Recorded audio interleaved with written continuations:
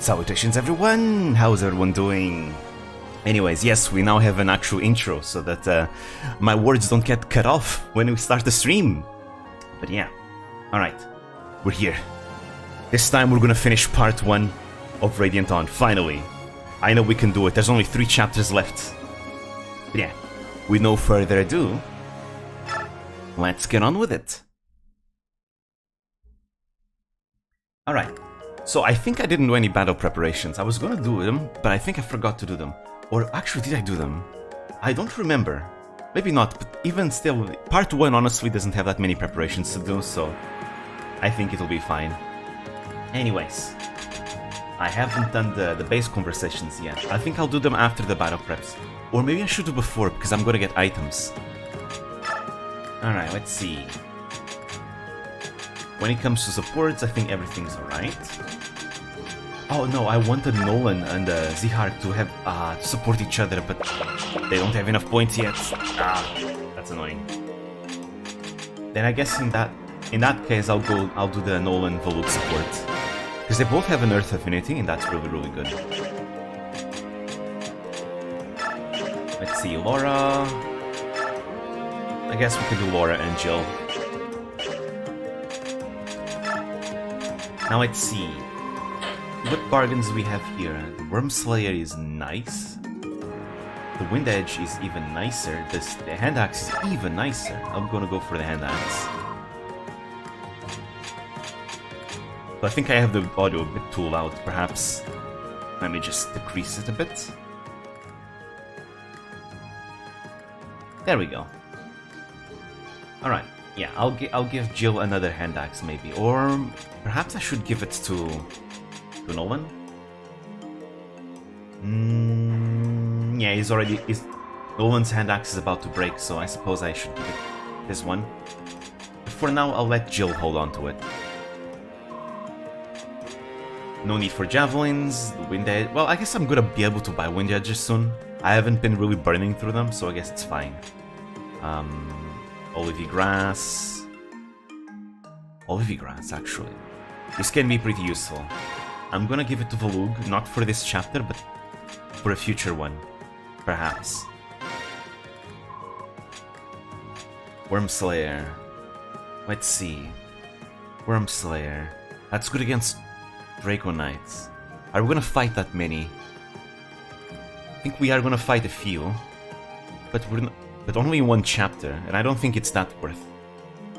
So I suppose I won't buy it. I think it's better to save money, because we're gonna need the money for part 3. Alright, let's see. I'm gonna switch Jill's Hand Axe with Nolan's. See, any stat boosters I need to use? Actually, I was gonna keep all the stat boosters for a future character, so maybe not. Alright, I guess that's all. That's all the battle preps we need to do. It's unfortunate, but we won't be able to use Jill in this chapter. She would be really good in this chapter otherwise. But yeah, it's base conversation time. Those are always nice. I really miss these types of conversations. We're just about ready. Let's talk to Tormod and... Micaiah? Oh, sorry. Hey, remember our promise from 3 years ago? There are no secrets between us. Soth, Moriam knows that I'm older than I look. I see. Well, don't worry too much about it. You can trust him. Oh. Salutations, Ying. Decided to give the Fire Emblem Radiant Dawn streams a bit of a watch, even though Fire Emblem streams never interested me much. Oh, I think Radiant Dawn is a good one. Is a good one to start, honestly. I mean, well, not really to start as in actually start, because technically this one is a sequel of the previous game. But I think Radiant Dawn is one of those Fire Emblem games that go harder on its politics, on its world politics. So it ends up being pretty interesting. I don't see my message on screen. Oh, wait. I forgot. Wait. Yeah, wait, I forgot about that. Give me a sec. Give me a sec. Let me see. How do I do it now? Aha, there we go. Found it. No worries. I can fix this. There we go, properties. And that should be it. There we go. Yeah, that's helpful to know, because I want them fixed. There we go. Is it not too stretched? No, I think it's fine. Alright, there we go. Problem solved. It is a stream where we discuss politics. Well, fictional politics, I suppose. So in a nutshell, in the previous game there was a war. And there was this one country called Daein that invaded a country called Crimea. You know, Crimea fought back and Daein lost the war. And now in this game, this game happens 3 years after that conflict. And now Daein is under the occupation of the Banyan Empire, and we're fighting to liberate Daein from the occupation. That's what's going on right now, pretty much. So yeah. And where was I? Yeah. Yes, I'm sure of that. Muram seems very trustworthy. What about everyone else? What would they think if they knew all of my abilities came from the mixed blood running through my veins? Blood they consider cursed. Micaiah, stop. Right now, when they look at me, they have love and affection in their eyes, but would they look at me with the same way if they knew? I don't want to find out, Soth. I don't think I could bear the truth. You know, we can stop. What do you mean? Look, this was an impossible situation to begin with. You've always led such a secluded life. Ever since you were thrust into this position, I worried that the pressure might get to you. You're right. I knew it would turn out like this. Despite that, I accepted the job. I can't stop now. But Micaiah... Listen, Soth. I realized something after Daein lost the war. What's that? I realized how much I loved my country. And? During the war, I spent a lot of time with the people of Daein while I was waiting for you to return. After we lost the war, all our cities and towns have been reduced to ruins. Patriotism, yeah, Micaiah is very patriotic. We had to help each other to cope. We supported and comforted each other. That's how we survived. You never mentioned this before. I have been secluded so long, I had no idea people were so strong and kind. No one knew who I was, but they helped me because I was from Daein. They were so loving. They were my friends. And now you won't leave them. I was touched by their kindness. Now I'm scared to lose it. Very scared. Micaiah... I suppose this isn't the time to worry about such things. If my power is needed to liberate Daein, I will stand my ground and fight. Well, not to spoil your resolve, but if things get too hot, I'm just going to grab you and run. Soth. Friends and Daein are important, but not as important as you are to me. Remember that. Alright. Thank you, Soth.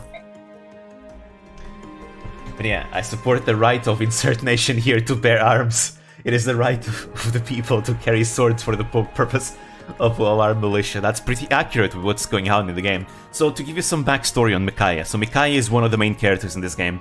You see, in this world, there are two different races. You have the Beorc, which are regular people, and you have the Laguz, which are people that can transform into animals. Right? They hate each other. There's like a lot of racism between those two races. And the reason why Micaiah is so afraid of people knowing what she is that her country is really racist towards the Laguz. Now, she's not really a Laguz, but she's like mixed. She's a branded. She's like mixed between Beorc and Laguz. So she has like, she's mixed race basically.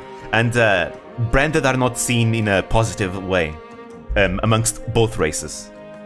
That's why. Is it racist to call them a bunch of animals? Or is that ironically accurate?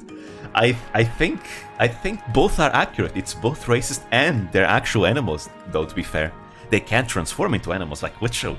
It's part of the game mechanics, even. But yeah, that's why Micaiah is so afraid, because she doesn't want to know people that she's branded, that she's mixed race. Because everybody, like both Beorc and Laguz, they both hate the branded. Anyways, Toronio time. Sorry about this, Lady Micaiah. Just this once, I agree with Lord Izuka's concerns. I completely understand. This is my fight and mine alone. Please keep the prince safe, General Tornillo. I'll protect Micaiah. I've enlisted extra help too. We'll make it back in one piece. Is it really, really hard to not make comments that will get you cancelled? Nah, it's fine. This is fine. I place my trust in you, Soth. Best of luck. Oh, I nearly forgot. You should take this. What a peculiar staff. What power does it possess? It is a restore staff. It will help you recover from poison, sleep, and paralysis.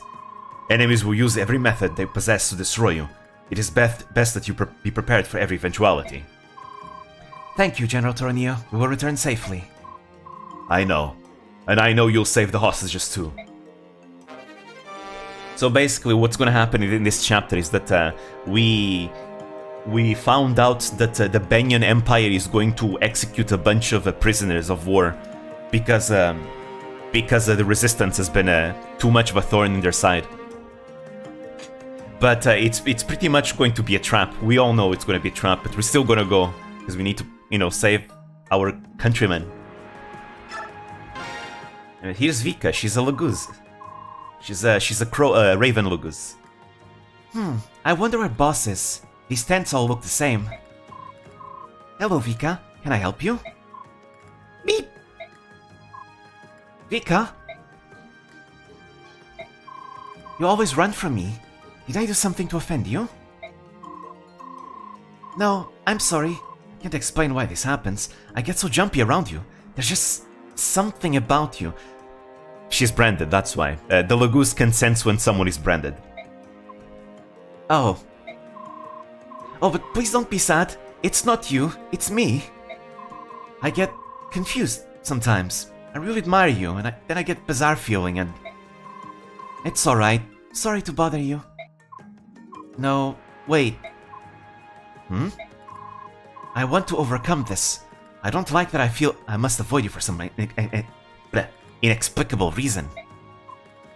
But I know how painful it is to be feared. I'm really, really sorry. Let's be friends, okay? If you can forgive me, that is. Of course I forgive you.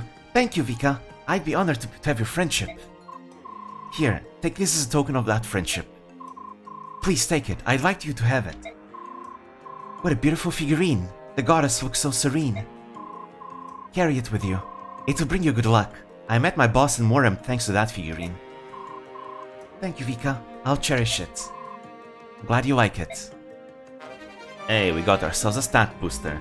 Anyway, speaking of racism, so here let me tell you about Jill. This is Jill. She was a character that in the first game was probably one of the most racist characters. But she is no longer racist in this game because she went through an insane character arc. She went through an insane character arc where she got to see with her own eyes like the other side, and she basically isn't racist anymore because, you know, she realized everything she's been taught since childhood was wrong. She's a great character, by the way, really, really great character. And there is another racist character she becomes best friends with, who is from the other race. But they become best friends because they both overcome their racism together. It's beautiful. Anyways, time to go. I did all the preps. Here's Radmin, the Rad admin. Good! You may begin. Here, have a little swim.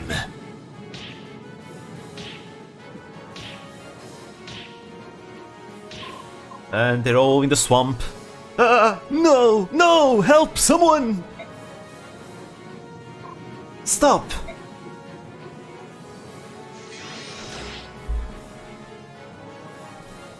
And here's the Dawn Brigade.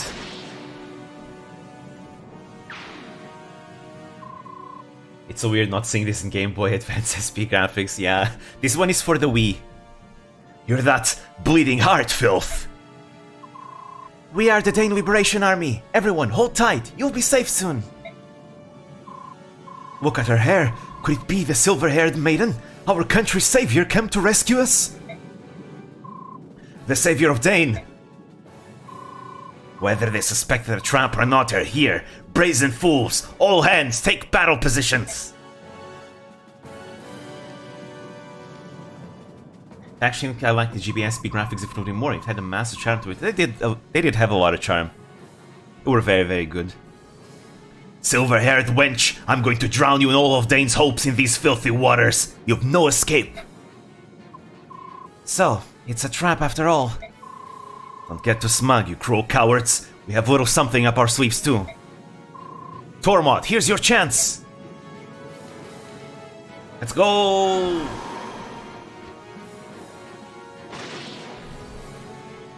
We got a Lagoose to help us.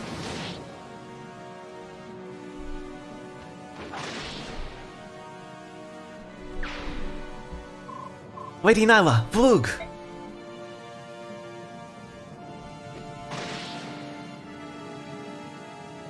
So, there are like 4 different tribes of Lagoos, by the way. You have the bird tribes, the beast tribes, the wolf tribes, and the dragon tribes. Those are the different types of Lagoos that there's in this world. Subhumans! They're everywhere! How? Oh, by the way, subhuman is basically the N-word of this world. Is what the Beorg call the Lagoos. A lot of them. The racist ones, at least. Raphael, even you came to help? Are the tribes like secret societies, or are they like witcher tribes living in camps? No, they have their own kingdoms. The beast tribes all live in a country called Gallia. The bird tribes, they are separating into 2 countries, called Phoenices and Kilvas. The dragon tribes live isolated in Goldoa, and then the wolf tribes only appear in this game. People didn't know they existed. They lived all across the desert. So I don't recommend comparing anything to the N-word. People get very upset a lot of the time when you compare the two. Just call it a slur. But it's true though. It's like in context, it makes a lot of sense. Like it's the one super racist word that you say that will like really make people mad. Like it's just as true as like inside the context of the game. Like it makes sense though. It's literally the N-word of this world.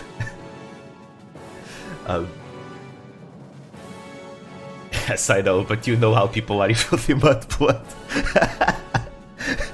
I get it. I think it's fine though.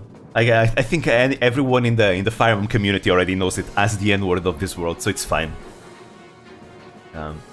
What happened just now? What was that strange song? That was Vigor, a Heron Galder that can re-energize our allies in a fight. Don't be distracted, Micaiah. Let's set our information while we can. I'm so mad though that you cannot bring Jill to this one. You cannot bring any actual professional soldier into this fight. Because we cannot bring Jill, and Jill would be so good here. Because she flies. She would have been so good. Because the swamp is really annoying. And I don't think I'm going to be able to save them all. I never know how to save all the civilians. Usually I tend to lose at least 1 or 2 of them. Oh well. Anyways.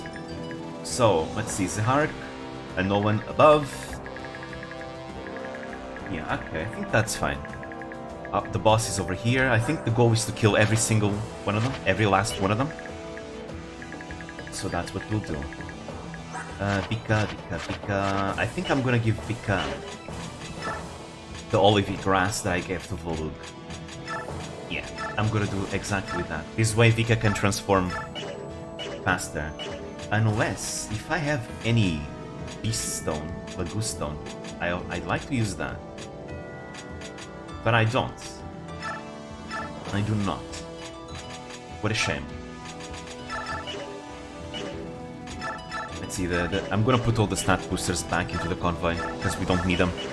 I'm saving the stat boosters to a very weak character that I'm gonna use later on. Alright. Here we go. Alright, so how to begin? Should probably begin by giving Vika the olive grass and killing this guy. Aha, we can double. Nice.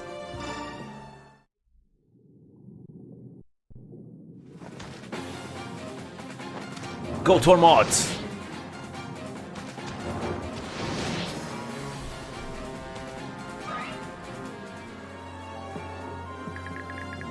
But yeah, racism is the main theme of both this game and the previous one. Also, Ike is in this game as well, but we won't see Ike until later. Okay, maybe I should probably use Micaiah. She's more accurate with her attacks. Go, go, Micaiah! I've been giving a lot of kills to Micaiah, actually, even though I don't want to. She's not that good. She is accurate, at least, so that's not that bad. Alright, now Soth. I think I'll use Soth to kill the mage. Yeah, there we go. 1. Nice dodge. 2.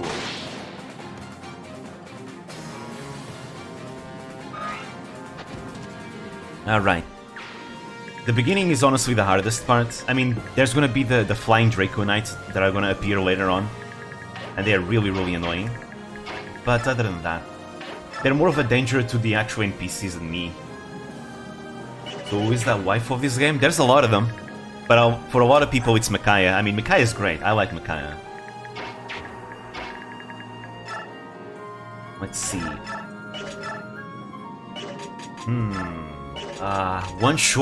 One damage short. That's so sad to see. Let's see, can I do something though? Perhaps if I weaken the enemy with the Liana first. But for that she needs to hit, and she has terrible hit rates. Ugh. And she can't go over there. Well, I suppose that's that.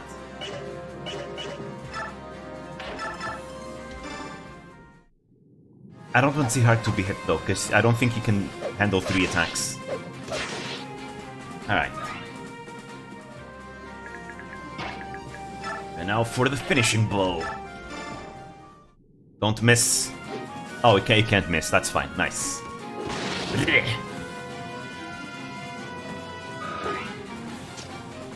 Gotta funnel all the kills to Nolan. He's gonna carry the Dawn Brigade later on. Alright, I think that's it. That's everything. No threats anywhere else. Let's see. How much movement do you have? You have 5 move. 1, 2, 3, 4, 5. So if I go here, I'll be completely fine. Yeah, in this game, I'm playing in hard mode, and in hard mode, there's no way to actually see the movement ranges of the enemy. So you need to count the tiles. It's a bit annoying, but I've gotten used to it. Because this is my favorite Fire Emblem game. I play this game a lot. Though I still haven't figured out how to save all these NPCs in this chapter. Anyways, let's see, what about them over here? I think I'm gonna let Nyla take care of them. Seems like it makes it harder, and more like it just makes it more annoying. It is more annoying for sure. It definitely is.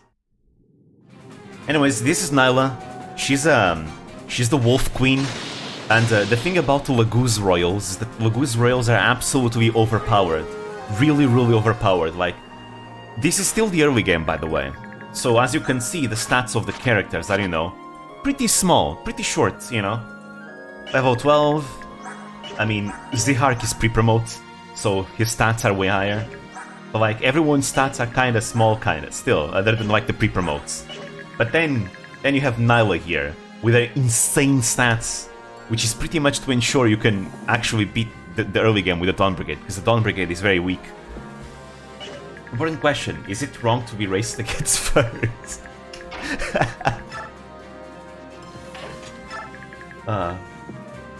That's the question everyone asks themselves at some point. 1, 2, 3, 4, 5, 6. I think I'm gonna bring Raphael over here. He has 13 resistance. I guess he's fine.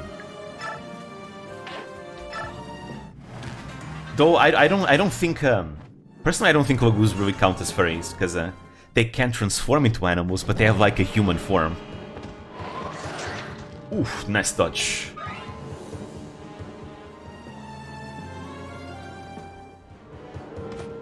Oh boy. And that doing anything with them in animal form would be more like bestiality, I suppose. Which is beyond furry. On all levels except physical, temporarily. They are wolves. The Laguz Royals are actually able to be transformed all the time.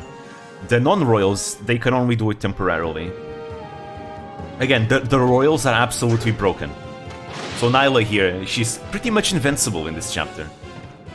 I don't want to give her too much XP though, just because, you know, she's gonna leave in some chapters, and I need to make sure the rest of my team can fend for themselves too.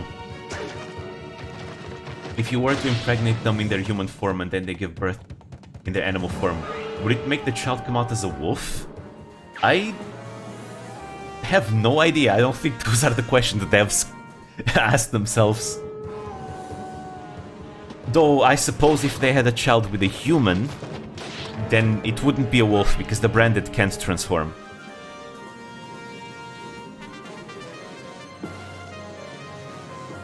So I guess it would only apply with another Laguz. But they can be pregnant while transformed though. Because there's this one character called Anna who's been pregnant like for both games. And she transforms into a dragon, right? So even though she's pregnant, she can still transform.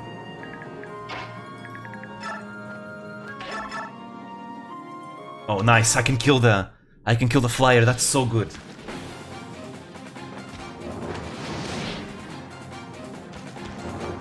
If they eat a giant meal in their human form and then turn into a small animal, will their stomach rupture? Actually, in this case, not really, because every single animal transformation is way bigger than their human forms. Like, none of them transforms into a small animal. Ooh, this is gonna be tough now. Let's see. Do you guys get doubled? You do not. Good to know. Good to know. Wait, you have 11 speed.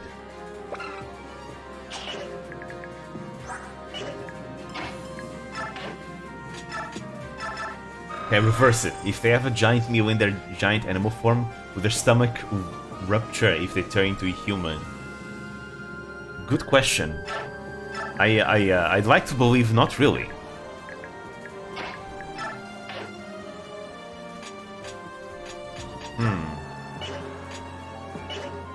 Well, this is bad.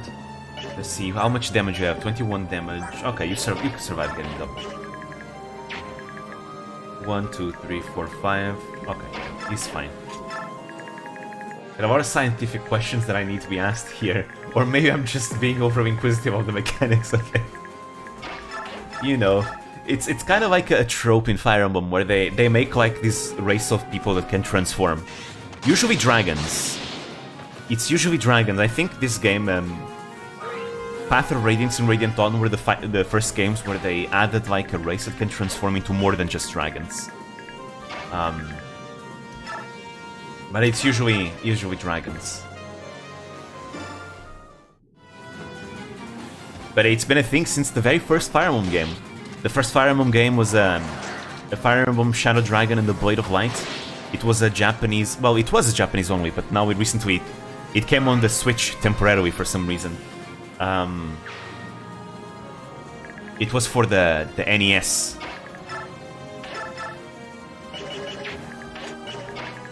And you had a character called Tiki. She's a dragon lolly who can transform into a full dragon, and she is super strong.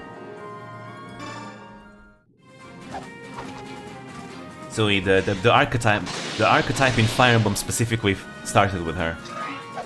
Oh no, not a dragon lolly. Dragon lollies are like a Fire Emblem staple at this point. I'm actually surprised that Radiant Dawn does not have one of them. This game actually doesn't have a dragon lolly. But usually, in every single game, there's always one. Usually. It's okay, she's 9,000 years old.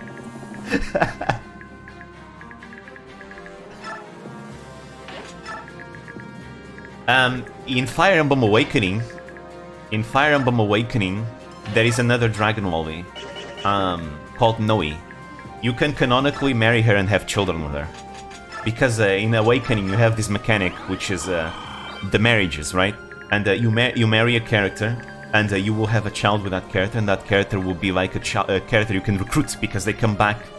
They come from the future to try and prevent an apocalypse. Depending on the pairing that you do, their stats will be different. The stats and abilities, they will inherit them from their parents. So you can have a child with Noe, and she has canonically, she gives birth to another dragon lolly called Na. So if you want to have all the characters, you need to marry her to someone. All I can think about now is how Kobo lists her age as I'm legal. I mean, hey, to be fair, Hololive no longer allows underage people to audition. That was a thing they used to do in the past, but they no longer allow it. So she's right, she is legal. I think the members that joined Hololive when they were still like teenagers, it was Subaru and Hachama. I think both Subaru and Hachama were still in high school when they joined Hololive. Isn't like Luna like one? Oh, you're talking like lore-wise. I see. Luna is still canonically 0 years old. But, well, I guess technically you could say she's like 1 or 2 years old, but I still she's all like permanently 0 years old. Though I thought Subaru was a hack. No. She was 17 when she joined Hololive, I think. Because Subaru joined Hololive originally because she wanted to make money. Because her and her parents' house burnt down. And she had to work a bunch of part-time jobs. But the problem with Japanese law is that you cannot have a part-time job and study at the same time, apparently. But I guess joining a VTuber agency doesn't count. So she joined Hololive to get some money so she could, you know, provide for the family as well, to help out. So originally she was a normie, actually. She didn't know what the hell she was doing there. She didn't watch anime, she didn't play games, but she ended up, you know, growing to become one of us. She became one of us now. She's no longer a normie. I guess, let's see, I wonder why some Japanese women have hag voices so young. That's like the opposite of the stereotype. I mean, it's Subaru's voice. I don't think it's that much of a hag voice. She can make it like sound like Goku for sure. And Goku's voice actress is an old woman, I think. But it depends. There are moments where Subaru doesn't have that voice. I guess that the contract work doesn't count, which Hololive counts as contract work. This was back then, back when the Hololive wasn't even big. Back when people had suspicions if Hololive was a black company. Hell, I think Subaru thought Hololive was a black company back then. Ooh, let's go. Alright, finish him off, Nolan. You gotta level up.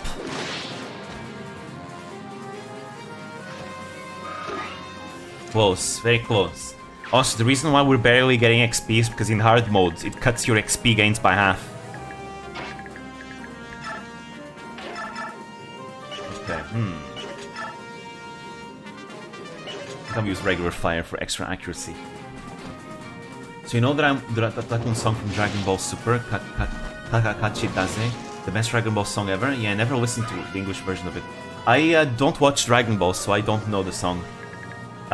In fact, I don't usually watch shonen anime, because I'm not really much of a fan of shonen anime. For the most part. There are some exceptions. Like the anime, it's hard to describe my taste for anime, but maybe I can give you like a list of my favorite anime. The Tournament of Power is the greatest Dragon Ball thing I've ever seen. So epic, so fun. Tournament arcs tend to be really fun. I love tournament arcs, to be fair. I mean, hell, it's the reason why I love the whole New Year Cup so much. Literally the whole live tournament arc. Like, the awaited annual tournament arc. I get so hyped thinking about it. I'm already so hyped thinking of the next year's tournament. I really want to see Akko versus Suisei so much. It's gonna be so cool. Alright, you gotta die too. But yeah, my favorite anime, let me see. So Attack on Titan, I love Attack on Titan very much. Technically, I think Attack on Titan is counted as a shonen, but I don't really count it as a shonen. I guess Season 1 is very much a shonen, but I feel like after Season 1, it kinda transitions into a seinen. It becomes too mature to be a shonen, I feel. Especially Season 3. Season 3 is my favorite season. I love it. And then Season 4 is even more into the seinen vibes. I mean, I love Attack on Titan so much. Would you ever play Dragon Ball Xenoverse 2, or is that a no-go? I don't recognize that game. I know that Dragon Ball games are pretty fun, so maybe. I like fighting games. If it's a fighting game, then I probably would be willing to, like, try it out. Because I like fighting games a lot. The one animes I really like are Dragon Ball, Gromaga, and Watamote. Watamote, really? Huh? Never expected you to like that one. Really? Interesting. I never finished Watamote. I watched Watamote a long time ago, back during the time where I didn't finish any anime I watched. I don't know, it was like... Even anime that I really, really liked, I didn't finish them back then. I really don't understand why. Still confused why.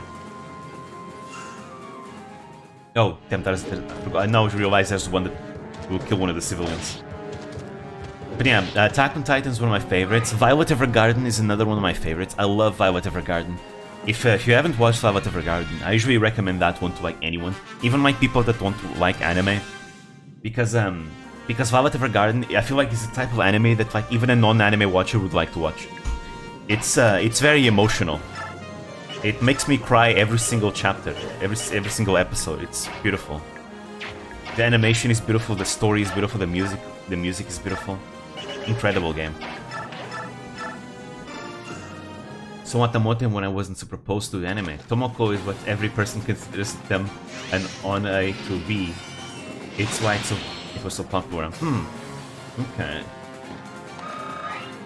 Now we have Bocchi the Rock that does the same thing. But I think people like Bocchi the Rock more these days. The original, she's just like me, for real, for real. Yep.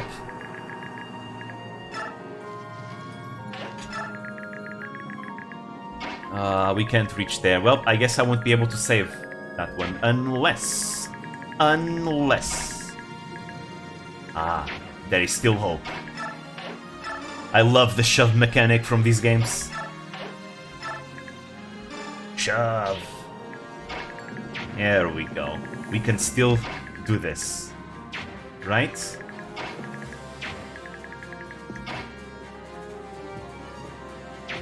Pantheon Stalking. Oh, I haven't watched that one, but I've heard about it.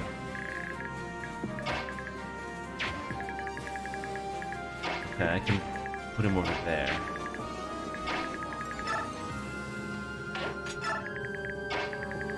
Here we go. We'll do this. I actually want to watch it. I like Stalking's design. She's really cute. Let's see. Ooh, that's not gonna be enough to kill. Can I rescue?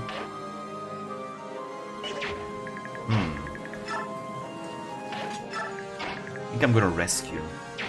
As long as he doesn't have a... Yeah, he does not have a ranged axe. So I'm gonna do this instead. There we go. The next turn, we can rescue the last one as well. There we go, we saved one of them. I hate anime. If I say to watch an anime and push it this hard, it is legendary. Alright, I'll give it a watch. I've been curious about it anyway, so yeah. Oh, it reconnected. Nice. I've been thinking of doing a watch-along stream with one day. Like, I've been thinking of what to do for like memberships because, you know, I've been thinking of doing memberships, but I don't have anything to provide, so that's why I haven't made memberships so far.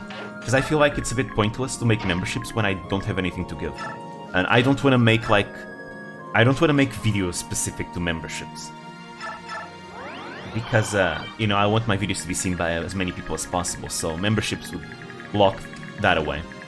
Maybe watch-alongs is a good idea. That's what usually Vtubers do, right? They usually put every single membership there. No offense, but don't truly open up memberships, you need to get a good following first. Yeah, that's another reason why I've been hesitating on that. I feel like it would be too hasty to do that. For sure.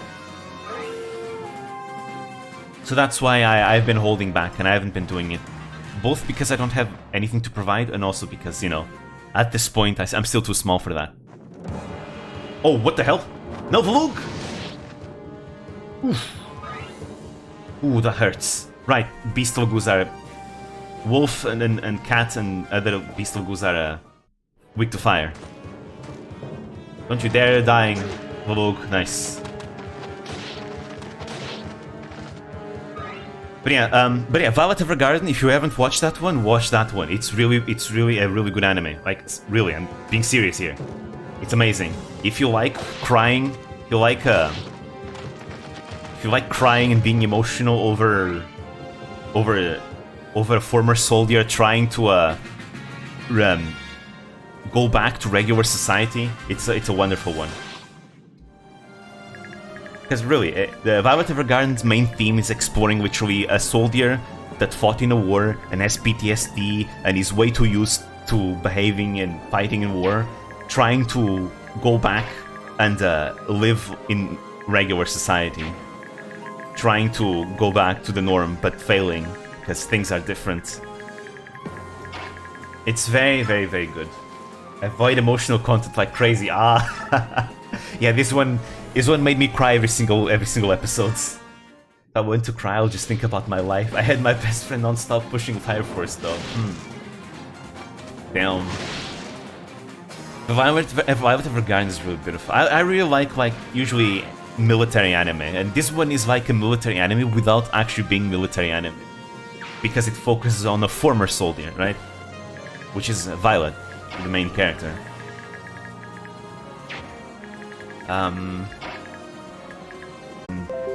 And it reconnected. Okay, there we go. I think we're back. Yeah, I think we're back. Nice, nice.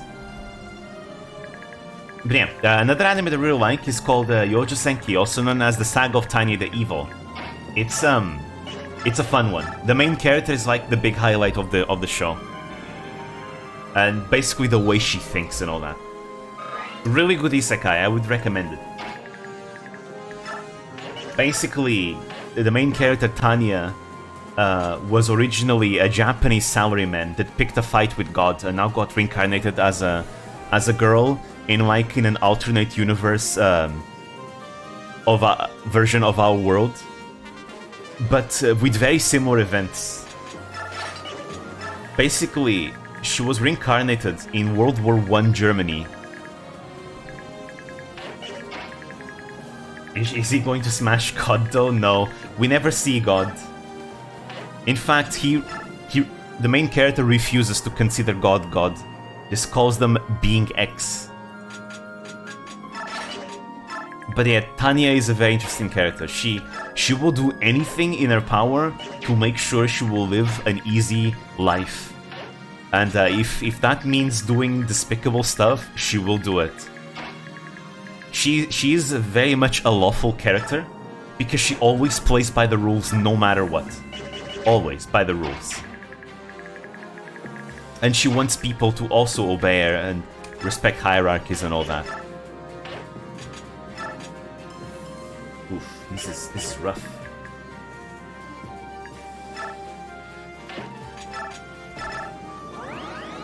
But yeah, it's great. So Tanya joins the military, the military, and oh, it disconnected again. God damn it.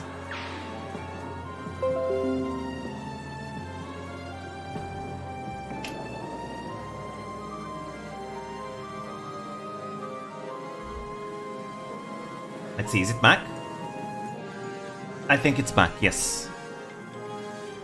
Yeah, internet isn't doing so good, huh, today.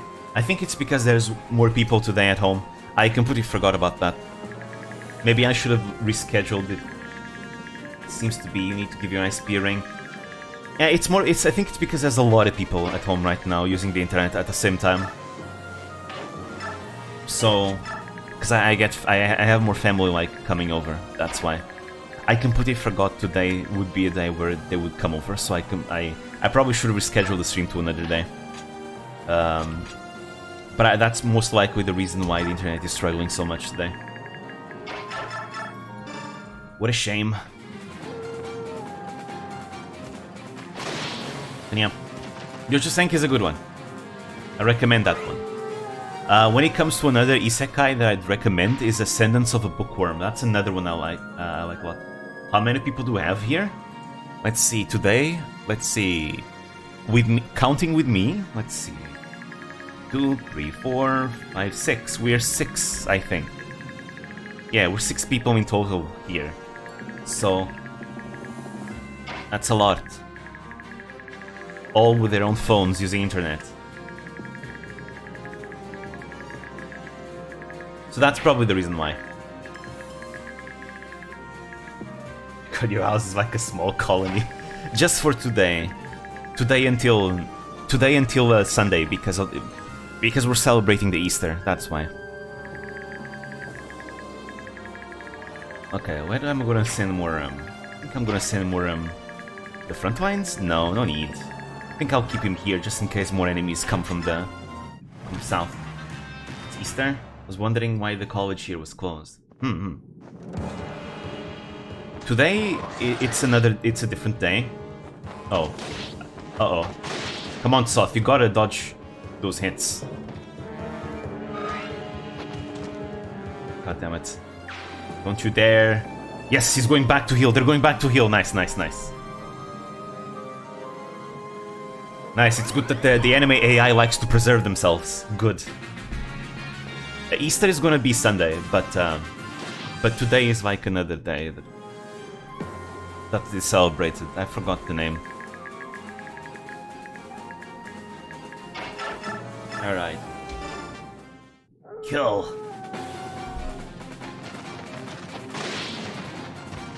Good Friday? I don't know. I don't know the name in English. I really don't know the name in English. Alright, let's finish him off.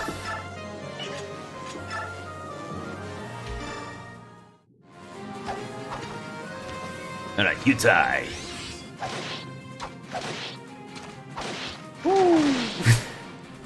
Attacking a bunch of times. Beautiful.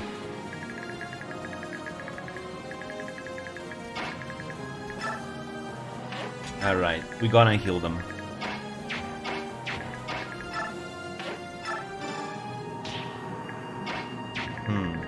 Wanna push her a bit further.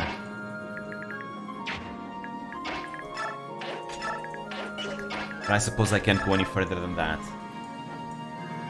Let me see, another anime that I like. Fate Zero. I love Fate Zero a lot too. And Angel Beats. And Angel Beats is a great anime. Also, if you want to cry. Cry and laugh at the same time. Because it's both a comedy and a tragedy at the same time.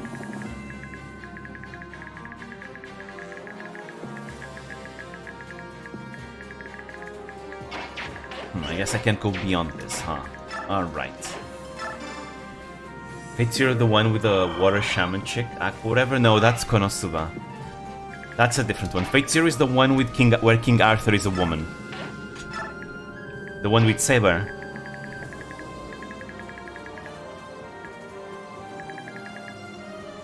Alright, I think it's safe to bring Volug over here. He's not weak to thunder magic. Also, is the era of Isekai over yet? I don't know, I don't really watch seasonal anime. I usually just watch an anime whenever I find something that I find interesting. So I don't really keep up with like the seasons. But I do know that there was a lot of Isekai for a long time. I did watch some Isekai. I actually like the genre. I think when the genre is well executed, it's really good. But I also feel like a lot of isekai could have just ditched the whole isekai thing and just made a regular fantasy. What is this? Subhumans from Gallia? No, they're different somehow. Yeah, a lot of isekai could just be regular fantasy. I don't know why they just don't make it regular fantasy. Sometimes it feels like the isekai aspect actually ruins that part. Oh damn, they have really high hit rates even though we have the Earth affinity. Yeah, but we're fine. But yeah, Ascendance of a Bookworm is in my opinion the best isekai. I know it's probably going to be a controversial opinion, but in my opinion Ascendance of the Bookworm is easily the best isekai. In my opinion. I mean, yes, I guess Mushoku Tensei gets really close. I love Mushoku Tensei as well. But man, no isekai made me so invested like Ascendance of a Bookworm. I guess Yojo Senki did, but Yojo Senki I don't consider the same type of isekai. It's different. Because it's being reincarnated, but like in a different version of our world. It's kind of too similar to our world anyways.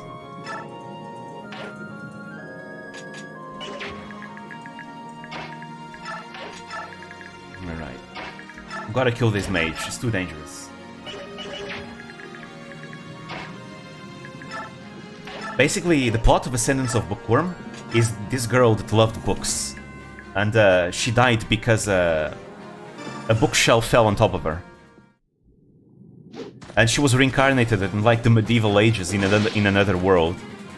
And there's no books, because there's no printing press.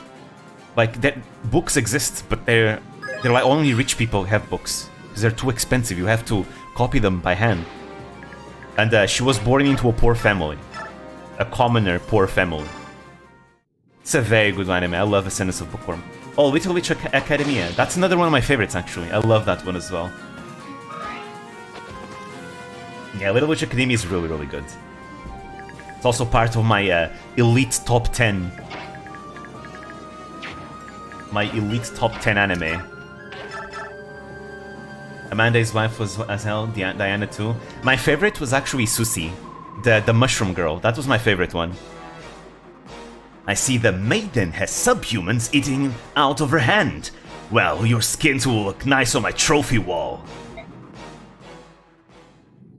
I don't know about that. Unless he crits. If he crits, I'm dead. Actually, no, I'm gonna survive one crit at least.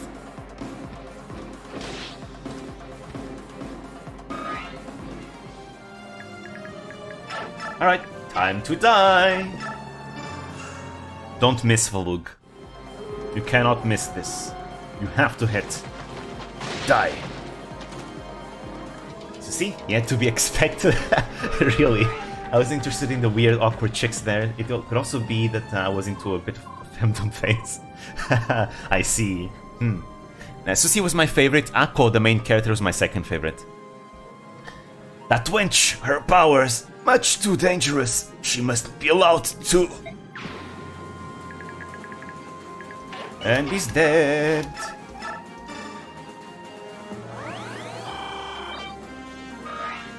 Anyway, this chapter is kind of boring. I don't like this chapter very much. My favorite chapters will come in part 3 for sure. That's when Mike comes back. There we go, I think that's it. Oh no, there's still one healer, maybe. Is there? I think this is gonna be the first time ever I play this chapter and manage to save every single NPC. The actual first time. Surprised I don't run into more anime fans who I for Constance. I think it's usually Diana, the ones people wife for. Uh-oh, that's not what I wanted to do. Ooh. Well, this isn't good. This is not looking so good. Constance is a lolly, but anime fans, man.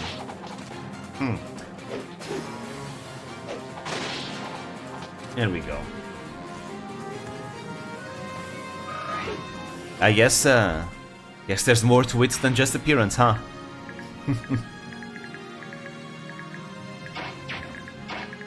Let's see. How can I make sure these two won't get away from here? First, I should probably... well, I can't kill. But if I push Micaiah like this... Wait, no, he can fly over. He can fly over, that's dangerous. I gotta kill him. I gotta kill them both. Kill them both.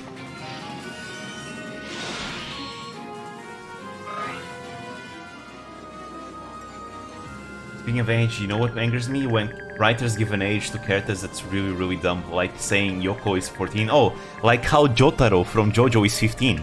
Yeah, I know what you mean. I know what you mean.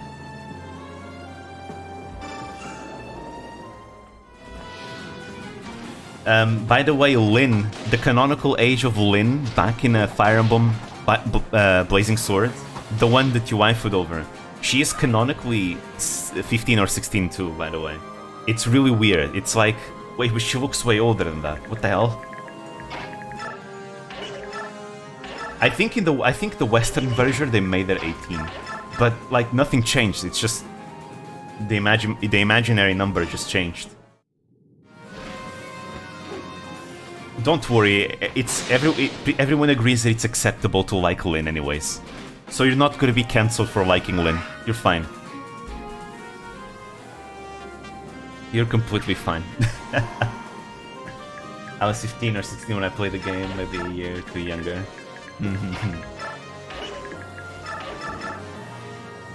Alright, I think this is it.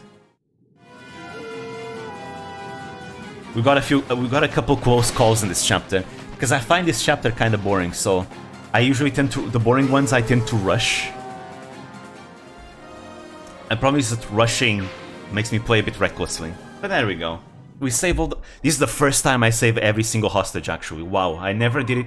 I never played this chapter so well. It was because I killed that first Draco Knight. There we go, we got him! We're nearly back to camp. I wonder if the prince will overlook the fact that I insisted on this mission. Yeah, you get like bonus XP for saving them all. That you can assign like off the battlefield to characters. I'm sure he'll be happy when he sees the prisoners are safe. Soth, you hear a noise coming from the canyon? Is it people shouting? Yes, they are. Look! Look up there! The maiden has returned! And the prisoners are with her! She won another victory! She escaped their trap and destroyed the enemy! Again! Radiant with divine protection, she truly has the goddess's blessing! The silver-haired maiden, our priestess! Priestess of Dawn! Hooray! Lady Micaiah! And this is how she becomes a hero. What could they be celebrating? It seems the soldiers are celebrating your liberation of the prisoners. You should wave to them. People like their heroes to seem approachable. It would make them happy. I'm no hero, but I see what you mean. Come on, everybody loves when their Oshi waves it back. There we go.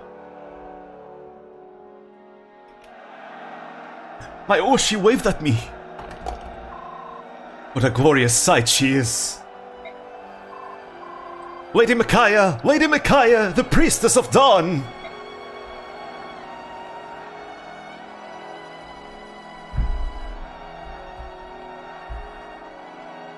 There we go. And that's how she becomes a hero.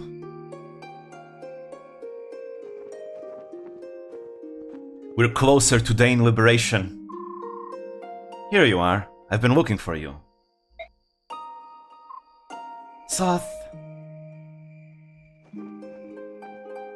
That approachable comment has me thinking, are you like me? Do you fear potentially getting super popular and losing that close connection you have with individual members of your audience? I've thought about that actually at some point. I have thought about that. But I feel like It's kind of like some Nishi. I've heard some Nishi-sanji members talk about it. It's like even some of the bigger ones, they recognize like the regulars in their chat, right? Even though they may grow more popular and the chat might go a little bit faster, they still like recognize the regular names coming in. So maybe I think it depends on how big you get, right? Maybe if you get like good big, it becomes difficult because the chat at some points can get too fast. But I mean, personally, I don't think I'm gonna get that big ever. So I don't think I have to fear about that. But again, in my opinion, if I get to like 100k, I already consider that a success.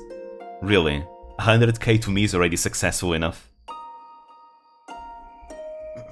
People on VT have talked about it. Apparently even Good recognizes some people who comment on their VODs. Ah, okay, there we go. So maybe maybe that connection doesn't really get lost. So long as like the streamer / YouTuber, you know, so long as they pay attention and they, you know, they care, I think they will always recognize like a few names here and there, maybe more depending. So I don't know. This is also kind of why I've been questioning whether or not I should like advertise the Discord server more, because I kind of want to grow the Discord server, but at the same time, the Discord server is kind of like a good way to like connect more with people, right? And I feel like if the Discord server gets too big, perhaps it gets a bit too hard for that. I don't know. Just things I've been thinking about as well, but I'm not sure. First time on YouTube, I got 2k subs and an average of 20-30 viewers when I streamed. Oh damn, that's really good. That's even more than me actually. I was happy with that. Very small but cozy with a nice community. Kind of reminds me. I've been watching. If every once in a while, I actually have been keeping an eye on a Kiki from you know, the one that they call the 4chan rabbit, right? And I've been thinking about it. I've been thinking that perhaps I could, you know, one day make a video about her, but I feel like perhaps she might not want that. I feel, because when I look at her community, it's like a very small, cozy community. Like she's actually really sweet. I mean, Kiki, the most yab of all. Like actually, the things that I've seen about her, she's not very yab. At least from what I've been seeing, she's actually very, very sweet. And she seems to have like a very like wholesome community, right? She seems to have a very wholesome community, and I feel like perhaps giving more attention to that might actually be detrimental, because maybe she prefers like a small cozy community more, right? Because if I made a video about it, more people would know about it, right? And you know, that could be a good thing, but it could also be a bad thing depending on how we look at it. So I don't know, I've been thinking about that. But I think she's sweet, right? Like, so far I haven't seen anything yab from her. She actually seems very sweet, and I actually got curious once. I actually got very curious once, and I decided to check her threads. Like, again, I don't browse forums in general, but I decided to go on VT just to see what her thread is like, you know? And I was very impressed. Very wholesome, very supportive. A very wholesome and supportive thread. I didn't see one slur, not one slur in that thread. Like, wow, holy shit. And that's probably like one of the most wholesome and supportive like threads I've ever seen. Legit. And I haven't seen that many, to be fair, but still. I was really, really impressed. Swords are actually somewhat uncommon on VT, despite what you might think. Really? Huh. Because ever since I checked out the Marin thread, since I checked like the Marin video being posted there, I saw a lot of people using swears, so I thought, oh, I guess that's like the norm here. So I kind of assumed it was the same for everyone. Something not many outsiders know about. There's a rule on 4chan. You're not allowed to be racist outside of B. What's B? Maybe Paul. But that's unique cases. What is B and Pol? I don't know what those are. I really only know VT because of the reputation that it has. But I don't really know anything about 4chan. Like, at all. I think The most I know about Fortune is probably that war that they fought against Tumblr once. That's literally all I know. B is the random board, Pol is the politics board. Both are hellscapes. Okay, yeah, I can guess that the politics board would be a hellscape for sure. For sure.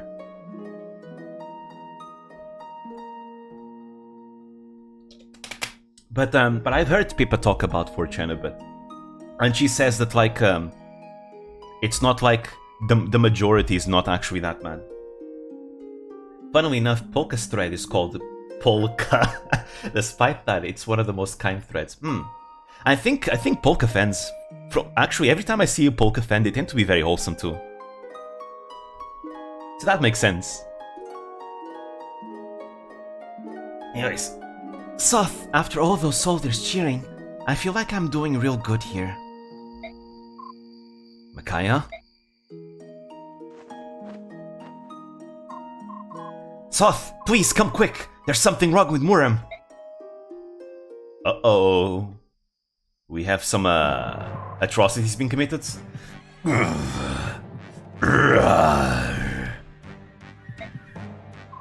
You think at all about my suggestion for that social experiment, going to VT for a day and interacting and experiencing with it? I don't know, it's just that I'm not really the type to like go on forums at all. So I feel like I would be very much outside of my element going on VT. Personally. I still need to learn more about it before I can ever like try to something like that, I feel. I'm still too afraid and hesitant, you could say. Let's go for crimes. Muriam, get hold of yourself. Look at me.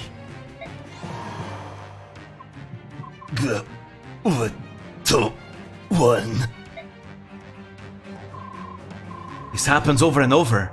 Muriam suddenly transforms and he growls like he's losing his mind.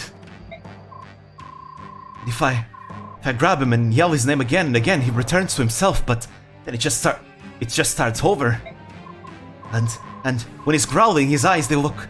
It's as if he's one of them is looking at me. Them? One of them? One of who? You can't mean... No. Help him, please! I don't know what to do. The time between transformations is getting shorter and shorter. Salutations, Almighty! By the way, the Daein that he's referring to is that in the previous game, Path of Radiance, there was basically the Daein army. The Daein army, they had like this guy called Izuka do experiments on Laguz, and they would basically turn Laguz into feral ones, which means they would lose their minds and become just feral beasts, and they could not turn back. That's pretty much what's happening to him right now. Someone did something on Murim, and is turning into a feral one. And we actually find like the lab where they conducted the experiments to make the feral ones possible. It was terrible. It was like filled with maimed corpses and stuff. Fun fact, Izuka is here with us in the Liberation Army, but none of the characters recognize him because in the previous game no one saw Izuka, so they don't know who he is. But we saw him. Only us, the audience. But yeah. Help him, please. I don't know what to do. The time between transformations is getting shorter and shorter. Ugh. My body can't... No. Little one. Get away. No, I won't let you. I'll die before I let you go feral. Murim, look at me.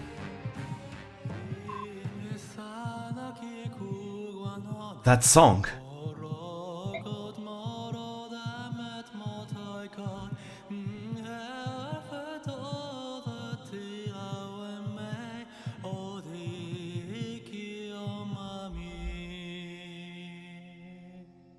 This graphics remind me of RuneScape.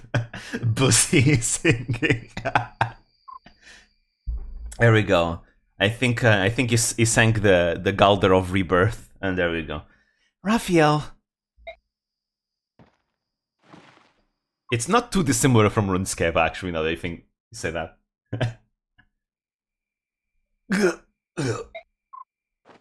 What? Murim.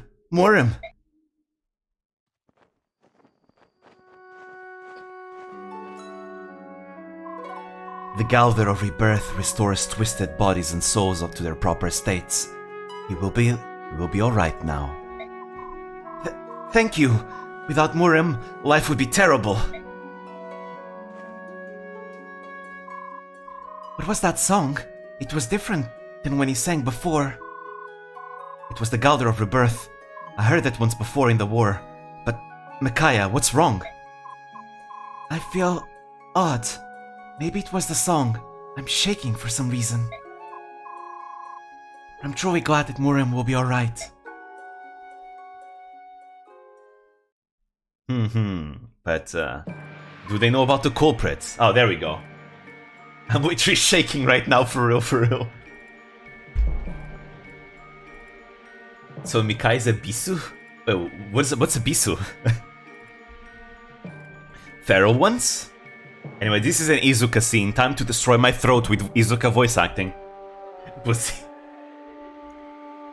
You might be onto something, Almighty. You might be onto something. I don't know if I should reveal it because it might spoil some things. But you are onto something. Yeah. We know that Mikai is a branded. So what kind of Laguz does she what kind of Laguz blood does she have in her, right? Could it be a Heron? We'll see. Feral ones? In the Mad King's War, Daein's military developed living weapons. They were called Feral ones, Laguz that had been warped and twisted by terrible experiments. Terrible, you say? Do you mean to refute the highly effective results of my brilliant research? There we go, he reveals himself to be the one to do it. Then it was you! You secretly gave Murem the drug to turn him into a feral one! And what's wrong with that? Maintaining constant battle strength in beast state! How splendid! This man looks like his name is Igor. No, this is not Igor from Persona. How dare you! Transforming Laguz into feral ones dramatically shortens their lifespans. It destroys their sense of self, and they do nothing but fight until they die. And you gave Murem that drug. Pawns need no sense of self. It's only natural to sacrifice soldiers for victory in war. You twisted maniac! You are the lowest! Everybody, wait, please! Izuka clearly did a terrible thing to that that Laguz. I apologize. You almost said the N-word. Izuka, you biatch. Yeah, we remember how he runs away and only his shining toes were seen in the horizon. Pelia's old habits die hard, huh? I mean, everyone in Daein, most people in Daein are racist, so... Tormod, I'm truly sorry. He will not use the drug again, so please, try to forgive him. Prince Pelias. My prince! We must not have royalty bowing and scraping before swine like. That's enough. Tormod, let him go. War is literally sacrificing soldiers. That's like the entire point. But like, we have camaraderie here in this army, though. We do not accept this type of methods. Oh, here's Sanaki. We finally see Sanaki for the first time here. There we go. Sanaki is an amazing character, by the way. One of my favorite characters in these two games. Camaraderie is for losers. No, Ike fights for his friends. I see. Is that true? By the way, this is the Banyan Empire. It's the capital of racism, by the way. They literally have, like, underground Laguz slavery. She grew up a little. Yeah, she's 3 years older. She's 13 in this game. I see. Is that true? Yes, Apostle. Our occupation forces have engaged in appalling and inhumane excesses in Daein. If there's a capital of racism, does that imply there is a CEO of racism, a king of racism?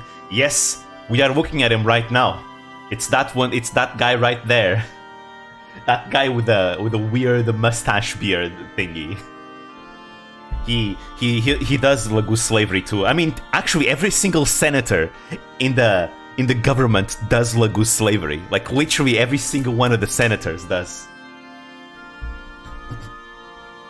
Sanaki is against it, and she's trying to fight against it, but the senators fight back against that. She cannot expose them.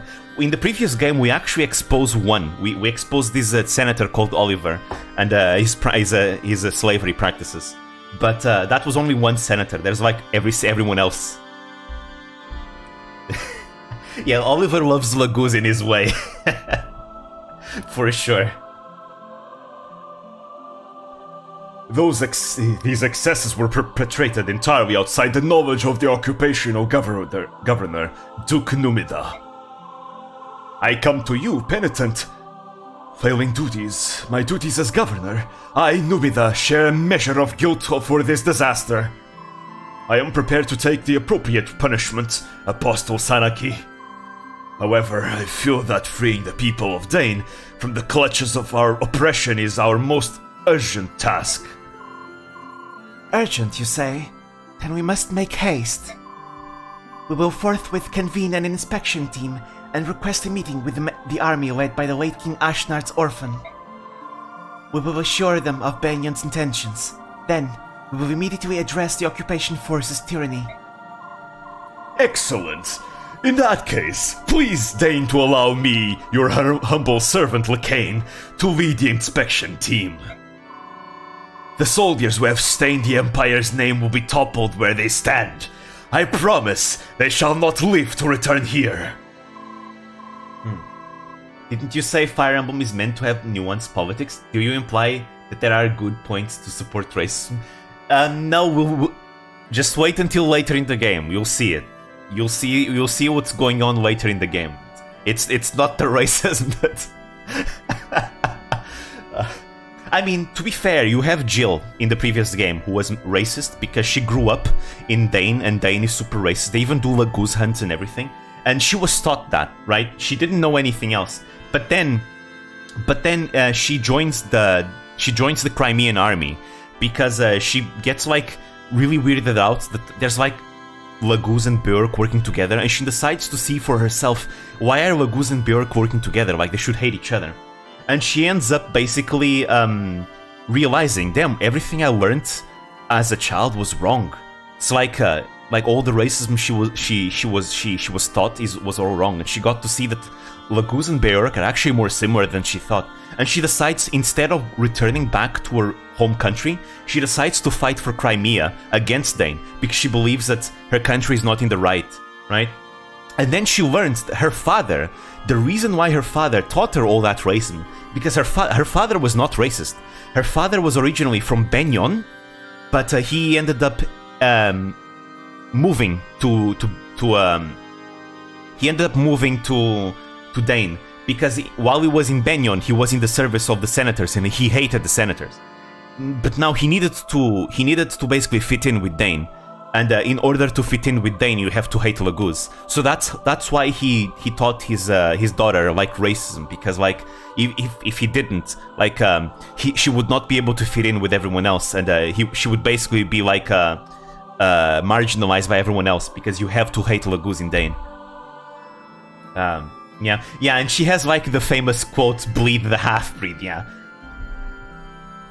So sometimes it can be nuanced. It's not because they are inherently evil, but because they were taught something and then they realized they were wrong. And same thing, there's this other character called Leth. She's a cat girl and she's super racist against like regular, quote-unquote regular humans.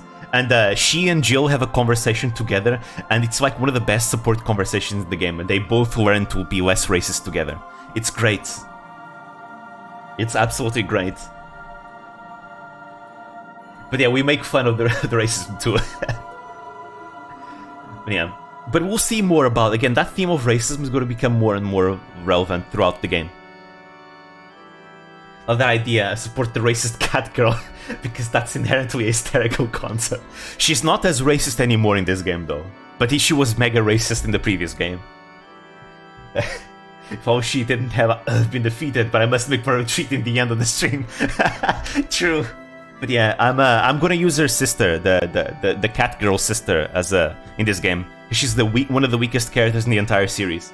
So I'm saving every single stat booster to her because I never used her in gameplay. Anyways, that is unacceptable. I will decide the soldier's punishment only after hearing their side. But yeah, that theme of racism is going to become even more relevant in this game, like later on. Trust. Like everything the previous game did was just set up for this game. When is she going to make a guest appearance in Necopara? I wish. Dude, the left is really hot. The cat girl, like I don't know how people can be racist in this world. The cat girls are so goddamn hot.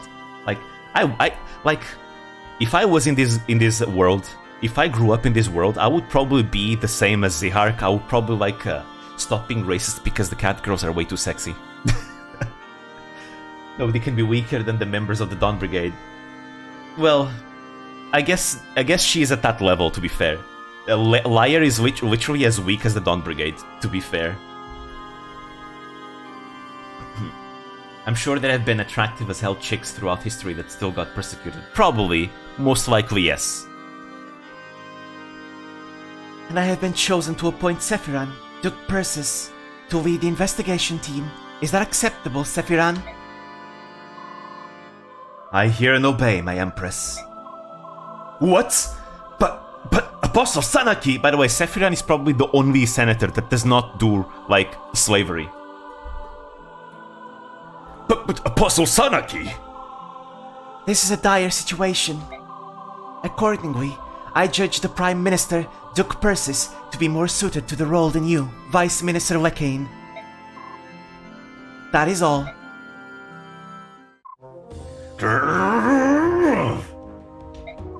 The phrase does not do slavery is also funny. Why is this game racism so funny? I feel bad. See, like, the message is actually a serious message, but like in the community, like everybody pokes fun of it because, you know, it's funny to like poke fun of racism, you know? Because it's like something so trivial, like discriminating someone based on like who they are on the outside, like it's very trivial. So that's why, like, in the community in Fire Emblem, people just poke fun of the racism here. But the message is a serious one, though. Lord Lekain, what shall we do? To be fair, there is no worse racism than being racist against cat girls. Duke Numida, my friend, I'm afraid that you must sacrifice every last Banyan in the Imperial Occupation Army. What? That's ridiculous, but... Blast that spoiled brat and their cunning little schemes. You'll regret this, Apostle Sanaki.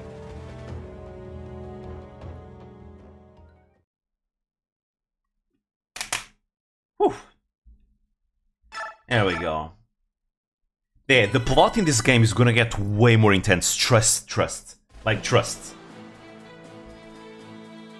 Micaiah and her small band of fighters knowingly walk into a trap to save condemned Daein prisoners.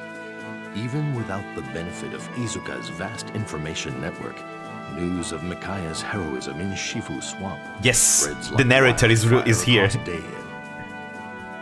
The once hopeless citizens of Daein dub her the Priestess of Dawn and find their spirits restored. In their troubled hearts, they see in her nothing less than the promise of salvation. Throughout Daein, the people rise as one against the brutality of their Let's oppressors. go, we're rising up! Benyan's occupying forces cannot deal with open war on so many fronts. General Jared redeploys his men to key locations to better defend the capital city. Jared's forces still outnumber those of the Daein liberators, and he has hardened his defenses in hopes of holding off Micaiah's army. The liberation forces fight with a fury not to be denied, however, and the occupation army begins to lose its will to fight. Breaking through enemy lines again and again, Micaiah's forces gain vital ground and momentum. Despite the anger Micaiah feels toward Izuka for his treatment of their Laguz allies, she continues to lead the army in its lightning-quick advance. Navasa is now mere days away. There we go. We're almost done liberating Daein. We're almost there. Chapter 9. One survives. And this chapter is gonna be crazy, by the way. But yeah, there is an area. By the way, this was the first game in Fire Emblem to try voice. Actually, no, Path of Radiance was the first one to try voice acting. But yeah, how many chapters are there? This is the longest Fire Emblem game in the series. So the answer is yes. It's the longest game in the series, in the entire series. It's a giant-ass game, this one. Like, no other Fire Emblem game compares. Path of Radiance and shit. Can you seduce a cat, girls? No, there are no, like, self-inserts. That's a modern concept. Well, actually, no. Technically, Blazing Sword did it first, but it wasn't the same as, like, the modern self-inserts. But yeah. You can't seduce cat, girls, gives garbage. Nah. I'm really happy that there's no self-inserts, because I feel like the self-inserts literally ruin the plot, man. It's so annoying. Like, I feel like we don't need them anymore. The Arc did, true, and he's not gonna be the only one. There's gonna be another one later on that's gonna try and seduce a cat girl. You'll see. Anyways. Listen and be amazed! Big news afoot! The Apostle is sending an inspection team to investigate the Occupation Army's abuses. Really? She sent a message that the preparations are finally complete. But wait, it gets better. She also issued an imperial edict to the occupation forces telling them to cease all military action immediately. Does that mean the fighting is over? That we've won? Indeed. It's hard to believe it's over. It almost seems too easy. And best of all, Duke Persis is leading the inspection team. We'll be home free the moment they arrive. Our worries are over. Duke Persis. Lord Sephiran? Is that Gatry? Yes. You got it right, Almighty. It's Gatry. Gatry is the one that flirts. Duke Persis? Lord Sephiran? So Apostle Sanak is dispatching one of the Empire's greatest men to handle this. What kind of man is he? He's amazing, the best person ever. He's incredibly influential and high up, but he never stood on ceremony with us. Well, go on, you guys. Don't just stand there. You have to spread the news. You have to spread the news? Aren't you going with us? Nah, it's mostly your doing. We'll hold back. Let you take the glory. It's Izuka, isn't it? You don't want to come because we'll be with the prince. Hope we're not gonna see that guy Makalov again. I have bad news for you, Almighty, but I'm not gonna spoil it. I'm gonna wait and for have you see for yourself what's gonna happen with Makalov.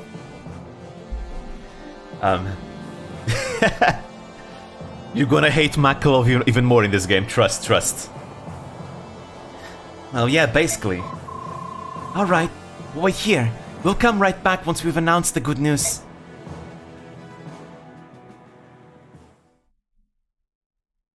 Alright. Meanwhile, in Navasa, the Daein keep... In light of which Her Imperial Highness Empress Sanaki has conveyed to you this edict, occupation forces are to hereby lay down all arms, convene in Daein Keep and await the inspection team. Duke Numida maintains that your forces performed alleged abuses independently, in flagrant violation of his orders. The Apostle, in her mercy, will hear your testimony. Do not abuse her magnanimous spirit, and lose your small advantage. Ha! What a magnificently ruthless maneuver. I didn't know Numida had it in him. Disowning the entire occupation army, and framing me for their actions. Brilliant. So then, the game is over. Might we at least drag Duke Numida down with us? Not a chance! We are proof that Duke Numida, and therefore the entire Senate, is corrupt. No doubt they'll work together to silence us. Besides, there's no more tantalizing prey than those tottering relics.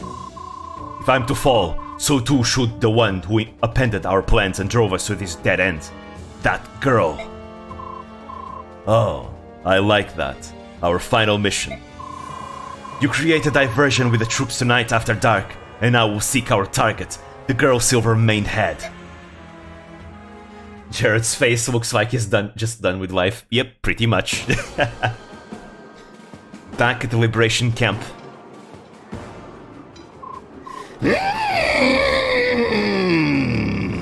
Silence! Prince Peleus would now like to favor you with a word. You may begin, my prince. Am I dreaming? Everything looks so delicious. What should I eat first? Everyone, you've done a fine job. Once the inspection team arrives, Daein will be free once again. Izuka just needs to take his meds. Yep, pretty much. In anticipation of our emancipation, I invite you to eat and drink to your heart's content. Let's go! Good guy Peleus giving us a feast. That's gonna be good for morale. That's a great PR move of Peleus, from Peleus. So I don't know if you saw it earlier, but if you want to do a guide on Kiki, just ask her if she'd be okay with it. Oh, I guess... true. It's not gonna be something I'm gonna do anytime soon, because I already have some ideas that I'm gonna do, like, now, but I'd like to, like, eventually, like, do it. Like, in the future, maybe.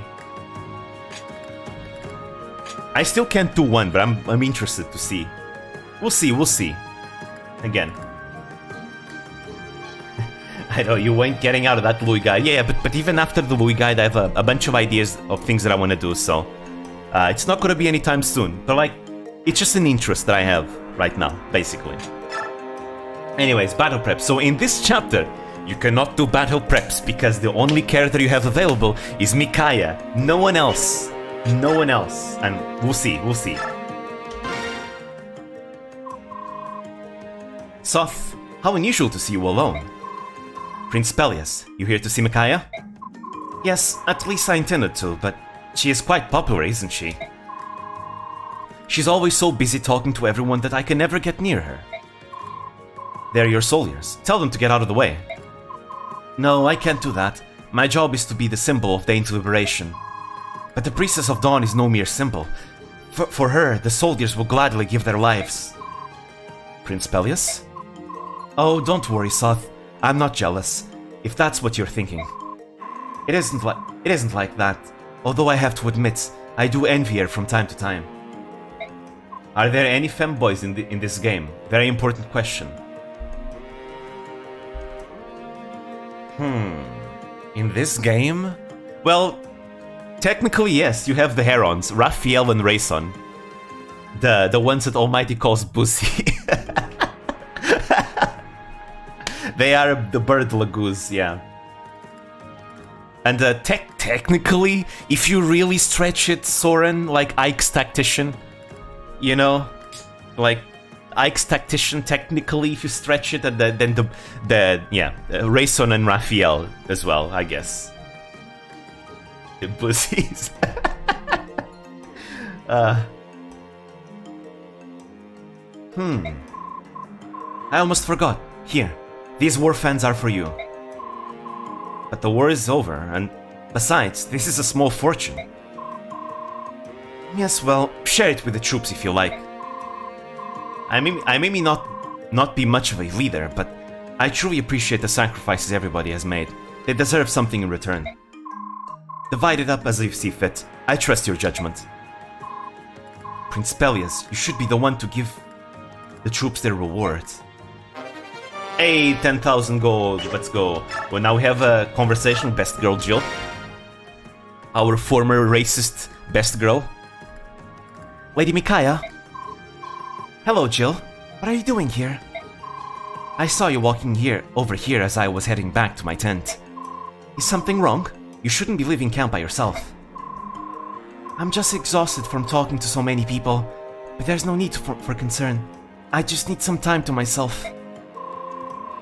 Jill is pretty hot. Yes, she is. Now that you mention it, you do look a little pale. Why not rest in your tent? It'd be much more comfortable. Also, she rides a dragon. I don't want Soth and the others to know how tired I am. They're worried too much. Ah, I can see that. Soth seems so detached from everything, unless it involves you. I had ponytails to be extremely unattractive, but she makes it work really. But you said you were into Lynn, and Lynn also had a ponytail. The Wyvern Riders all is hot and cool. He gets so worked up. He strikes me as a bit overprotective. Yeah, Sothi is very overprotective of Micaiah, but there's a good reason for it. I mean, again, she's explaining it right now. Micaiah is his only family. We've always lived by ourselves, just the two of us. I don't think he can help it. Then I shall bring you some medicine, and I'll make sure no one sees me. I'll meet you at your tent. Oh no, that would be necessary. Do you see that tree? I'll be resting over there. I should recover in no time. But I'll be safe. We're still in camp. Besides, don't you have an errand of your own to take care of? You like short hair now? Ah, then you're gonna like the cat girls then. Because the cat girls have short hair. It must be really important to leave the feast so early in the evening. Oh, no, not really. I just thought I'd write a letter to a friend, that's all. It's her. To the man you told me about? The one you run a wyvern delivery service with? Well, yes. You know everything, don't you, Lady Micaiah? You're going to tell me that the fighting is over, right? Yes, more than anything, he despises trouble. He made a delivery to Benyon and never returned. I'm sure it's the war that has kept him away. Really? Well, indirectly at least. To be honest, it's probably more about his napping. Give him a few minutes of free time and he's sure to close his eyes and drift away. The war would certainly disrupt his sleep schedule. What an interesting fellow. Well, you should write him and let him know that it's safe to return. Are you sure it's alright? You're alright? You're not pushing yourself too hard? I'm fine, please don't worry about me. Alright, I'll let you relax alone then. Oh, but here, please take this. What is it? It's a pass scroll. It might come in handy. Please keep it if you like. Thank you, Jill. I will. Good night, Lady Micaiah. Yeah, you're gonna like her friend, yeah, her also formerly racist friend, Leth. Alright, let's see, what am I gonna do? I think I'm gonna just give this XP to Micaiah, but nothing more. What I racist so hard. Damn, that's an interesting thing to say. Especially out of context. They made all the racists in this game hot. Well, not true. The senators are not hot at all. The senators are not hot at all. Let's see, do I want anything in here? Not really. I think there's no real preparations to do in this chapter. We can just jump into trouble. You would sleep but not with him? No, definitely not. Anything with him has the ugly bastards tag involved. And I'm not into ugly bastards. But I bet Sid Snap would be into it.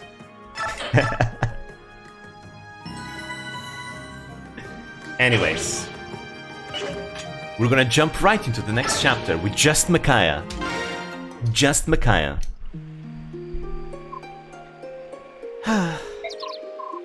Yune, what is it? You didn't need to slip away from the banquet, too. Silly you. You're kind of a mysterious bird, you know that? How is it you can fly around even at night?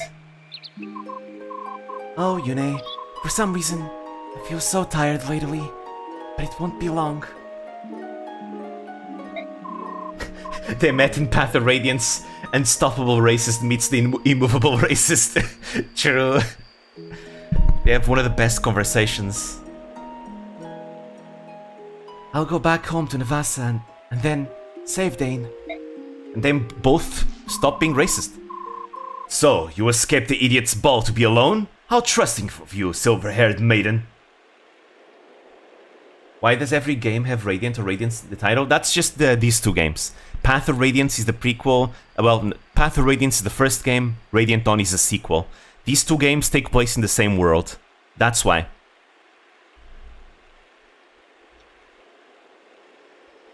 Why do they include Radiance?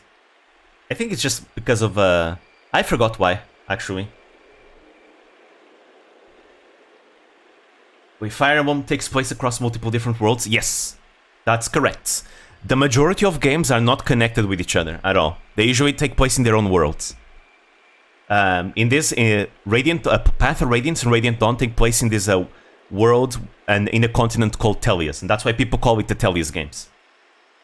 The mainline games take place in a continent called Arcanea in a different world, and the Jugdral games are also placed in that same world. And then you also have like a different world, which is the one with the Lib. Same thing with Magvel for Sacred Stones. Engage has its own world as well. Yeah, the majority of games do not have a connection with each other, basically. So yeah. So these two games are not connected to the others. Well, technically they are, but not really. It's still different worlds.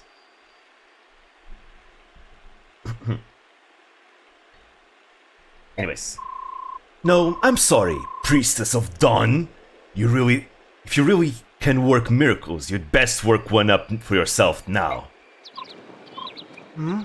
What? Oh, Banyan Soliers. Oh, well, she's alone. And yeah, there we go. We're gonna have to beat this chapter with just Micaiah. Nothing else, just Micaiah. You know, this 4 defense, 21 HP character. Yeah, we're gonna have to beat everyone with just Micaiah. Yeah, you see this character? You see these two backup that he's got? Same thing, yeah.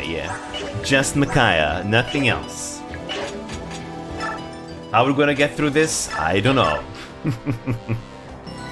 They're like Anna and Remo. They hated each other in the beginning, but they become friends and lovers in Doji. Their arguments are so good though. But yeah, here we go. Just Micaiah.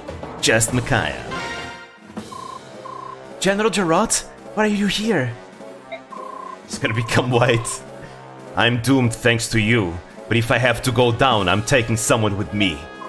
The Vice General to the Daein Liberation Army, the revered Priestess of Dawn. Even if you kill me, the Kingdom of Daein will be reborn. As long as the Prince survives, the people will fight. Ha! The Prince is a sham, a travesty, a clod of mud no amount of polishing could shine. The real jewel, whose radiance attracts the people like moths to flame, is you, Priestess. And so, I shall steal you and extinguish Daein's light of hope. No despair, Priestess of Dawn. And surprise, surprise, it's the Black Knight. He is alive, the Black Life lives. The Black Knight, he lives. Gah! By the way, this song is literally called The Black Knight Lives. Black Knight Giga Chat of the Random Fiesta is here. Who are you? Be at ease, maiden. I shall not let him harm you. I was once one of the 4 riders, serving the army of Old Daein. Yes, the Black Knight is playable, by the way. If you recall the name of the Black Knight, you will withdraw from this place at once.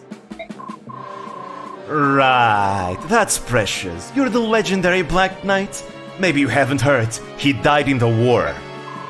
But let's put your claim to the test, if only to indulge my own amusement. Then have at me, and learn your folly. In due time, but before I bother, why don't you have a go around with my restless minions? Douse the torches! It's a Fog of War chapter. Maiden, I shall be your shield. Remain by your side. I will. I know I can trust you. But yeah, Micaiah, she's weak as hell. She's gonna die. She's gonna get one shot by any enemy in this chapter. But the Black Knight, though, well, yeah. He still has the same stats he had in Path of Radiance. So this is not one of those cases the boss when he's playable. No. The boss is playable and he keeps the same stats as a boss. So you don't have the Ragnar, you don't stand up a chance. Actually, the enchantment is actually gone since the fight. But you know, he has so much defense, nobody can hurt him anyways. Like, he has 40 defense. Nothing here can scratch him, literally. And then look at the Alandite. SS, SX, 18 might, you know, 1-2 range, blessed by the goddess Ashera, goddamn insane stats, SS rank in swords, has all his skills. Eclipse can neutralize an enemy's defenses and do five times normal damage. He doesn't even need this skill, but he has it just to fucking flex how overkill he can be on enemies. Imbue regenerates HP equals to his magic power, which is like 18 health per turn. And Nihil cancels enemy combat related skills. Like, this guy is absolutely busted. And we get to play with him. He's playable.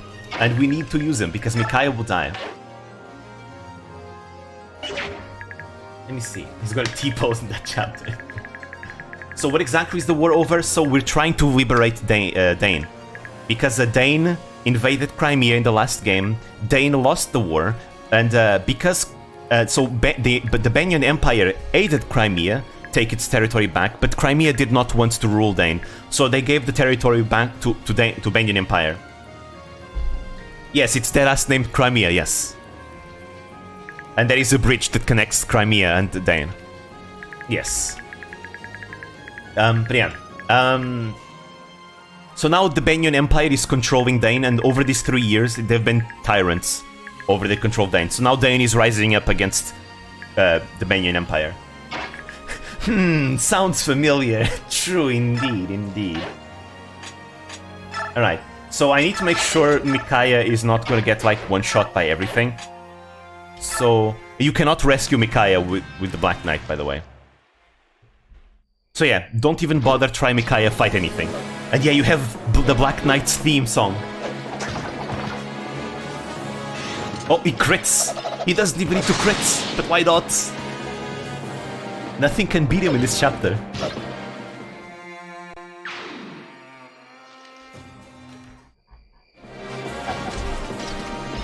This is beautiful. Absolutely no damage. Eclipse. Here we go. Overkill as fuck.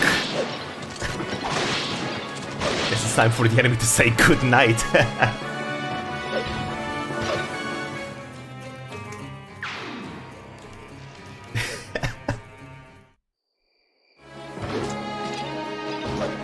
He's built like a 24 building and he misses. True. Oh, what a slaughter.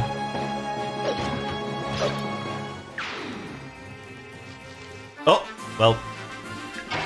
That's not good. Well, guess what? The Black Knight can attack at range. Because guess what?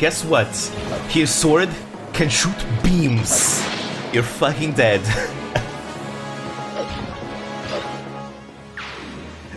To be honest, this dude doesn't even need to be the real Black Knight, and they still should think twice about messing with him. Look at him. Exactly, like, dude, just run while you still can. This guy's absolutely wiping the floor with you. Absolutely wiping the floor with him. More laser beams. Boom. He's literally max level. Literally max level.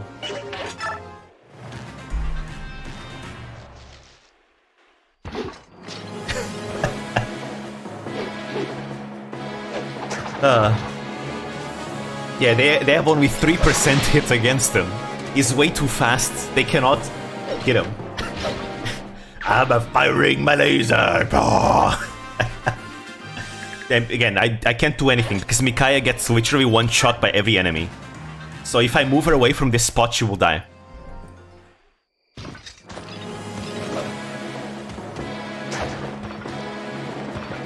Dude's arm is sick as hell, not gonna lie, it is fucking, he's an absolute chad.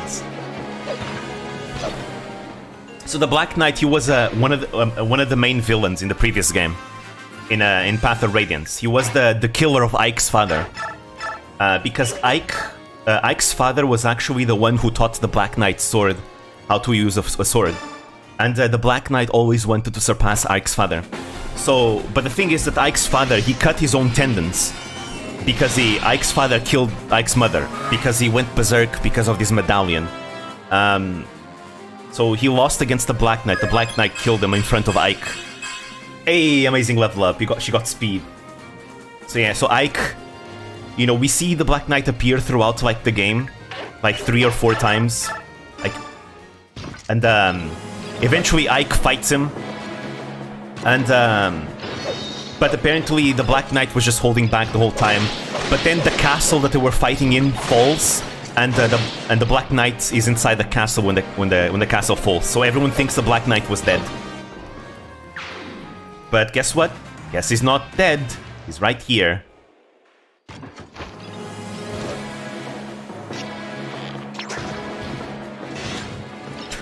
Goddamn. All these crits and ability procs that he doesn't need to.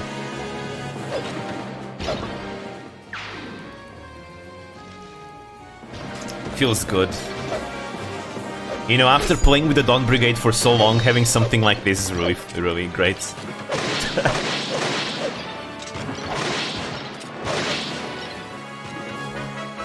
Literally, Eclipse nullifies defenses and deals 5 times damage. He's literally killing them 5 times over. Oh, that's another one. Oh no. Gotta get out of there. Micaiah will die if I don't kill them. Another Eclipse, damn, holy shit. He's really flexing here.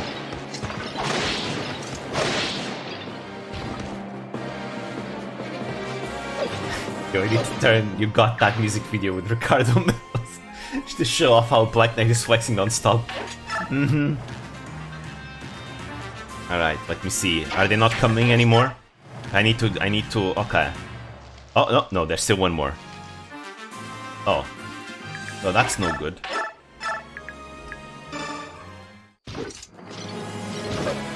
Gotta do this.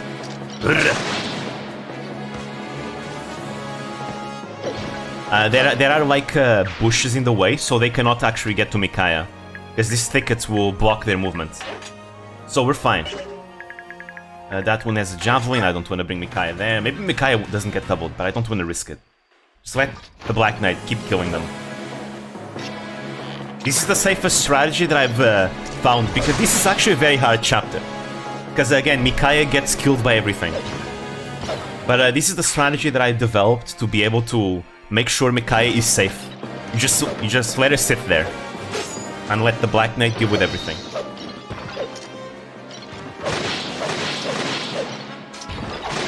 Another Eclipse. Boom.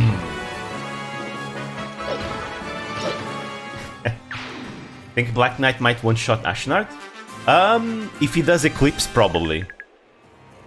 But only with Eclipse.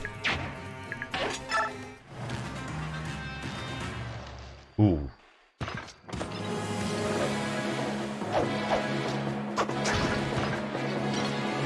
But then again, Eclipse literally one-shots any boss in this game. Now, even the final boss can be one-shot with any of this. Well, but the final boss is immune to abilities, so Eclipse would never proc.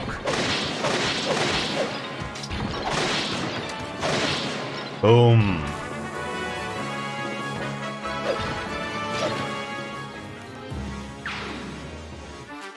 Alright. Anyone else? No? Alright, I think it's safe. I think it's safe to move and look for the remainder.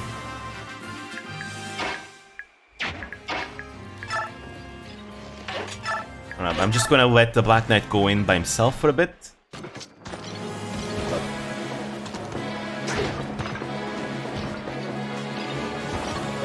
Die. But again, this guy's such a badass, he has his own theme song.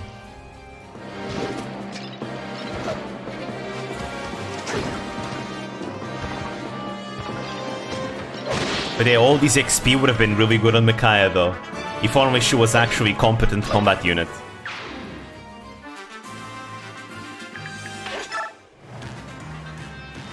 Okay, it is safe. Oh, we got a coin. Alright, move. We gotta get out of there because Jared is gonna spawn in that location. And I don't want Micaiah to be trapped there.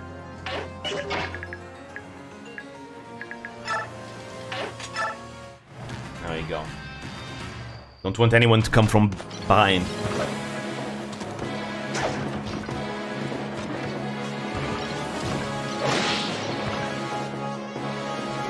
But yeah, once you get yourself like a consistent strategy for this chapter pretty much becomes a free one, like a freebie that you can just beat easily.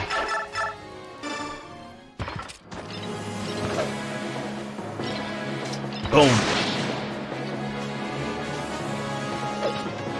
This one strategy never fails me, of sitting in the corner.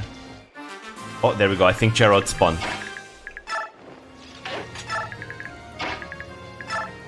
I think he spawned, but let me check. I'm still gonna go all the way around, just in case.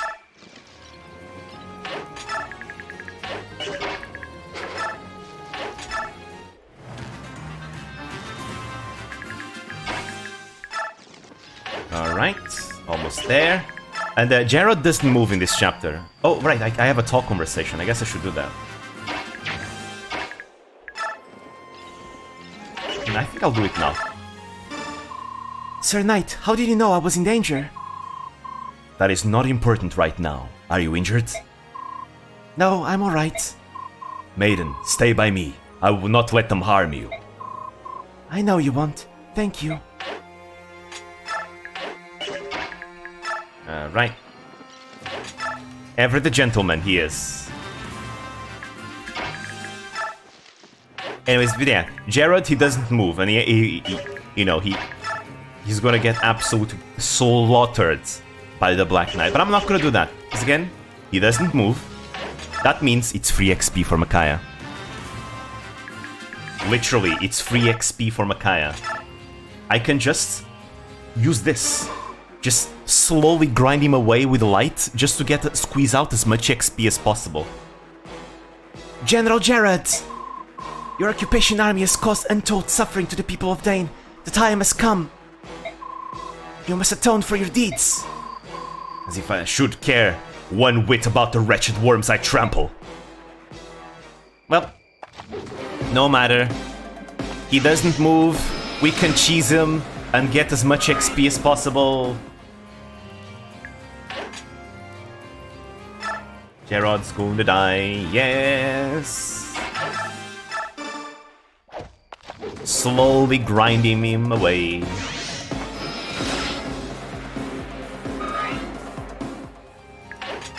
Maybe I should have given her Paragon. If he's not gonna make his retreat. Ugh, I've been defeated, but I can't fall here. I must make my retreat. A classic meme. I wonder if he's gonna retreat. This would be way too anticlimactic otherwise, wouldn't it?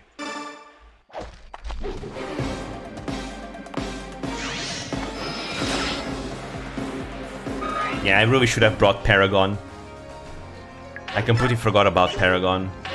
It would have given her double XP from doing this. And my biorhythm is terrible. My hit rates are getting worse and worse.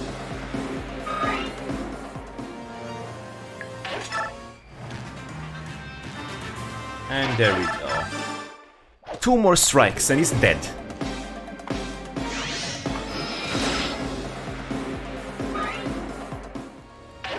Just one more. One more.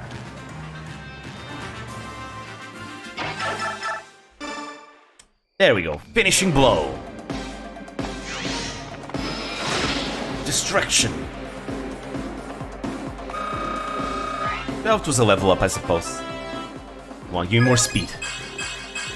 Oh, she actually got speed and defense. What? What the hell? Yo. Amazing. Make your peace. This blow will be your end. How kind of you.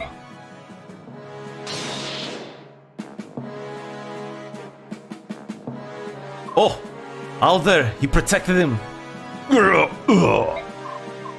Alder, why are you here?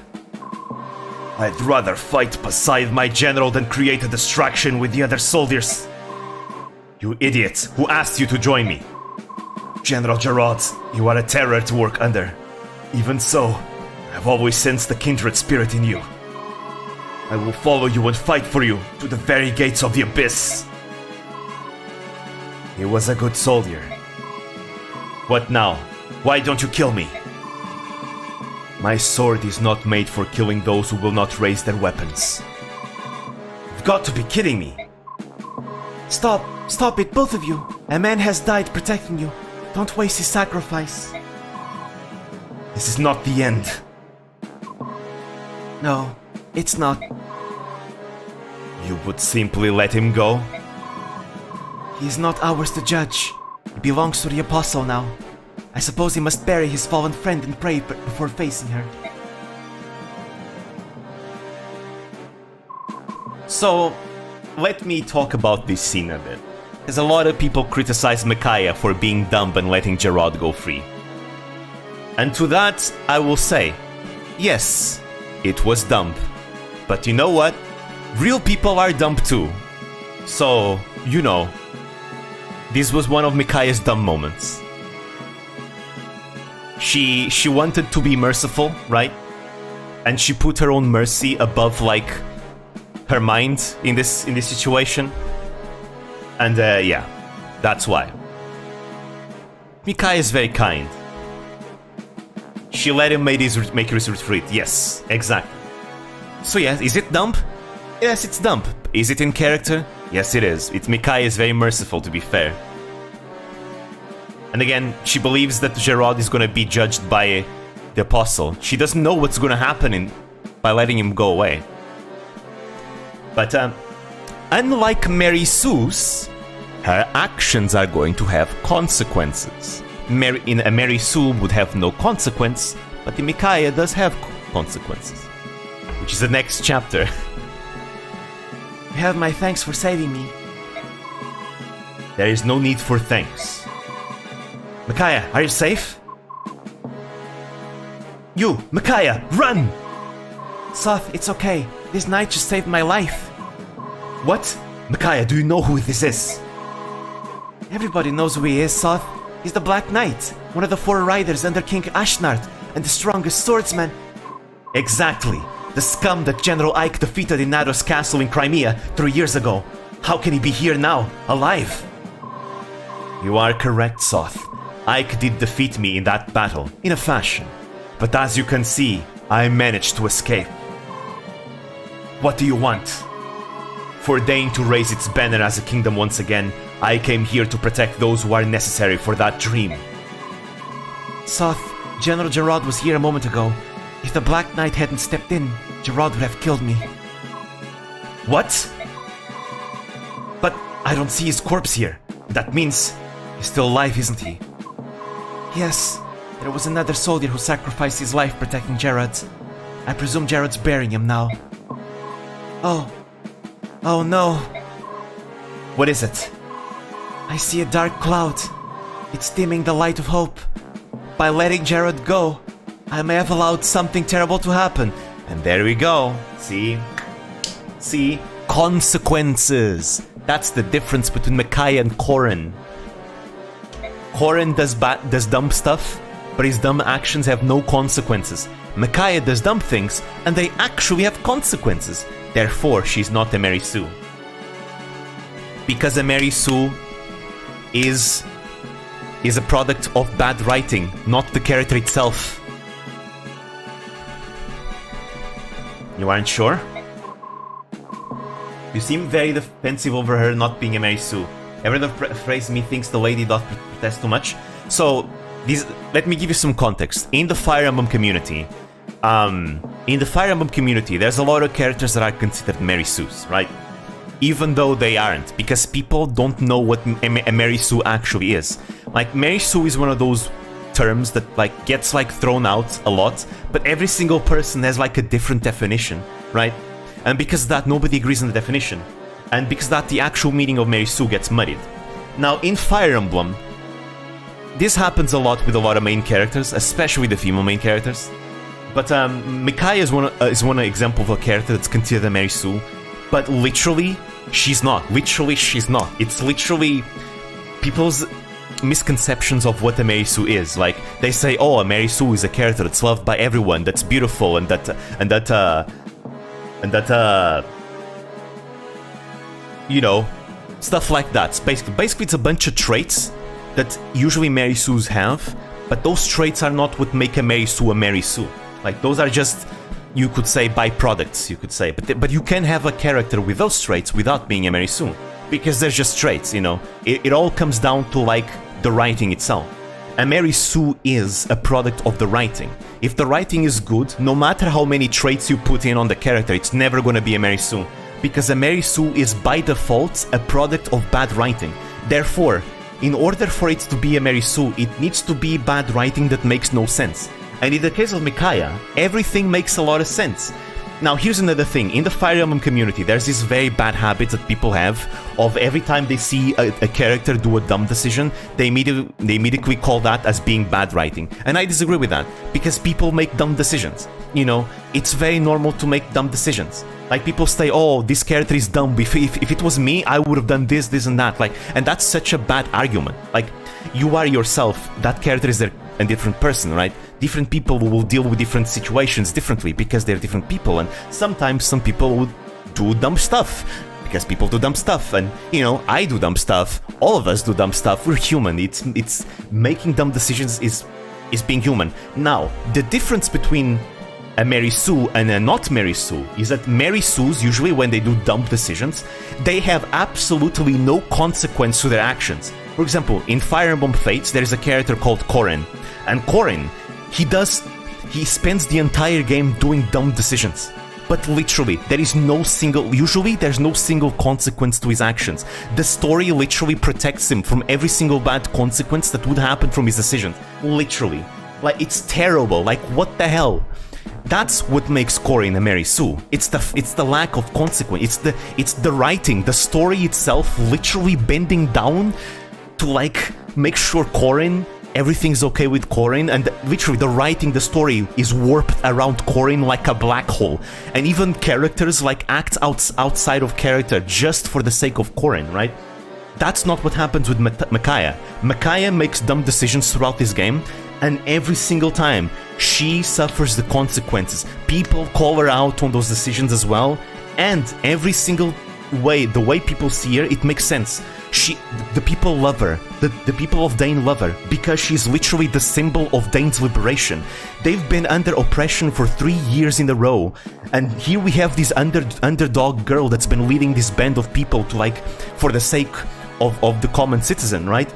And now she's succeeding to liberate Daein together with the Liberation Army. Of course she's gonna be beloved by everyone in Daein because she's literally their hero. She's literally Jeanne d'Arc, you know? She's literally Jeanne d'Arc.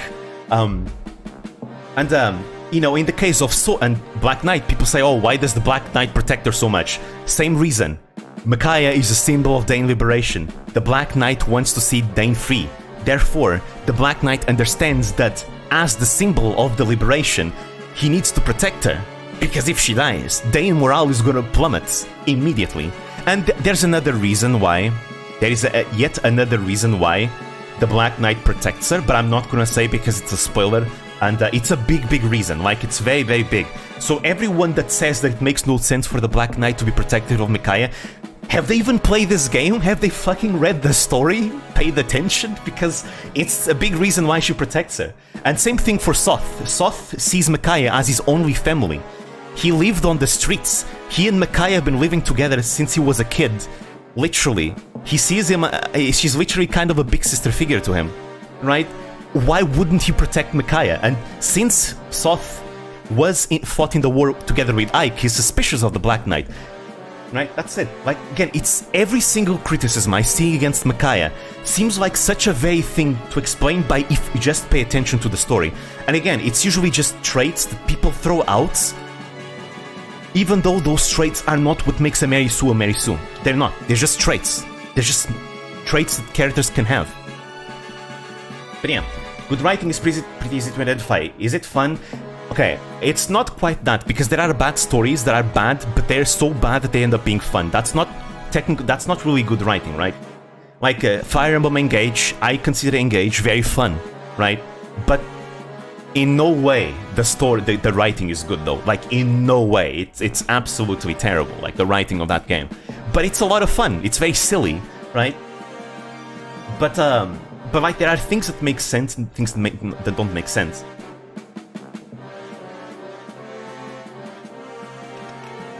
I would argue horrible writing that is so bad that it's fun to wrap around and be good writing. It depends, right?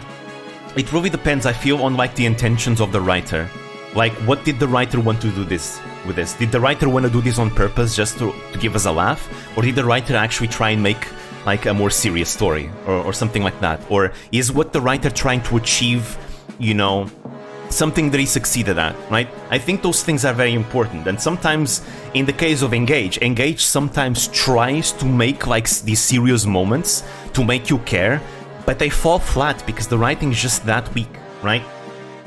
That's the problem. I like Engage a lot. I don't mind a silly story every once in a while, but I cannot call the Engage writing good at all.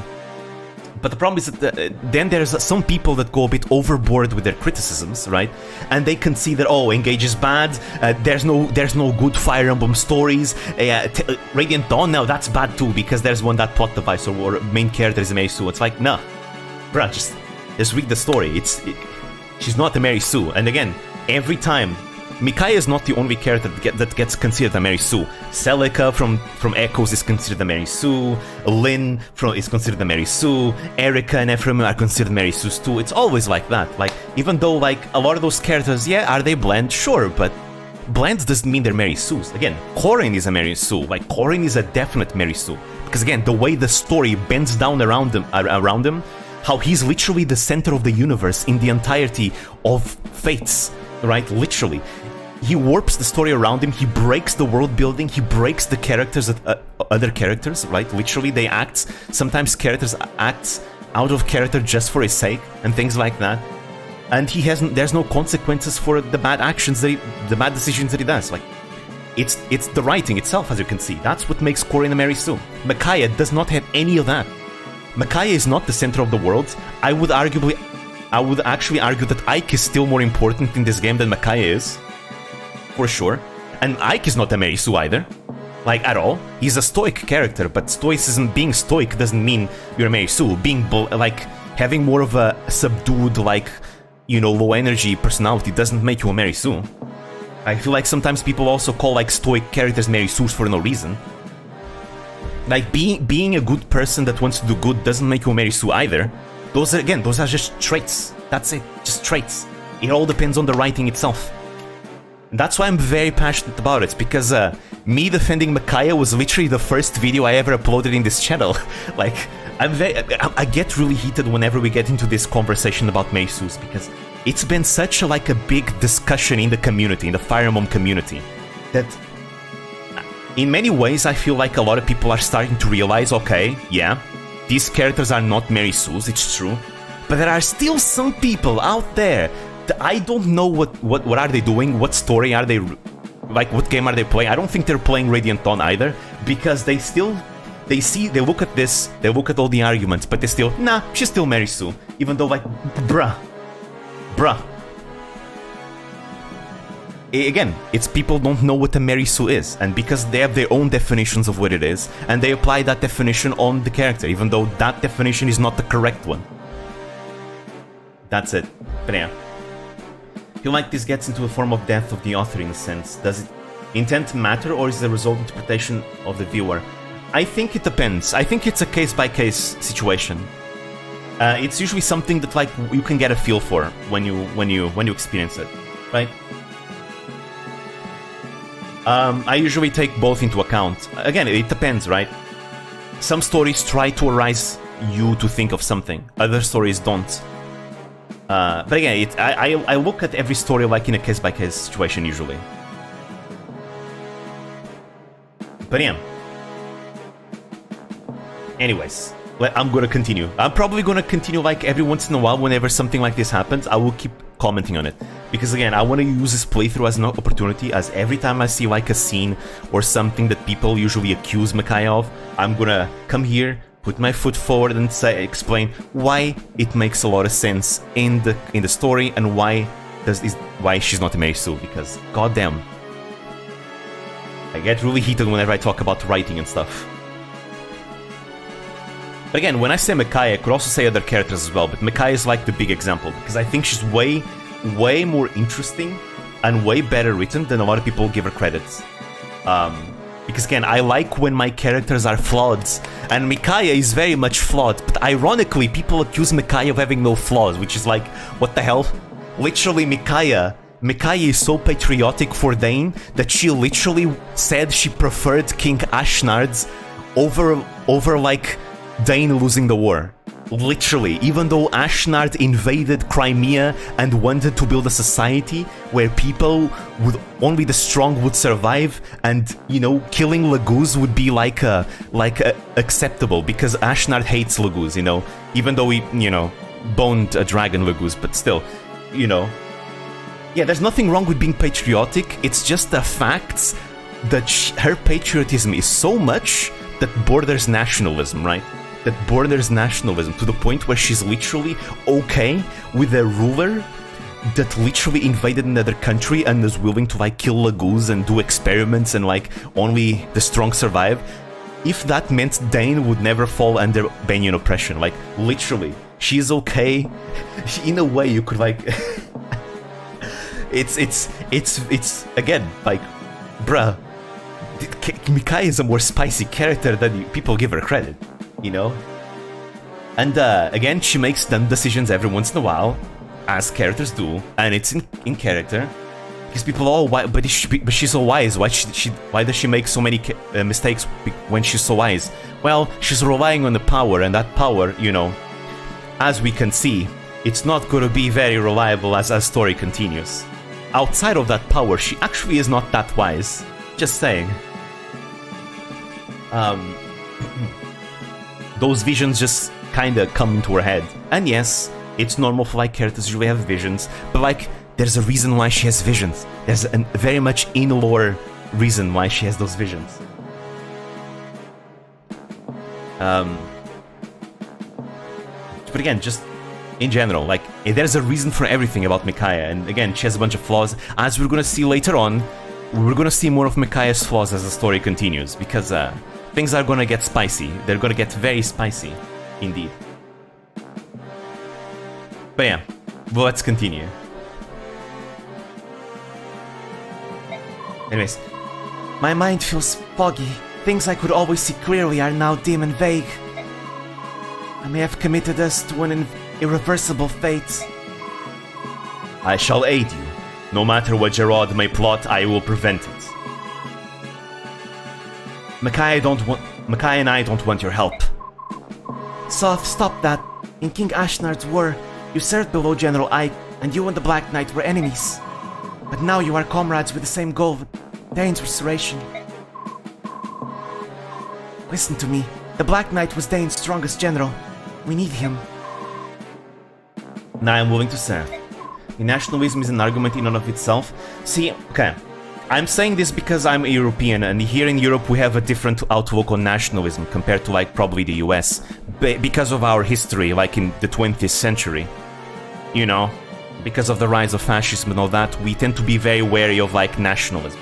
And we make a big distinction between patriotism and nationalism, where patriotism is the love for your country, but you still like respect the other countries. You don't consider them inferiors or anything like that, right? But nationalism is when you like love your country to the point where you literally put everyone else like below you, and you know, things like that. Basically, we in Europe we usually denounce nationalism in Europe. But again, it comes from our history as well. We have a pretty bloody history when it comes to nationalism, so of course we're going to be more wary of it. America's never been through something actually like that, so it makes sense why America wouldn't be as wary of it. Could be worse, could be something like... I mean... that is a form of nationalism, but any form of nationalism usually in Europe tends to be seen in a bad light. Patriotism is not the same. Patriotism is just loving your country. That's fine. That's okay. Nationalism is an extreme form of it. That's how we see it in Europe, usually. Sir Knight, that you should come to us now. It's surely the will of the goddess. The reason why I say Micaiah's patriotism borders nationalism is that she was literally okay. She would be literally okay with another country like suffering if it meant her country, you know, would be okay. Like, even though her country was the one that was in the wrong, because her country was the one that, you know, kick-started the conflict by invading the neighboring country and literally, you know, persecuting Laguz and all that. Just out of curiosity, do you guys meme on Friends as well as over there? We tend to joke about it in the US, saying they're great at surrendering and awful at winning wars. Everyone jokes about Friends. See, here in Europe, everyone jokes about everyone. We joke about the French, we joke about the British, we joke about the Spanish, we joke about ourselves, we joke about the German, we joke about everyone, basically. I see Europe as like one big dysfunctional family that's, you know, they're kind of getting along now, but they all love like poking fun of each other. But at the end of the day, we're all like in this together, side by side. That's kind of like the European Union in general. It's kind of funny, but I think like there's no hard feelings now, like when people joke about each other. Because I think everybody knows everyone's just joking. Though, when people get into arguments, they can start bringing up historical things and all that, but it's usually just because they're in the heat of the moment. Every joke's about Wales. Ah yes, the sheep country. I know of it because of C.va. You would probably agree with the definition of sheep country. I'm saying this in a joking manner, by the way, just as a disclaimer. And if you want to know jokes about Portugal, people call Portugal the cod country, the codfish country, because, well, we eat a lot of codfish. Even though we don't even get the codfish from here. The codfish comes from Norway. We import it from Norway. There's a Watames in Wales. I wonder. Yeah. I thank you for your aid just now. I ask that you lend us your strength a while longer. May my sword serve you well, Maiden of Dawn. I don't like this.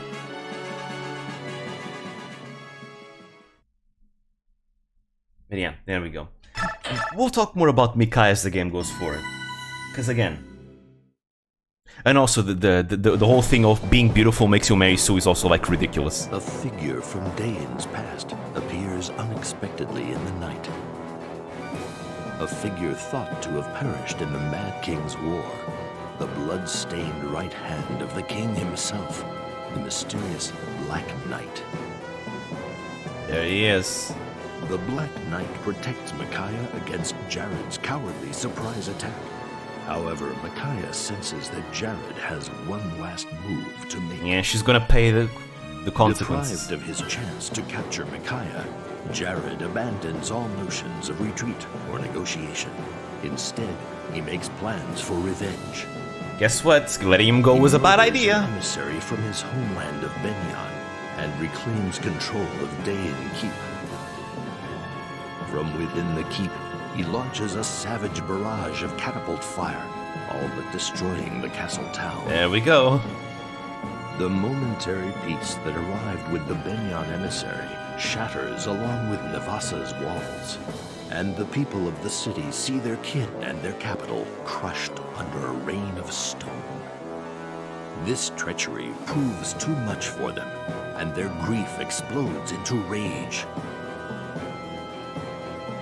Micaiah and company have pitched camp on a nearby hillside. When this merciless attack begins, its brutality leaves them lost for words. There we go. That's the consequences of her actions. You know, she was merciful to her enemy. She decided, I'm gonna be nice. Guess what? Her enemy kills more of her people. And destroys the castle town. That's the consequences, you know, and as someone who cares very much for her country, I think that's a big deal, you know. People's lives were lost because of her bad decision, you know, because she tried to be merciful, you know. Instead of actually ending the enemy right then and there, she decided, I mean, she was graceful to be merciful, right? And that mercy got repaid in treachery. And now, I mean, she's still paying the consequences, you know? People's lives, Daein lives, are lost. And now we're gonna have to fight a bloody fight to retake Daein once again. That's the consequence of the actions. I'd say that's a big deal. Baekhyun is attacking the Vasa! No, my parents live there. They're far too old and frail to defend themselves. My wife and kids are there too. It's that heartless murderer, Gerard. He just wants us to suffer to the bitter end. In Conquest, Fire Emblem Fates Conquest, Corrin would never have to deal with this. Well, I guess there is like 1 or 2 scenes where he actually suffers the consequences, but for the most part, he usually doesn't. Prince Pelias, we have to do something. We must liberate Navas and save the people from this brutal attack. Is there no end to your lunacy? The Apostle's envoy is nearly here. Why be rash when victory is so close? People are dying and Navas has already suffered more than enough. You really expect us not to lift a finger to help? If you will not help, we will go by ourselves, again. If Micaiah had killed Gerard, none of this would have happened. Wait, where are you going? You can't take the Lagoons and rush off to some harebrained mission again? Can't I? Of course not, you idiot girl! You've already been far too impulsive, acting without the prince's consent. And do you think I do not see what has happened?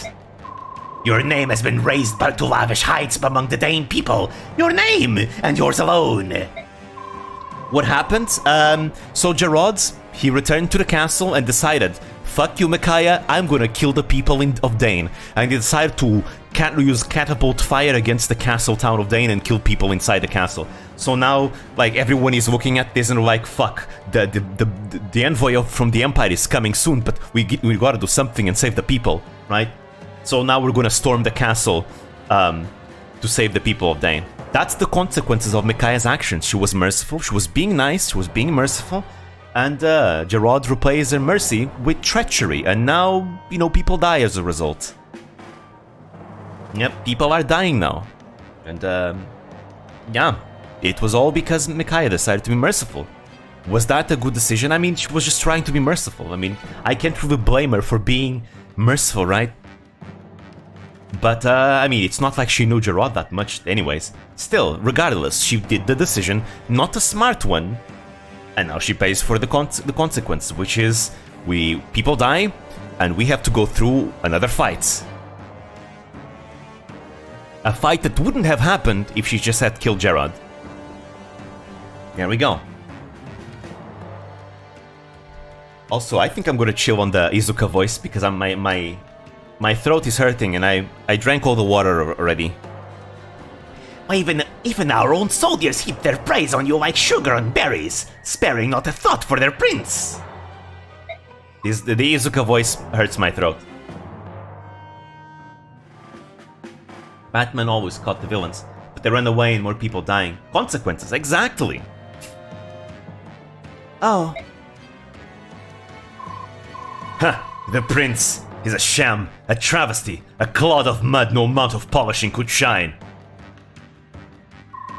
The real jewel, whose radiance attracts the people like moths to flame, is you, priestess. And so I shall steal you and extinguish Daein's light of hope.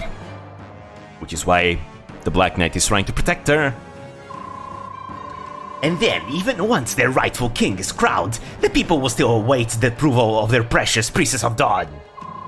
Why, if we are not careful, some calculating wretches might decide they would rather see a priestess on the throne instead of a king.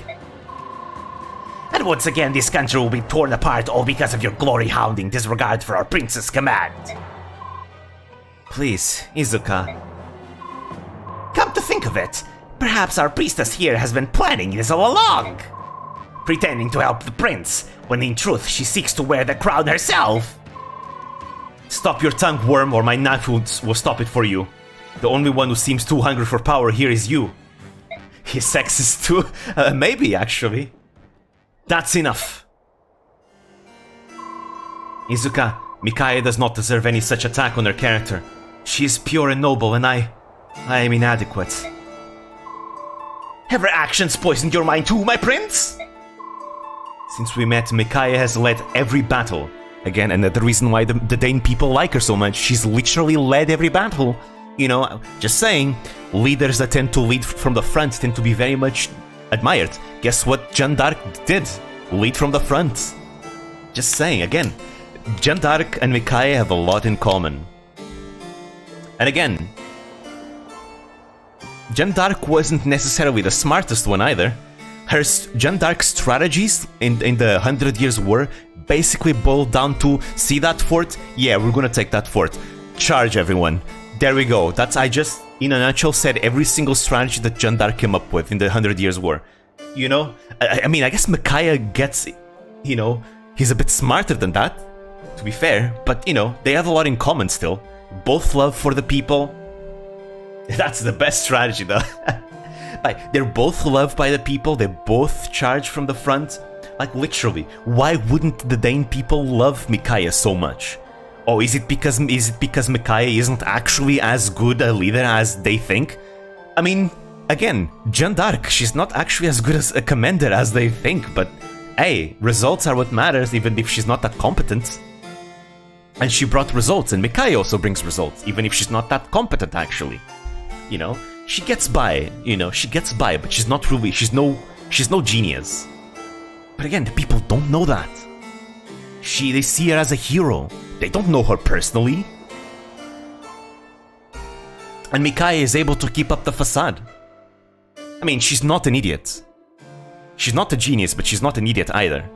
She gets by. And that's enough. Even Elincia joins the war in the end, yeah, and that only earns more respect over people. In the previous game. So, like, again, I don't understand why people... I mean, never mind. I understand why people call her Mary Sue, because they have a twisted definition in their head. That's not the correct definition. That's why definitions are so important. Because, you know, if people don't agree on the definition, they're basically talking about different things. But Mary Sue is that term that tends to be thrown around whenever someone doesn't like a character. Ooh, I don't like Micaiah. She's a Mary Sue. Like, people use that a lot with characters they don't like. They just throw the label Mary Sue. Nice.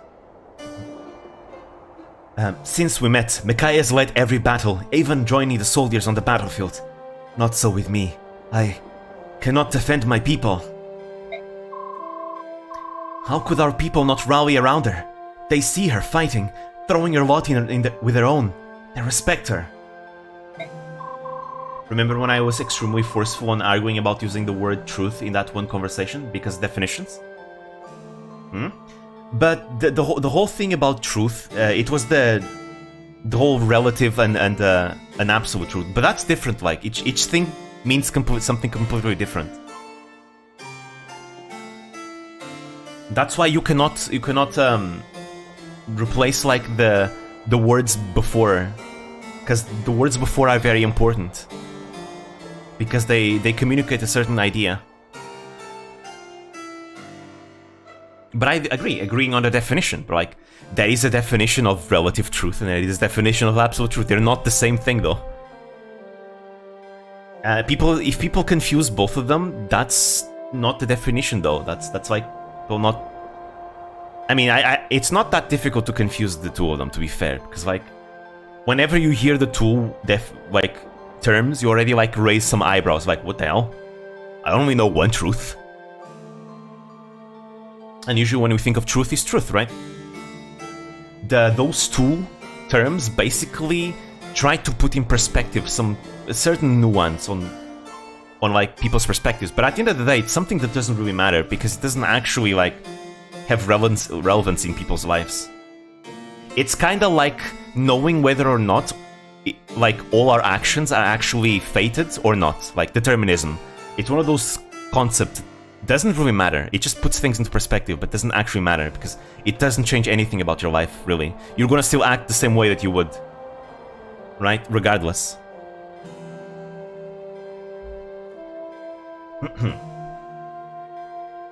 Yeah. That said, things cannot remain as they are. Izuka is right to worry about my standing. I need to earn my people's respect. Therefore I must take action. Though he's not gonna join us in the battlefield, by the way.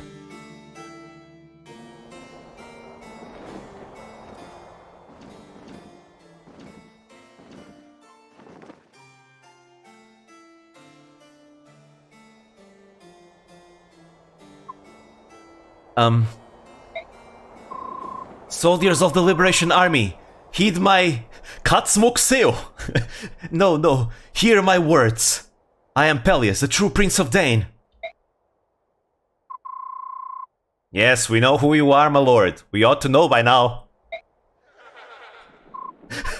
They laughed. Yeah, let's just say that comparing Peleus and the Lincia, there is a big difference between the two. Like, here we have the virgin Peleus, you know?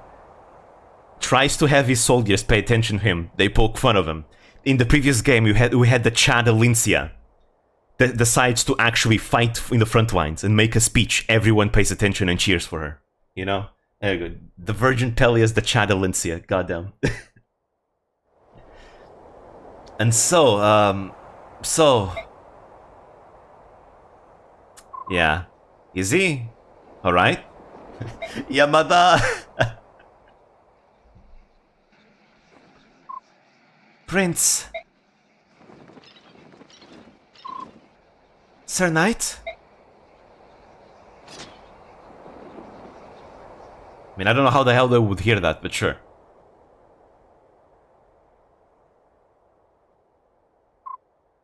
And so, beloved friends and comrades dear, with thanks to you, our capital lies close. And if we do not act, if we turn back, the war still ends with us the victors proud, and Daein's rule still falls back to our hands. And if we choose to fight and free this town, we may enrage the Empire once again. Thus Daein's fortune turns to sorrow swift. But while I speak, Navasa's hardship grows. Our brothers suffer, our sisters die, and I shall not. I cannot ignore this tragedy. No man can, and certainly no prince. I cannot look away when my people suffer. And so I ask you all, please, will you join me?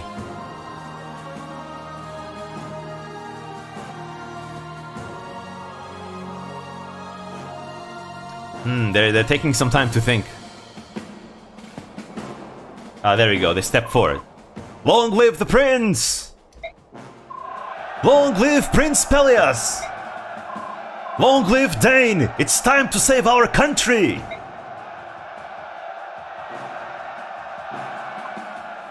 Ah.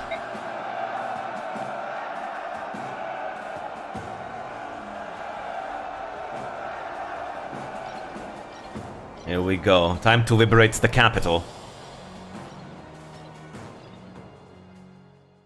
The Black Knight literally didn't speak a single word. My work here is done. Anyways. Alright, we have 2 conversations.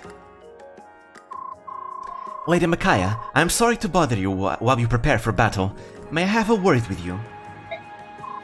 Of course. What can I help you with? If my memory serves me correctly, you always use this type of tome, correct?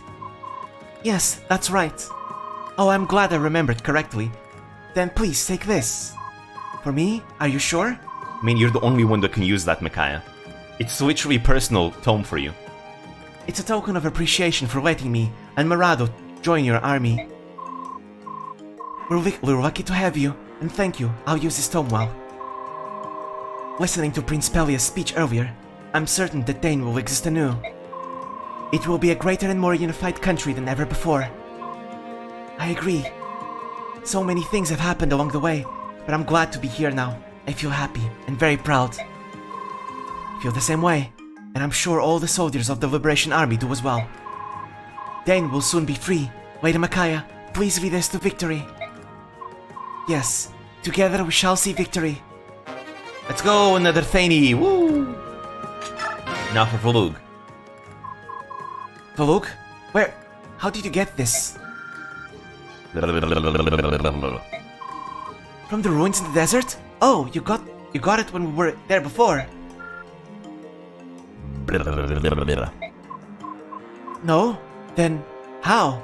When? What? It's for me? Wait, Valuk? Did you go back to the desert just to get this? By the way, Aya Amare once did like a husbando tier list, like over husbandos. Valug was one of them. Just thought it would be a fun fact for you guys to know. But yeah, the Black Knight is still here with us. Right. Also, this is Raphael. Anyway, let's see. Can I finally get the Nolan and Zihar? Yes, I can. You are a neighbor from Plants vs. Zombies? Hmm? I don't get the reference. I've never played Plants vs. Zombies, so maybe that's why. Anyways. Yeah, you can go with Volu. Let's see. Right, so I am gonna give every single stat booster to Ileana's inventory. Just the inventory, nothing else. Every single one. Because Ileana is gonna go away and she's gonna go somewhere else. And she carries the items with her. As such, if I wanna do the thing where I'm gonna use Liar, and give her every single stat booster, I need to do this. I'm gonna use the red gem because honestly, they're gonna need that. The Paragon Tome as well. What else should I give? Imbue? Should I give Imbue? Yeah, I guess we'll go like this. There we go. She gets this. I'm not gonna bring her to combat at all. But she will bring the items with her. It's another reason why keeping her alive until now is so important. Anyways, so before that, I want to give some EXP characters. So first things first, I'm gonna give Nolan this amount of XP, because he'll be able to promote in his first combat. Actually, he's not gonna promote yet, but soon. Let's see, Jill, same thing with Jill. There we go. She's close to promotion as well. Okay, anyone else? I don't think so, just the two of them. I mean, I guess I could give some to Micaiah, but nah, not worth it. She's gonna fall off after this chapter anyways. Ooh, let's see what the shop has, because the shop always has like new stuff. Recover. Master Seal. Ooh, you know what? I want to use a Master Seal. I'm actually gonna buy the Master Seal. Because I want to promote Nolan. I want to promote Nolan and Jill this chapter right now. And I can use the Master Seal on them immediately. That means they'll be stronger here, which means they also get more XP. So I'm just gonna do it. I'm not gonna do it on anyone else anyway, so... Nice, those are good stats. Right, so level 20, and now... Where is Jill? Jill capped speed, actually, that's pretty good. Ah, terrible. Alright, now that I gave them that, it's time to promote them. Let's see, Nolan.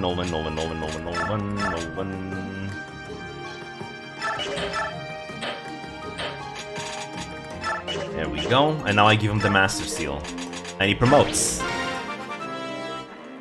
Class change. Oh, so I'm getting hungry. I ate very well this... I ate Chinese food for lunch. I ate really well, but I'm still hungry.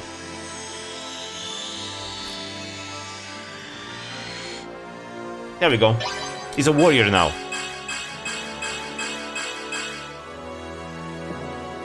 Though I will say, warrior has some of the saddest and weakest promotion games in the entire game.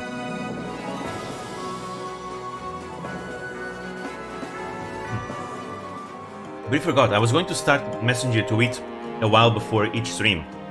Oh, I eat lunch before every single stream. But I get really... I don't know, there's something about streaming that makes me really hungry. No luck for warriors, no.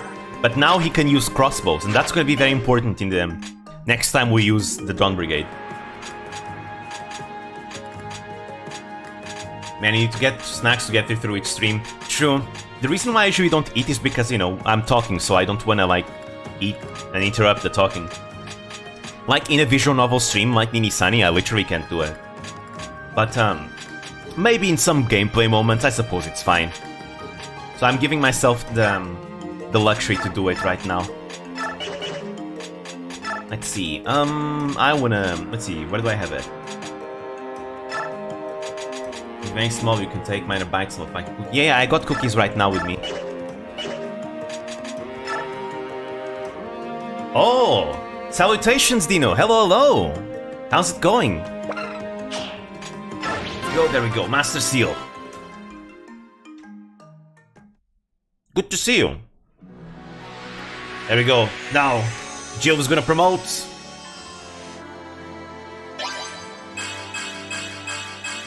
Much better. What? It's pronounced Dino? I thought it was it'd be Dino. Yeah, it's Dino. And good, bro. How you doing? I'll have to watch the Mario Bros movie in a bit, actually. Oh yeah, I'm actually very curious about that movie. Kinda want to watch it myself. I wonder if it's gonna be a good one, finally. The last time they did a Super Mario movie, let's just say it wasn't the best.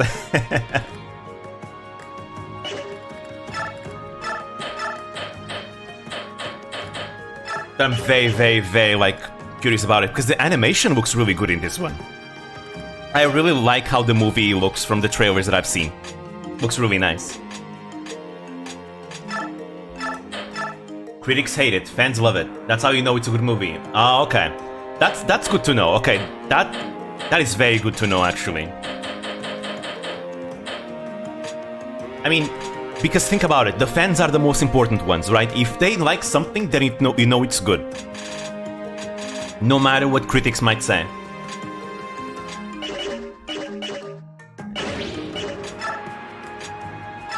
If anything, the main hate I have heard from this movie is Chris Pratt as a VA for Mario, if anything. Which is not that bad to begin with. Yeah, it's because Chris Pratt doesn't sound Italian, basically. It's just Chris Pratt, so that's why people poke fun of him. He does not sound the usual Italian stereotype. But that we all grew up to love, though. The Brazilian VA actually... The Brazilian dub VA actually made it... made the whole accent correctly, the Italian accent, and it's really good, like really accurate to Mario. The European Portuguese, not so much. It's just some dude. I mean, it's a good voice actor, don't get me wrong, but it doesn't sound like Mario usually. If you didn't know, literally never listen to critics. They almost always hate good movies. I don't usually watch that many movies. Usually whenever I watch a movie, it's because I got interested in, like, oh, this one kind of caught my attention, so I want to watch it. Though to this day, my favorite movie, or in this case movies, are The Lord of the Rings. Now, I don't watch that many movies. I watch them every once in a while, but not that much, not that often. Like, the last movie I watched, what was it? I don't remember. How long was it? A few months ago, probably. Oh, no, it wasn't that long ago. I watched the entire Harry Potter, like, the entire Harry Potter series. Because I was like, you know what? As a kid, I used to watch Harry Potter, but I never finished them all. I only watched the first 3. So I decided to watch, like, the entire, like, all of them, so I could see. Because I never knew what the story was like after that. But my favorite movies are the Lord of the Rings movies. Yes, the original trilogy, for sure. Extended edition and everything. Harry Potter marathon every year. I do that for Lord of the Rings for sure. Talking Harry Potter, I heard they're doing a reboot of it in a series format. Wait, really? Why? The original movies are so good already. What? We don't need a reboot. What the hell? Stay away from any modern reboots or remakes of movies. Same for games for the most part. Keep them far away. Well, for games, it can work. I've seen many games actually do a good job with that. Like, you have the example of The Legend of Zelda Breath of the Wild. It's pretty much a reboot, right? And it's a really good one. Lord of the Rings Marathon directed versions, hell yeah. Maybe one day we can do that, one day. Because I love The Lord of the Rings so much. I've watched it so many. As a kid, I used to watch The Lord of the Rings every single day. Like, I would come back to school and I would put up the DVD because I had the DVD. They had the movies in DVD. And I would put one of the movies, and the next day I would watch the next movie, and I would, you know, rinse and repeat, always like that. Is it bad to say I've not gotten to Lord of the Rings at all? Oh, I know. I've watched your reaction to the Sauron versus what was the name of the other guy? The villain from Wrath of the Witch King. Yeah, the Witch King versus Sauron. I watched your reaction, so I remember you saying that you've never watched the Lord of the Rings. You should definitely watch the Lord of the Rings. They're amazing movies. They're amazing. To this day, they might be old. They still stand on their own 2 feet. They're amazing. I watched The Hobbit, only the first one. So, trust me when I say this. The Hobbit movies, sure, they're nice. The Lord of the Rings movies are way, way better than The Hobbit. Way, way better. Like, holy shit, they're so good. They're really good. Again, I will continuously to praise The Lord of the Rings until the day I die, because goddamn, they're such good movies. Amazing. Truly, a masterpiece. Read the Silmarillion. That's what I usually recommend once you get like into the actual lore. The Silmarillion is good to read. Anyways, where was I? Right, the pure water. There we go. But yeah, they're worth movies to watch. I really recommend it. They're great. Amazing. You will not regret it. If you like fantasy, it's definitely like the go-to. Because, I mean, Tolkien, the creator, he was literally the father of fantasy, modern fantasy. It's great. Yeah. I don't want any more here, okay. No forges. I think we're ready for the next chapter. There we go. Lord of the Rings TV series are blasphemy. I've heard they're not that bad, but they're not anything that good either. But I haven't watched them, so I can't say for myself. Wait, don't I have Paragon though? Guess I don't, huh? Let's see, Paragon... Anyone here has Paragon ability? I don't think so. No, none here has the Paragon ability. Huh. I wanted to give the Paragon ability and bring it to the other side, but maybe I won't need to do that. No, I'm gonna give Paragon to... No, not you. I was gonna give it to Jill, right. I want Jill to have the Paragon ability. She has enough capacity for it. Lyre doesn't need Paragon as much as Jill does. Well, not so much Lyre, but the Dawn Brigade itself. There we go. And I'm gonna give, Ooh, let's see, where is she? Nyla. There she is. I'm gonna give her pass. She can now go through enemies. There we go. A movie that I've watched a long time ago that I really enjoyed was Monty Python and the Holy Grail. I just love Monty Python just in general, to be fair.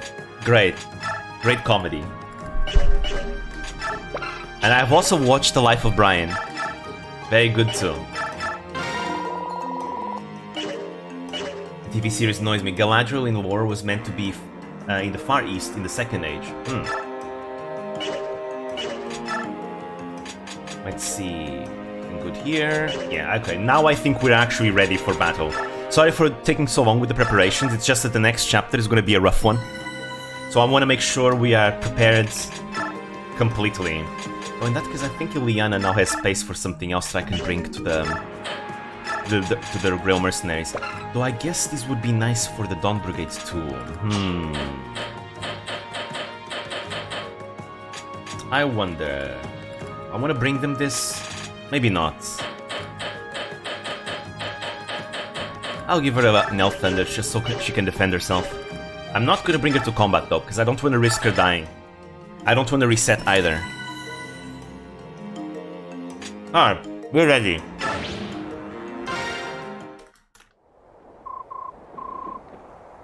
Damn, I shouldn't have put the cookie in my mouth. Just a moment. Let me swallow first. Just a moment. There we go. Nice. Phrasing. Very well, my prince. We are at your service. My armies are ready and waiting. Be well, and no overly heroic risks, please. Oh, too bad, Prince. That's the kind of thing I usually do. Company, at attention. Our objective is to save the town and take the keep. Now, move out. Here we go. Everyone, make a line.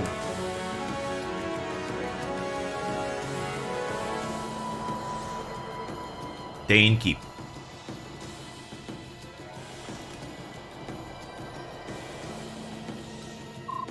The rebels are on the move. And a good thing too. What is more honorable than a death fraught with purpose?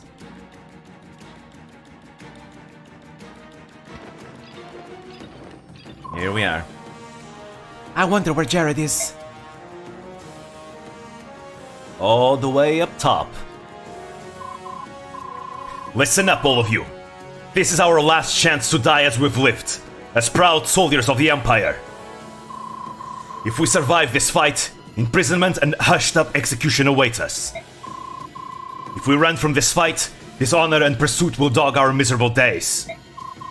So I say, let's give those Daein curs a fight to remember, and let the glory of our deaths light our way.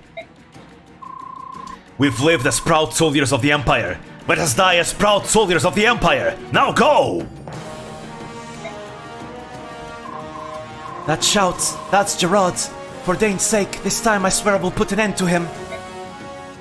No second chances. He forfeited his first. Alright. Yes, come here, Jill. Let's see, who else I'm gonna bring? Vika. I think I will not bring Vika. I will bring Nala instead. Anyways, I gotta bring the Black Knight because there's actually hidden scenes in the game that you unlock, and it starts here. You need to bring the Black Knight to this chapter. Those hidden scenes are basically stuff that's gonna unlock more lore in the end game. It only applies in the second playthrough. That's why I'm also doing these on a second playthrough, you could say. Let's see. We don't have olivey grass anywhere, don't we? I think Vika has all the olivey grass. Alright, let's see. Where is Muram? There you are. Now, I want you to trade that olivey grass from Vika. Also, Vika, after this chapter, is going to be completely fallen off. Same thing with Muram and Tormod. This is the one chapter that we get the opportunity to actually use them while they're still good. After that, we won't see them for a long time. Here we go. To war!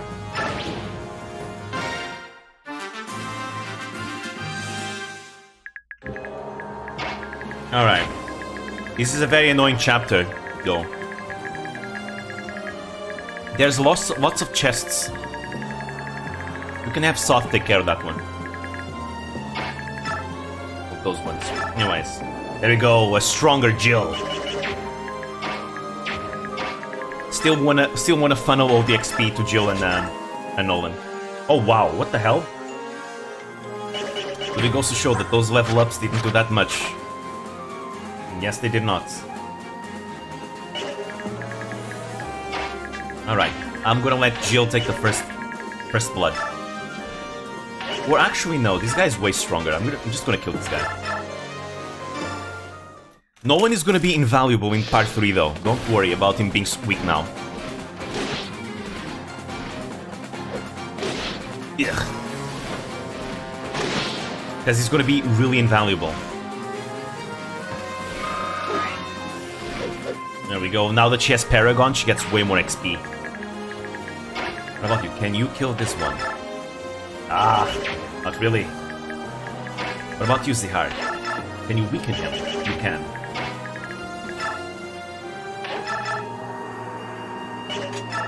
Okay, I'm just gonna use the Thanies. We're never gonna run out of them. Because we're not gonna use Micaiah for combat that much after this chapter.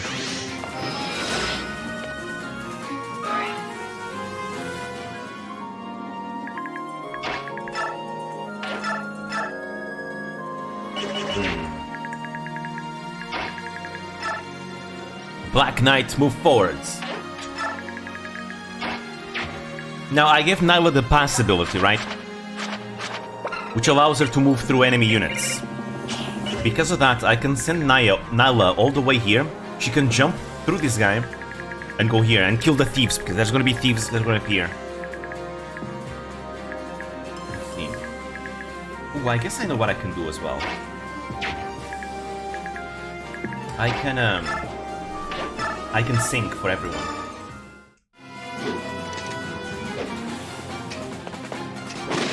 Nice. The enemies in this chapter already got pretty strong.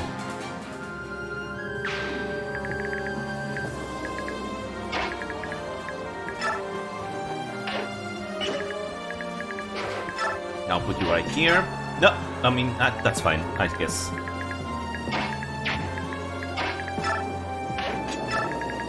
I think I'm gonna full shift level. No, maybe not.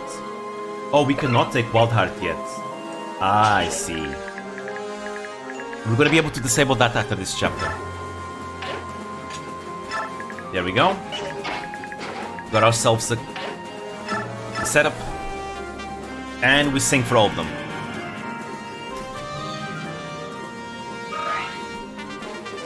There we go.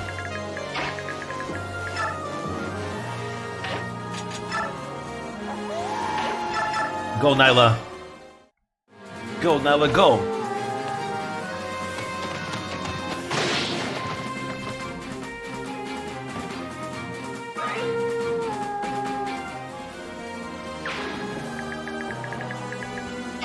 Alright.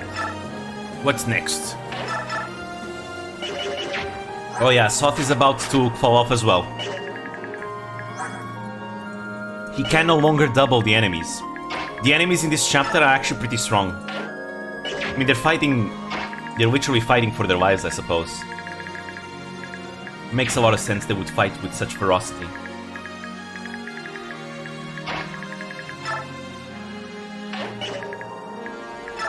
You go over here.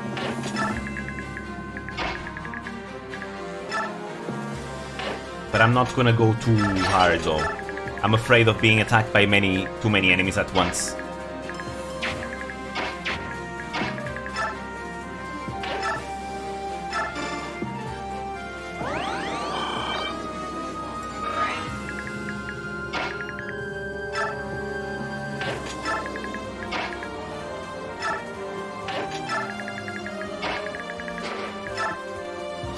Now with Murim, I will use the Olive Grass.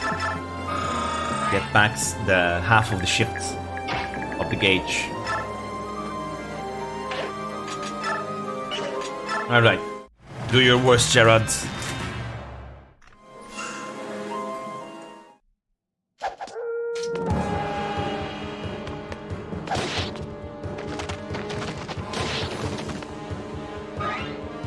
Nice and weakened.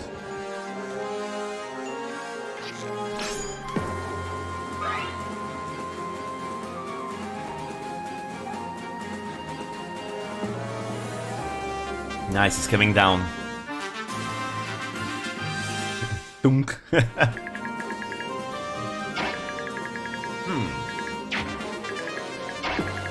The thieves have finally appeared. Alright, now I'll take care of them. Ah, Pasonai was so good.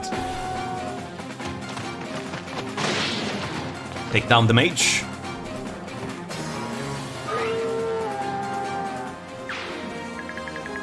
Let's see. Don't I have a hammer on? Oh, he's too far away. Oh, no, he's not. He has enough move, let's go. I have a hammer. And a 39% hit. I don't think that's gonna happen. Should I bank on this? You know what? I'm not gonna die on retaliation. I may as well try. Come on, Nolan. You want the XP? Yep, he missed.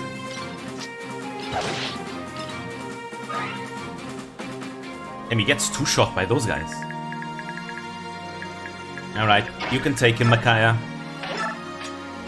Daein bomb. Wow, exact damage.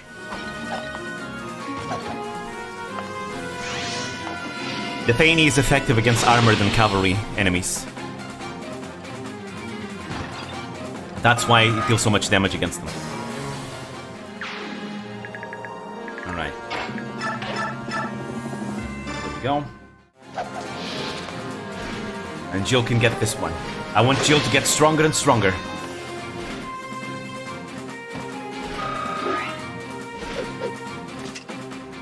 Nice.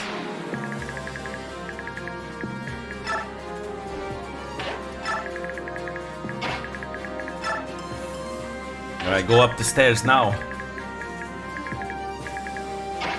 Because we can't go through the ledges, because the ledges are being blocked. I could kill the guy with Nyla, but I don't want the thieves to run away. I want to make sure I kill the thieves first.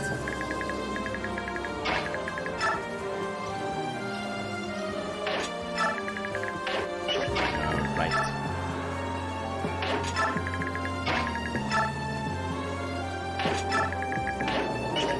Slowly, we'll get there. We'll get there. There's gonna be actual reinforcements coming from behind, so I need to make sure I watch my back. Especially since Raphael isn't very strong. He will get one shot by everything.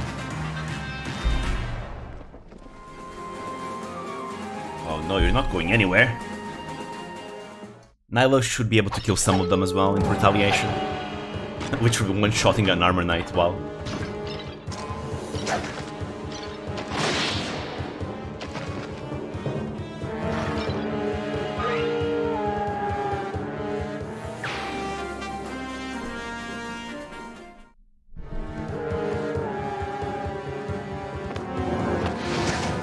Haha, can't hit her. Your effective damage means nothing to Nyla. She's way too strong. She's also kinda maxed out, to be fair. I mean, she's not really maxed out. She needs 7 more levels to be maxed out.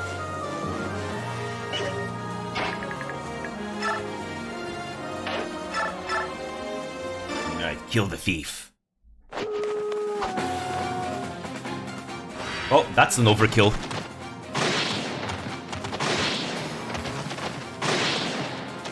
Ripped to shreds.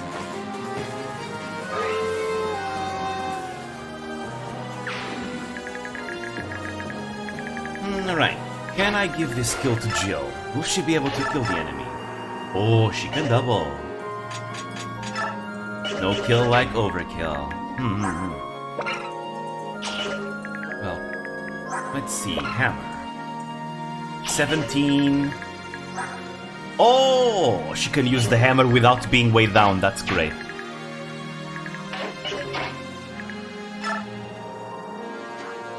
I guess you can go there. I just want space so I can give her the hammer.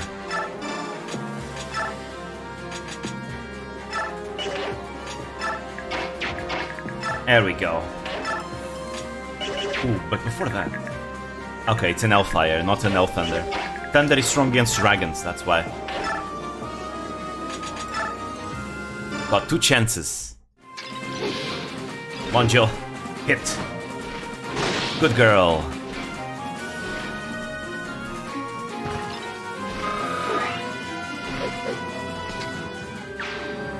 Very nice. Let's see. I'm gonna put the Black Knight at front anyways.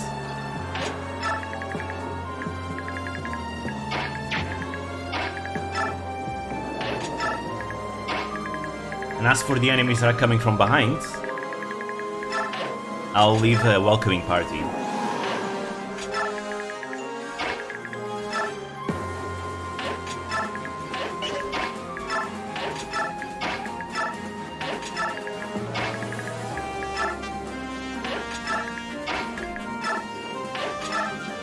Alright. Come at me. This one can attack at range. I think Sot should be able to double him. It's not a Myrmidon after all.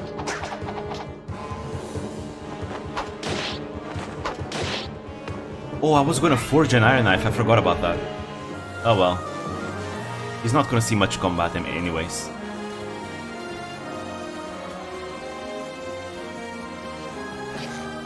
Ouch. Okay, but the way is not blocked anymore.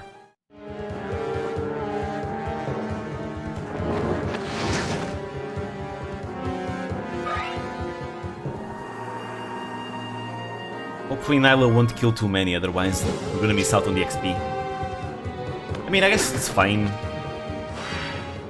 I already have 2 promoted characters that are very important to be promoted by the time I go to part 3. So, it's not that important. We're already doing fine.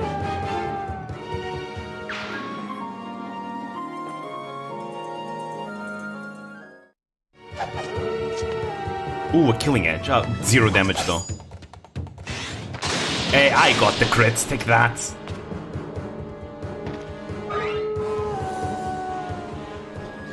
Just Nyla shredding everything.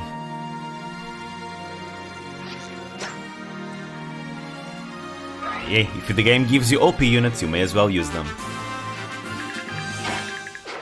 Alright, let's see. Still can't double. I see.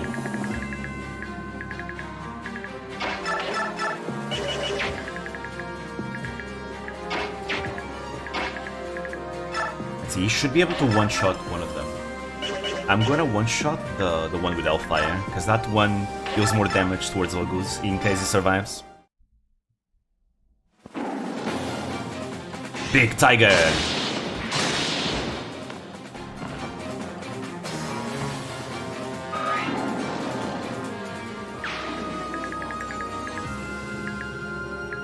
Let's see now. I want to give a kill to Nolan still though. Nolan needs all the kills he can get.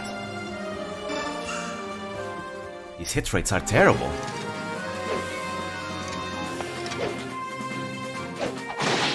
Nice.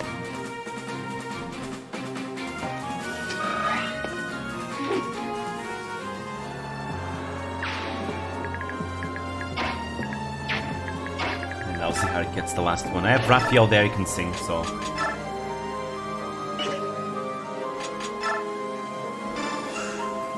Give me a killing edge.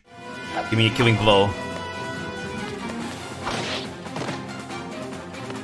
The animation is so goofy.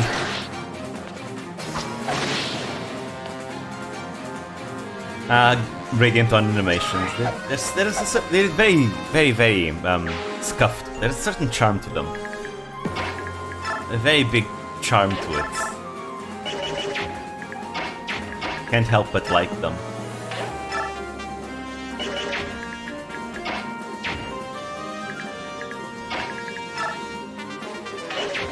No, I'm not gonna do that. I'm just gonna sing. I'm just gonna sing and give another kill to Nolan if I can. Or maybe Zehar, because Zehar getting kills is not bad either.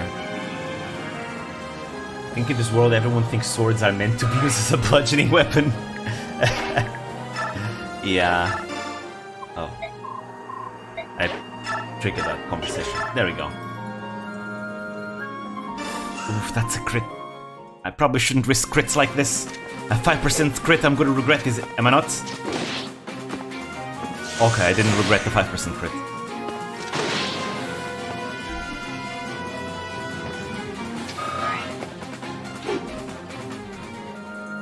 Okay.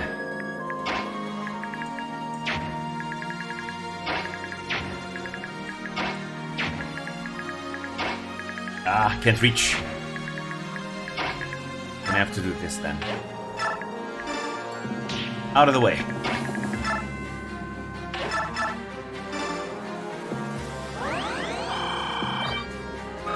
Nice. I can now go here and hit him with a ranged sword. With a wind edge.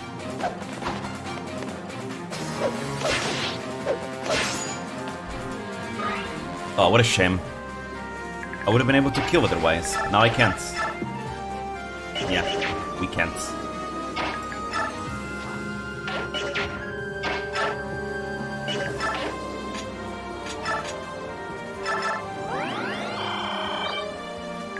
Better not to attack.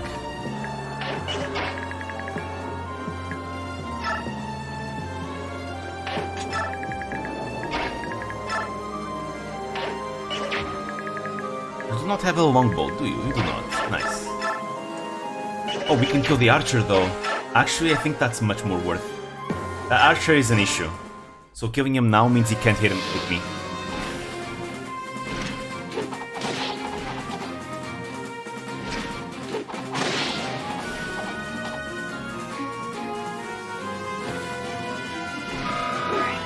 Level up. Ah, not that good. I mean, defense is nice, but gotta get strength and speed.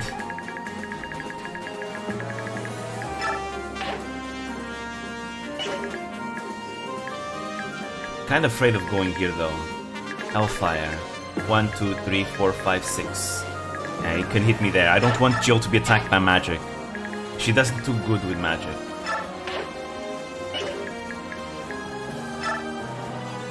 Being attacked by the axe fighters is fine. Still gonna weaken them, then kill some of them with a Black Knight.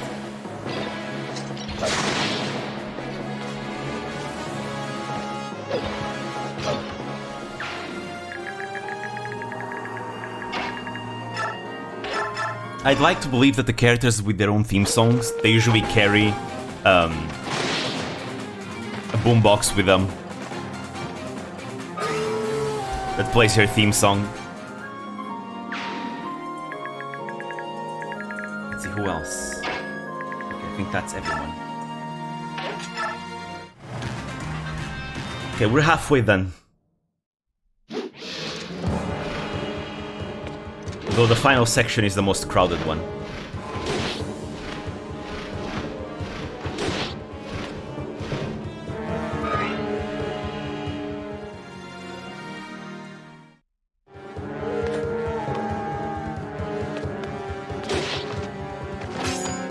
Ah, what a shame.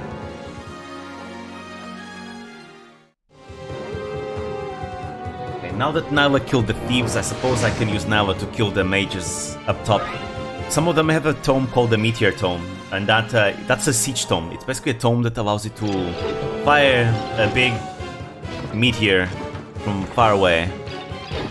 Half the map, like.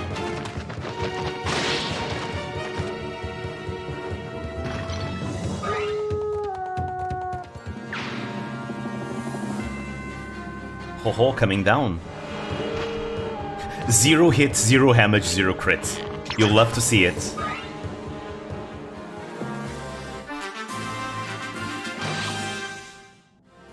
Alright, another kill for Jill. Kill Jill.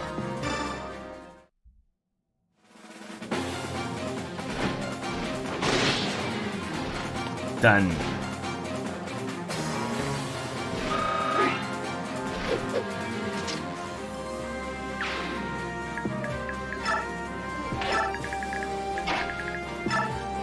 And with Micaiah's sacrifice, we can heal her from the poison.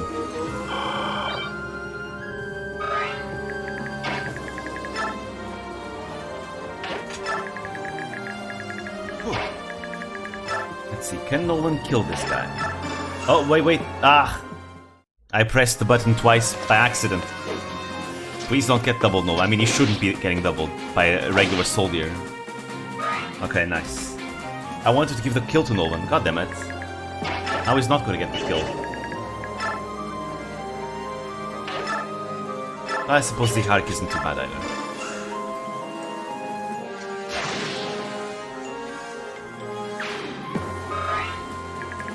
Alright. I think the hard part is behind us. Because usually the hard part of this stage is breakthrough in this area. Once you break through that area, it becomes really easy.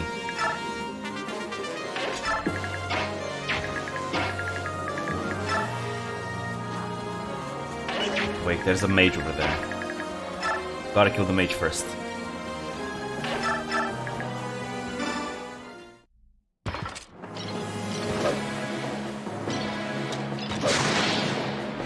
destroyed.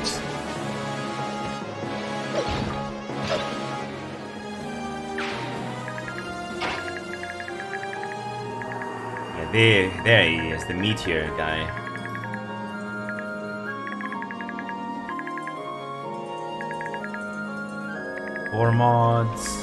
Gormod will be fine, right? Yeah, he'll be fine. He's strong. I'm just gonna keep Nyla go all the way in deep behind enemy lines to take out some priority targets. Nothing can kill her, so... Ooh, just...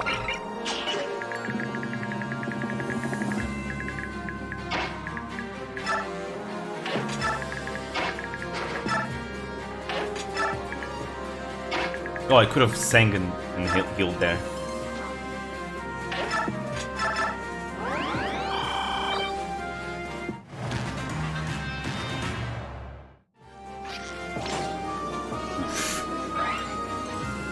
Hello, salutations, welcome.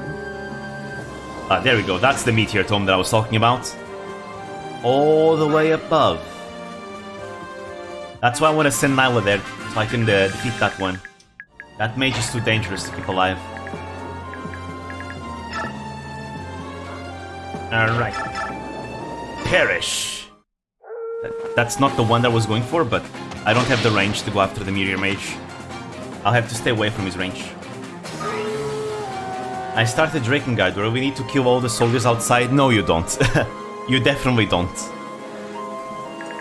You just focus on the objective that they tell you. As long as you focus on the objective, you can just ignore the rest. But oh, starting Drakengard. How bold, huh? That is very bold. I kill millions of them already. That's not bad. That adds kills to your weapon. The more kills you get with your weapon, the stronger your weapon will be, because your weapon will be able to level up, right? After a certain amount of kills, and it will get stronger. You will get a larger moveset. You will do more damage. Your magic will be stronger, and you will unlock more of its story as well. So it's not bad to kill. I mean, never mind. That out of context is really wrong. But what I mean is that you're going... It's good, basically. It's good. It's not bad to kill. Don't quote me on that.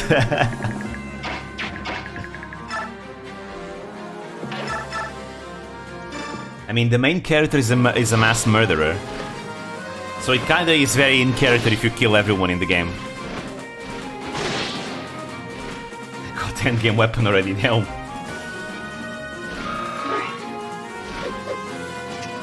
Look at that, Jill almost leveling up again. A defenseless healer. There's no need for us to use.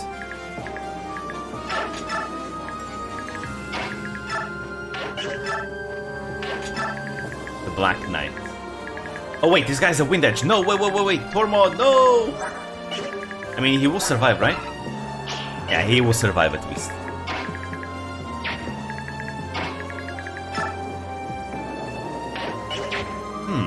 No, I'm gonna keep Zihar Nolan here. There's gonna be still more reinforcements coming from behind.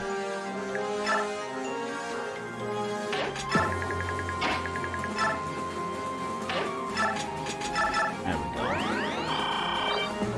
Getting closer to Jared.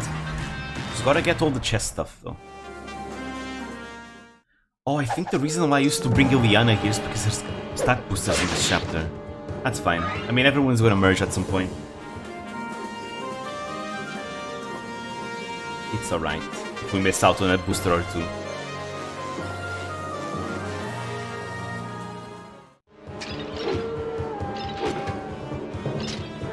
But yeah, have fun with Drakengard. It's a game that you have to push through when you play it. You have to. You're gonna feel like shit at some point, but you gotta keep through. Keep going. That's part of the experience. Feeling terrible is part of the experience. Eventually something inside you is going to break and you're going to enjoy the terribleness.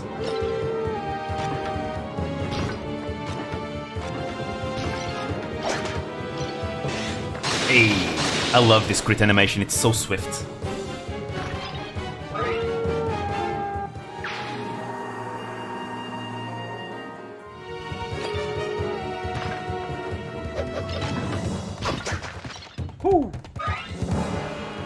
It's a very bad advertisement for the game. I mean, I want to be... I want to be accurate, though. Drakengard is not a good experience. But I mean that in the most, like... But it's a masterpiece because of it. Like, again, it's difficult to... Again, Drakengard, you only get it once you go through it, right? When I'm trying to say this... It's one of the most games ever. Like, the thing that I'm trying to say is feeling that I mean of Drakengard being so good even though it's so bad. It's something that you only really understand once you go through the entire game. That's when you understand, fuck, this game is amazing. But I can't really explain you why and how. It's a feeling that you get.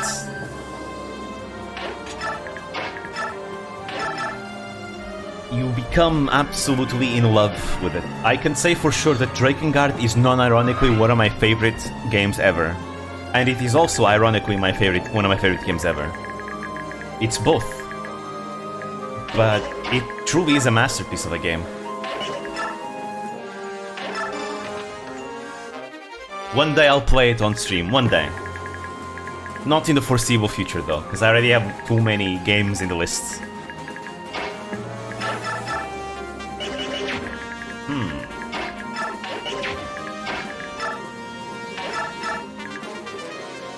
Ah, that wind edge.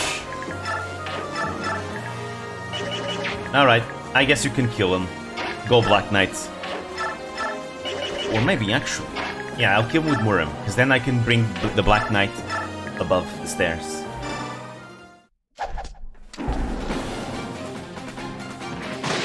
Like basically what I say about Drakengard is that if you play Drakengard, you will be having a unique experience, guaranteed. You will never play anything like it ever again. It's that unique.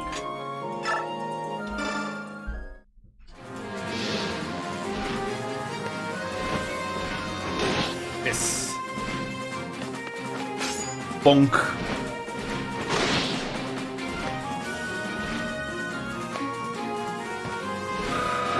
Level up. We killed the defenseless healer. Hell yeah! Oh no, this is an amazing level up. We got all the good stats. Let's go, Jill. Strong. You're gonna carry the Dawn Brigade. Now kill the meteor guy.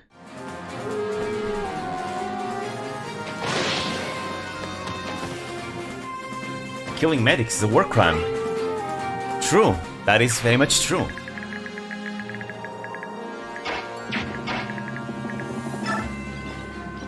But, there's no Geneva Conventions in Tellius.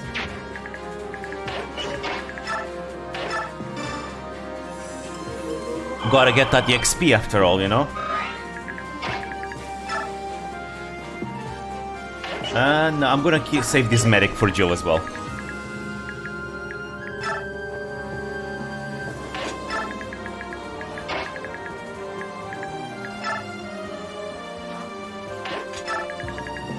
He is a no Sagi, so that is one of the rules to be the Sagis.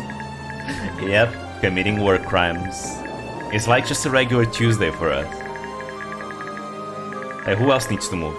Oh, the two of them. They're just there to block the enemy's path, the reinforcements. I'm gonna make them go up again.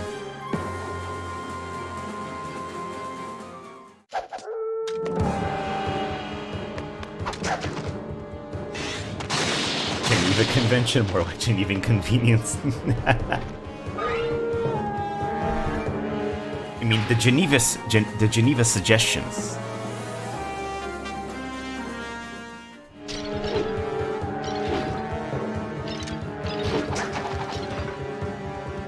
Alright.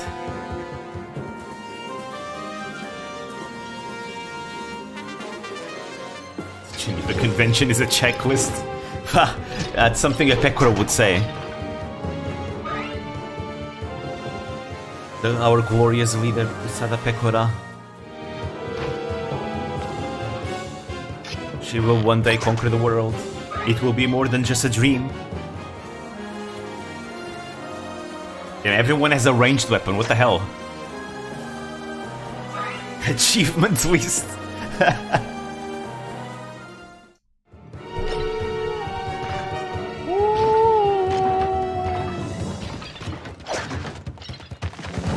And dead.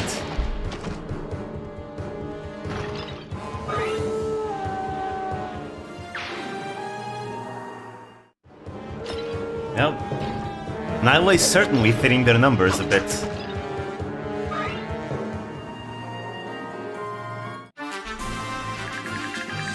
Alright, we are in a safe position now. Wait, not yet. I want you to go over here. You can go over there, you can go over there. Good to know. Good to know. You are going over here. Wait, what? 4 more graduations announced? Wait. Where?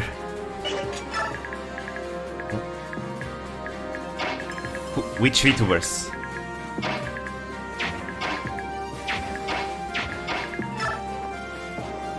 Check Discord General?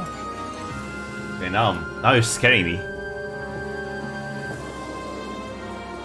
Oh, Kawaii Production, I see.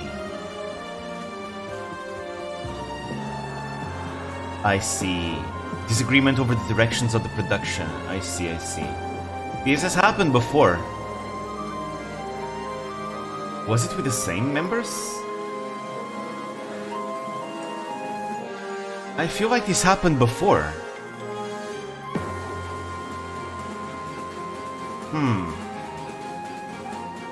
Weird. Anyways, what's the problem? I've never actually, maybe I've seen them somewhere? Who's back?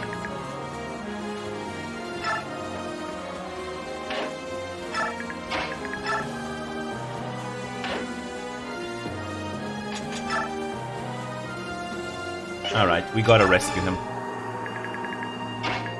Don't you dare die, Zehark. The entire gen is graduating. I mean, it happens, right? I remember My Holo TV. My Holo TV was a company that also, like, they had an entire gen graduating. That's where Miori was from. Miori was part of that gen that graduated. Then Miori became an indie, then she joined Tsunderia. But, you know, then she left Tsunderia as well, and Tsundere doesn't exist anymore. But yeah, it happens sometimes. Let's see, I gotta kill more of these.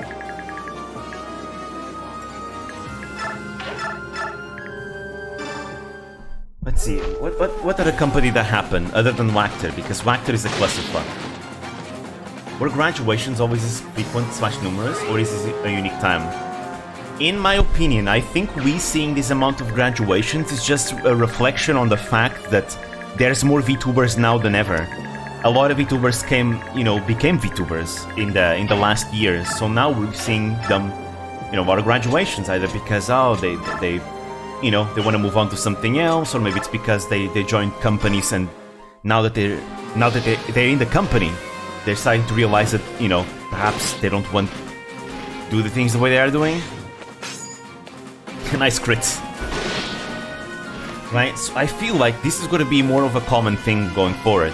Like, in the West, at least, we're going to see more and more graduations because, well, more and more VTubers are joining the industry, right? It's kind of normal, like, it's kind of like being a Nijisanji JP fan, right? I think Nijisanji JP fans are very used to graduations because there's so many Nijisanji members. It's just the product of having more people around.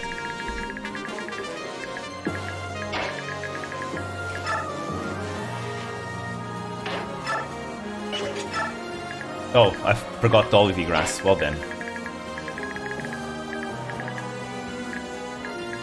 This is too risky. I'm gonna send Vlug over there.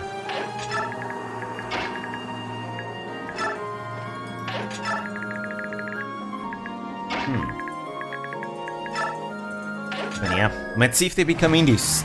Usually, there have been many cases where people that were in the party of a gen and they all graduated together, some of them become indies. And as in, they get to keep their models and stuff. Sometimes it happens. I mean, that's what happened with Miori. Miori kept her model even though she graduated from my Hobo TV.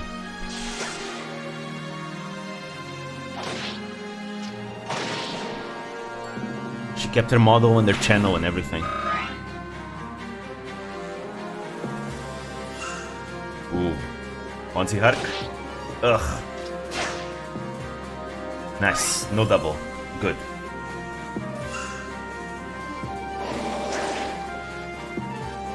I got the high ground! People pointed out several big names have graduated recently, such as Pikami and that one chick, Uto, I think? Yeah, Uto. Uto also suspended their activities. Bishoshu has been planning to expand its JP branch. Oh, wait a minute, that would be very cool to see. Imagine if Uto and Pikami both joined the V. Oh, I can see that happen, actually. Yeah, I can, and they both sauce you again, right? I can very much see that happen. That would be awesome.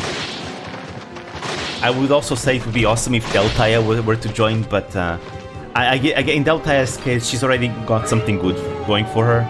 And, you know, that because of certain things that happened in the past, it makes sense that she wouldn't join either. But yeah. Uto and Pikami, huh? We might see them more... There was some issues with Nazna, yeah. Nothing came out of that, which honestly, good. It's a good thing that nothing came out of it. Maybe either side didn't escalate anymore, right? Which is good. Maybe, who knows? Maybe Mikeneko talked to someone, and maybe they advised, hey, better not to pursue this, all right? And maybe everything ended up being good after that. Maybe, hopefully, really. I don't want to see. I don't want to see two beloved Vtubers going at each other's throats. Really don't want to see that.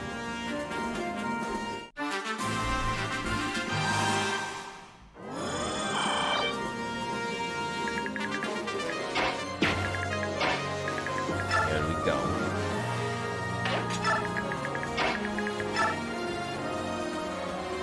But yeah, very happy that Deltaya is doing fine though. She was the first VTuber tragedy that I witnessed firsthand. Shortly after I joined the rabbit hole. So, you know, to see her now doing good makes me really happy. Really like her model too. Very pretty. She got the same artist as the previous model. But yeah. Looking forward to see what Vshoujo is gonna do with their JP branch. For sure.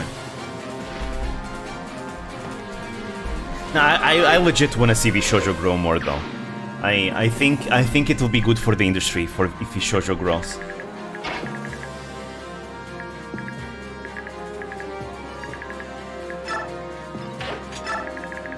It adds more competition besides Nishisanji and Hololive. Nishisanji and Hololive, they have their differences, but they also have a lot of similarities. And I feel like perhaps Vshoujo expanding will add more variety and more competition to the VTuber industry.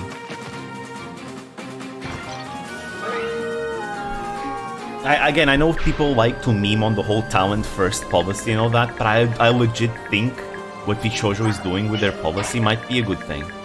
I mean, yes, it does have its, you know, ups and downs. It also means that perhaps sometimes the talent might get themselves into messes that perhaps would be better if they didn't. But like, overall, I just still think it's good for their freedom, you know? Like, they get to do the content they want to do, they get to own their model, which is a very big thing.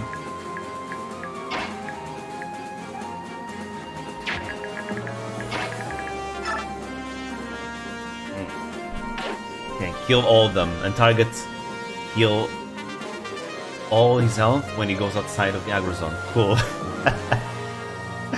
Yeah. Till Vicious 20, they beat us in the VT Cup. Thank you. Oh no, you're becoming a toxic sports fan. No! Truly, of course. I mean, to be fair, that's kind of accurate. The Dive Grass tournament was a soccer tournament. I mean, football tournament. What the hell? I feel disgusted for saying soccer. What the fuck? I'm a European. But yeah. But yeah. So it makes sense that you would have a more of a football fan behavior. It's very accurate. And that music. Oh, you enjoying the music, Almighty? Isn't it beautiful? Isn't the Drakengard's OST beautiful?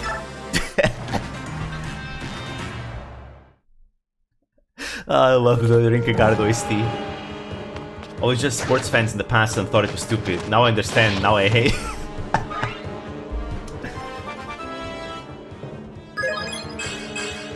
Damn, guys get too serious about it.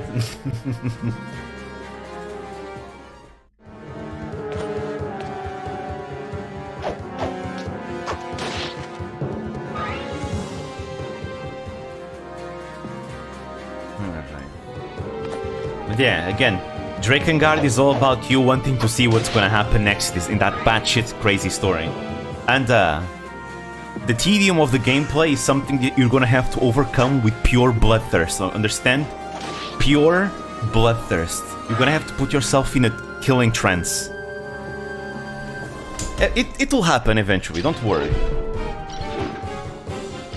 Juicy XP.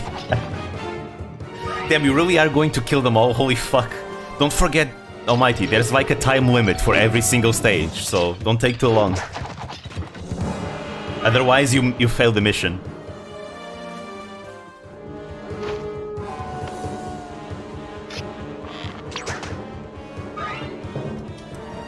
I'm very curious to see your reactions throughout the rest of the game, though.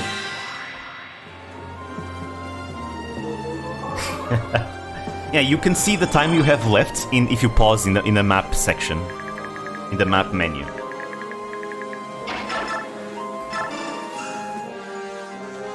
I think, if I remember. It's been a while since I played Drakengard.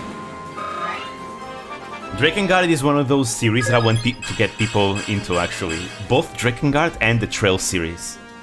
Though I'd say the Trail series more than Drakengard for sure, because the Trail series, I feel like it's so underrated. Not many people know it. That's why, and I think it's a shame because it's such a great series. I recently started nerding out even more about Trails with some friends. I'm really trying to butter them up the same way that Nina is trying to butter Rosalie into Metal Gear Solid. I want to get them into Trails too.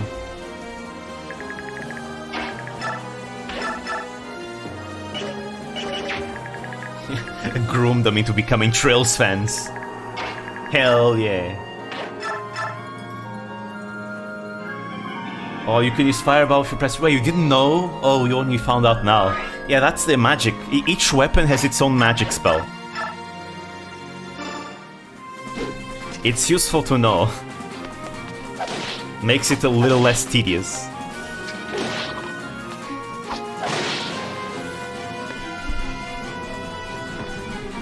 Nice, there we go.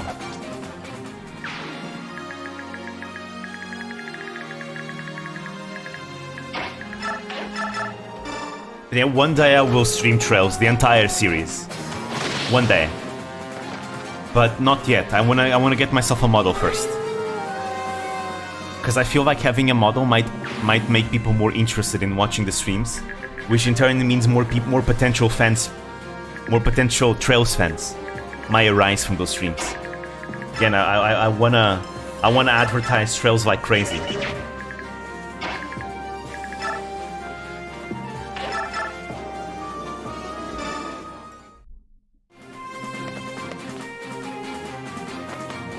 I've been thinking though if I should play the new one that's gonna be released this summer, but I don't think I should because every game is connected with each other. I think if I streamed that game, everyone that hasn't played Trails would be confused at what's happening.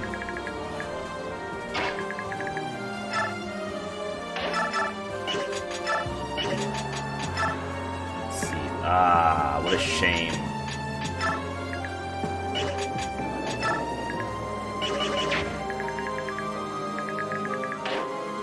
Oh well. Get them chests. Ooh, Speedwing. Yeah, maybe I should have brought Ileana here to get the Speedwing. Then she would be able to bring the Speedwing to the other side. Oh well, I guess we'll use that Speedwing in part 4 once everyone merges. Once every playable character merges once again.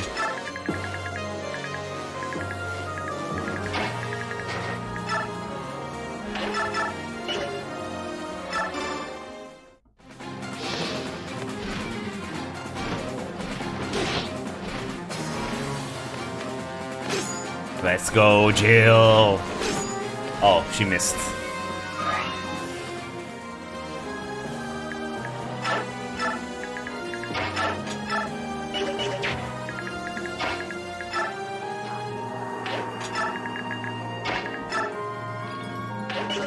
Nobody go after Tormod.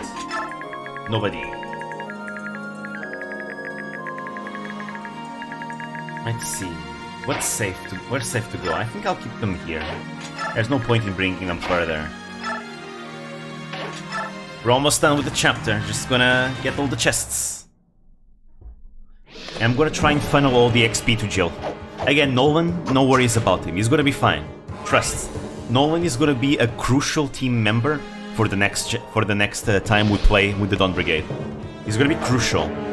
But Jill, I need her to become, you know, strong, because she will carry the Dawn Brigade super hard.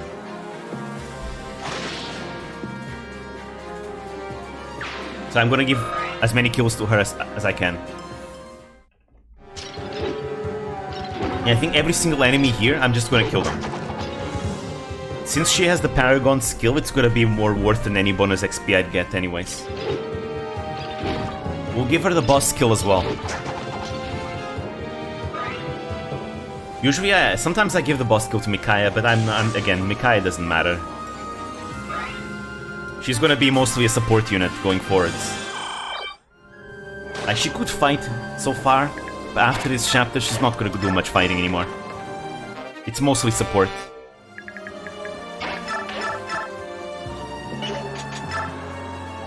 Nice. So yeah, get them kills, Jill.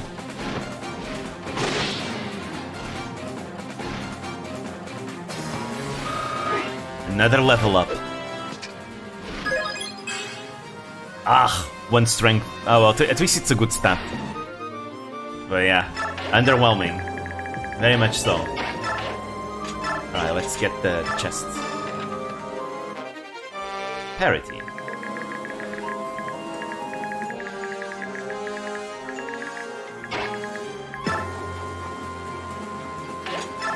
Alright, now let's bring Raphael closer so we can actually sync for Jill, so she has an extra turn.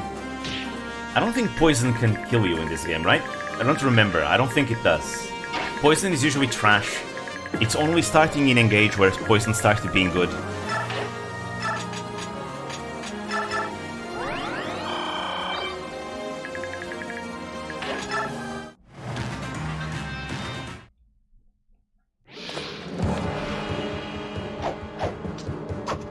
Haha!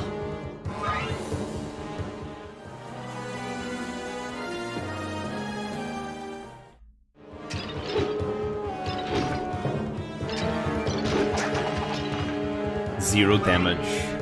Even if they hit, it would be hopeless. And yet they keep trying. Oh, what tragedy! What tragedy is this? They fight, they struggle, and yet it is all for naught. They shall all die the same. What beautiful tragedy!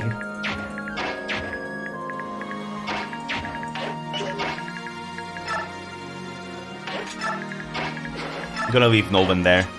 I don't think there's any more reinforcements, but in case there is, he should be able to take care of them. He's got the high ground. High ground gives you a lot of bonuses. Avoidance and hits.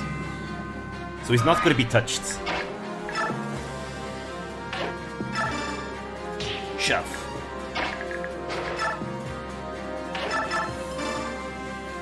I just heal everyone, otherwise I'm gonna feel nervous. Oh, Hitman.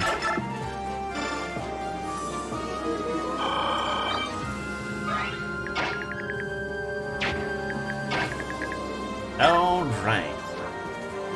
Here we go.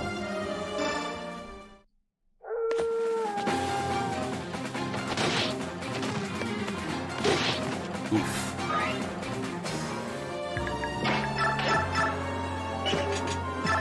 Now let's see. Damn, what's going on? Is your biorhythm down? Yeah, her biorhythm is down.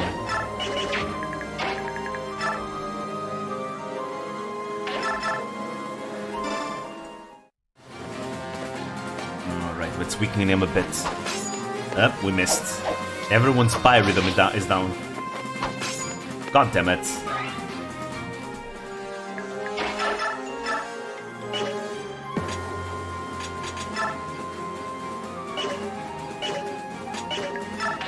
Alright. We still have a chance of killing him. Just gotta hit 2 coin flips. Nope, guess it's not gonna happen. Damn, our defense has really grown, huh? And we're gonna keep everyone alive. In fact, if I do this... Oh, I have 28 hit with that, never mind. So Glare is the move that petrifies the enemy, but has really low hit rates.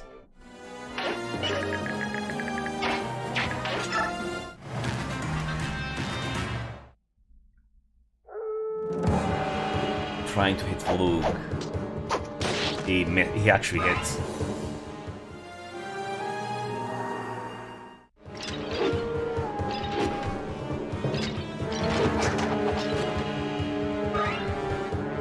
Any time now.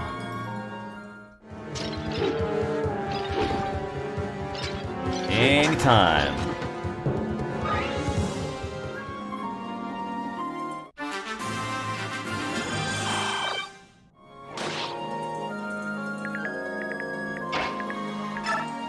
Alright. This is what happens when the axe I specifically forged there breaks. Come on. Don't miss 262%. Nice, there we go. Much better.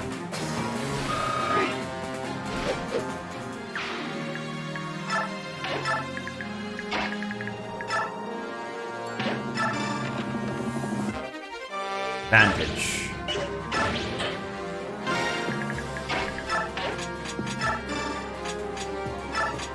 Now we'll give her the hand axe, so she can retaliate.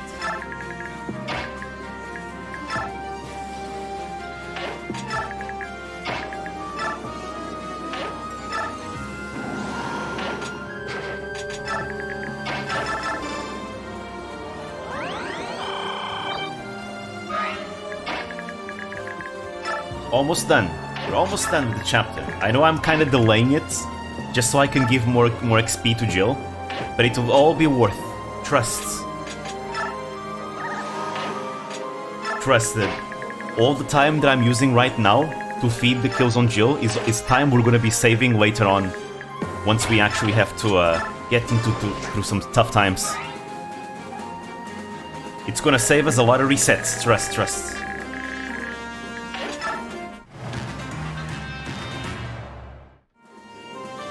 Or potential save us a lot of lives, honestly. Because I don't want to reset. I don't like resetting.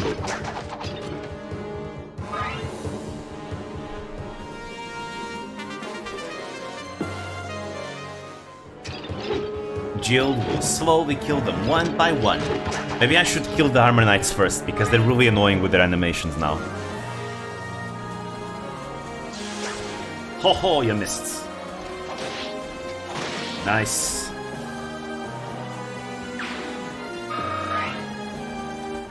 She gets 30 XP per kill. That's literally the regular amount of XP you'd get in an easier difficulty mode.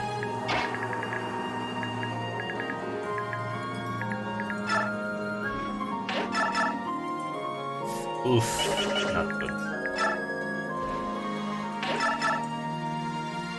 Damn, our defense is really good.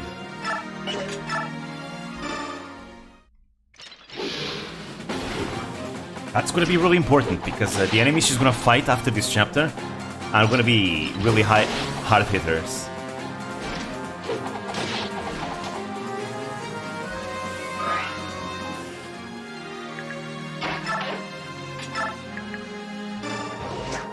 The glare even gets worse and worse because the biorhythm is down.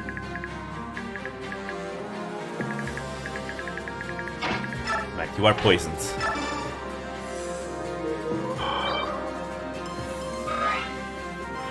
Da-da-da-da. She got speed and defense. Like, what the hell? My Micaiah is blessed. I got them a super blessed Micaiah. She's getting speed and defense all the time. What the hell? Holy shit. It's kind of tragic that even though she's getting all these level ups, it doesn't matter. She's still gonna suck. Because her caps are too low.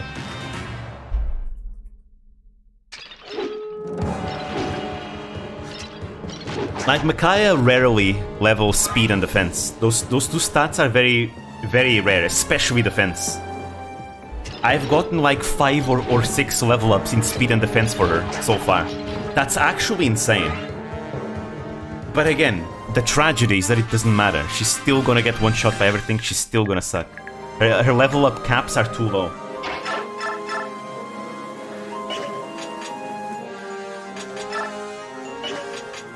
Ah. Let's go with this.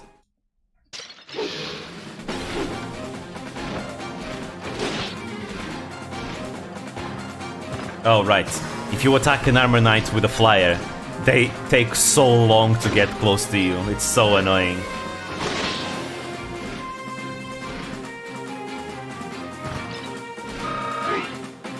Alright, another level up. We'll have it soon enough.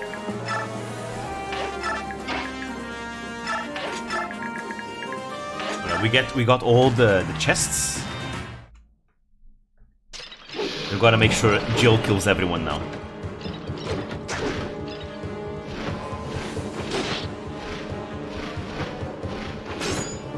Ah. I'll use the hammer. Let's see what you get, Jill. Strength, speed, great. That's really good. That's really, really good. Ooh. Axe level up as well.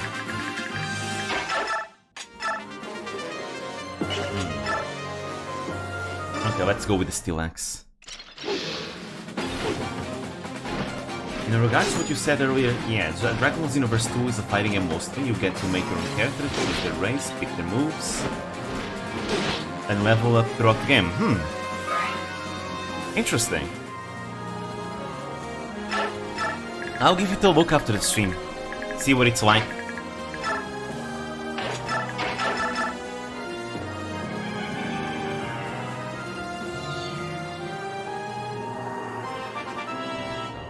Level up that Raphael doesn't really care. Luck.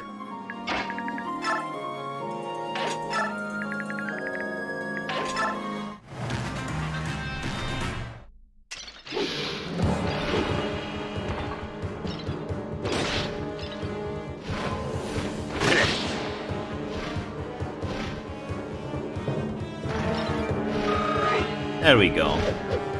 I think she should be able to get at least one more level up from this chapter. Like, from the boss kill, probably.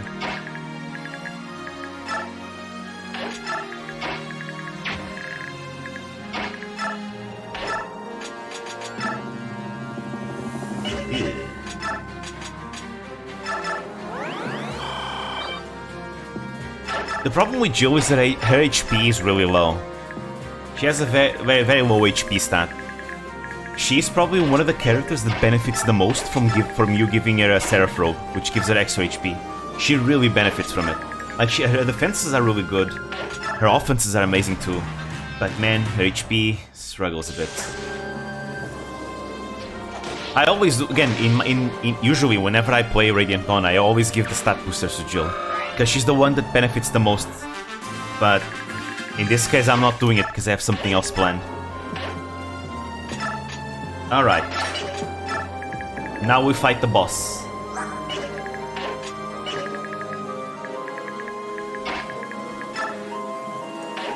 I think they are supported together, so in that case, I will put them close together. Close to each other.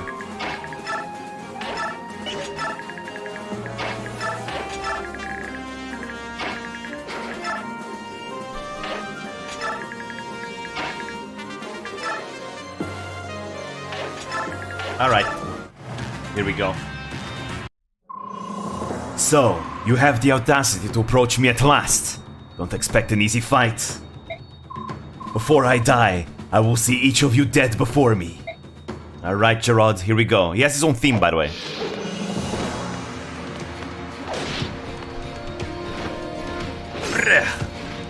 We missed. We double.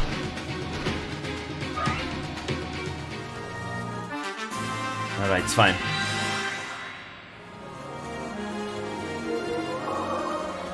Actually, this theme isn't just his. There's another character that shares the same theme song, but it's basically this boss and another one that share this theme song. Come on, it's gonna be a 1v1 between Jill and Jared.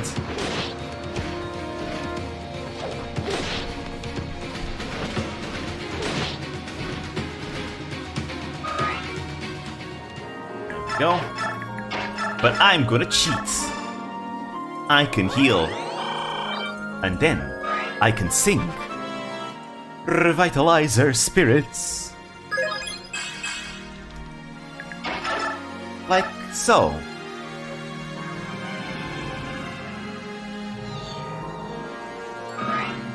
Alright, time to die, Gerard.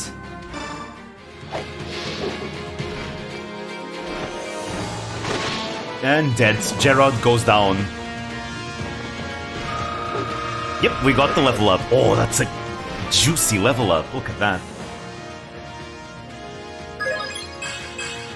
Skill speed. Hey, I never say no to speed. Honestly, skill helps her a lot because she's been missing a lot too. So I will forge her an axe for the next chapter. Anyways.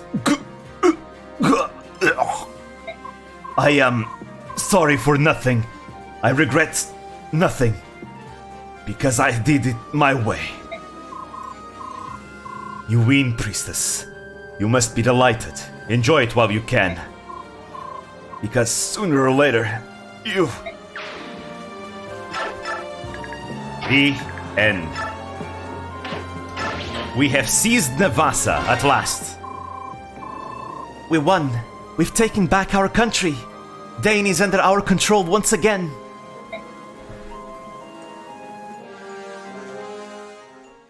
We've liberated Daein. Thank you, Micaiah. Thanks to you, the kingdom of Daein lives again. Seized Nevada. Okay, give me just a moment, guys. I'm gonna get a bottle of water because my throat is hurting a lot since I've already drank the other 2 bottles that I had. So, you know, I'll be away for like 1 minute maximum. Just 1 minute.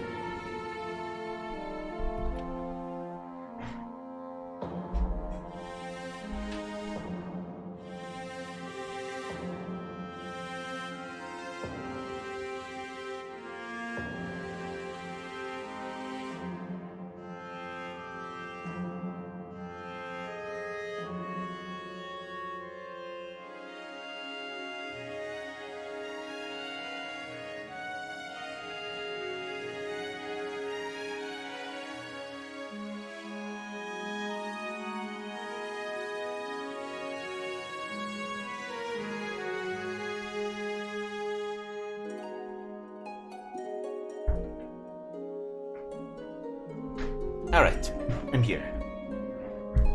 I've returned with 2 extra bottles of water. Ah, feels better.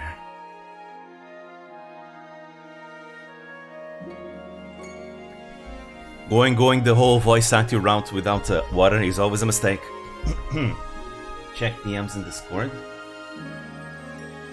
Oh. Oh shit, you went on a rampage. There you go. You're playing Drakengard right then. truly encapsulating the spirit of a mass murderer.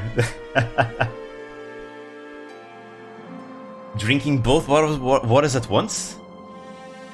No, it's because whenever I like do any voice acting or speaking thing, I tend to go through bottles of water like crazy. For example, I prepared myself like 2 bottles of water for the stream. I drank the 2 of them like an hour ago. I had to get more, because otherwise my throat is gonna hurt a lot.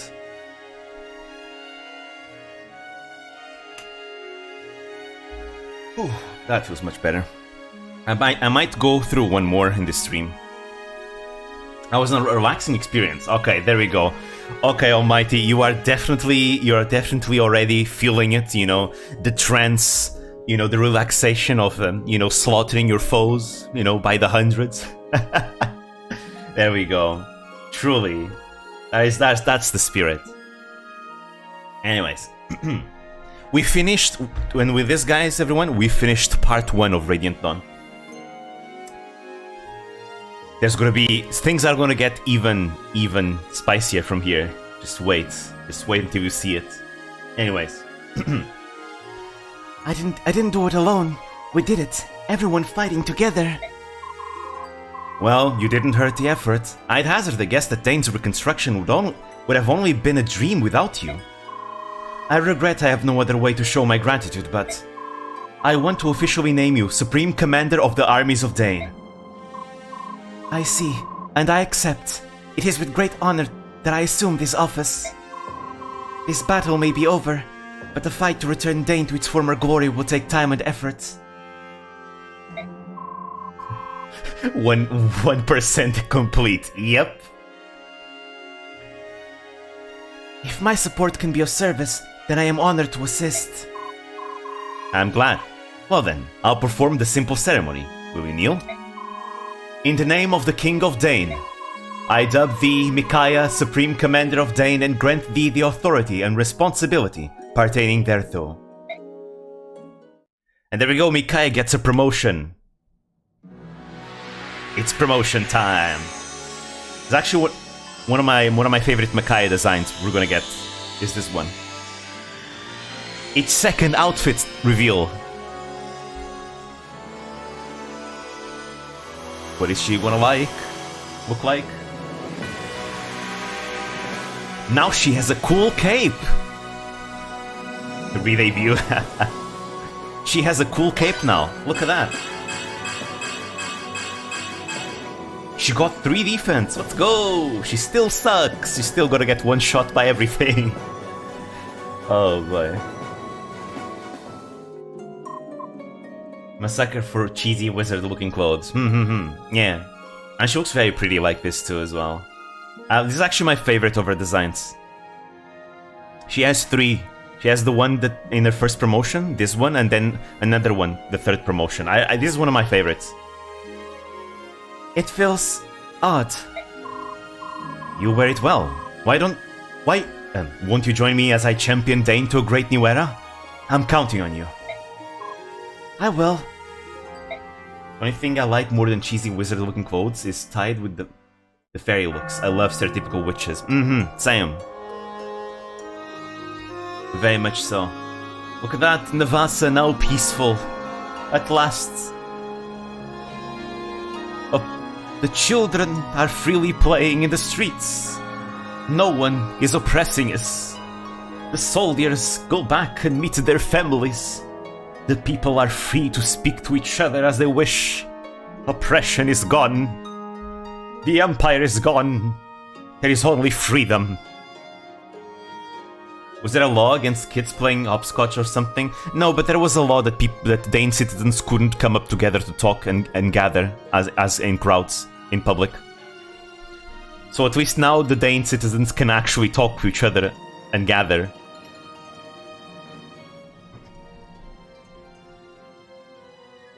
There we go. Also, the reason why it's looking a bit empty is because I've lost a few playable units. They died, so they're not here.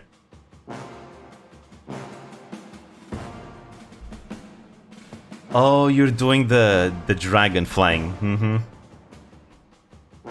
But yeah. And now Pelias is gonna be crowned the King of Daein.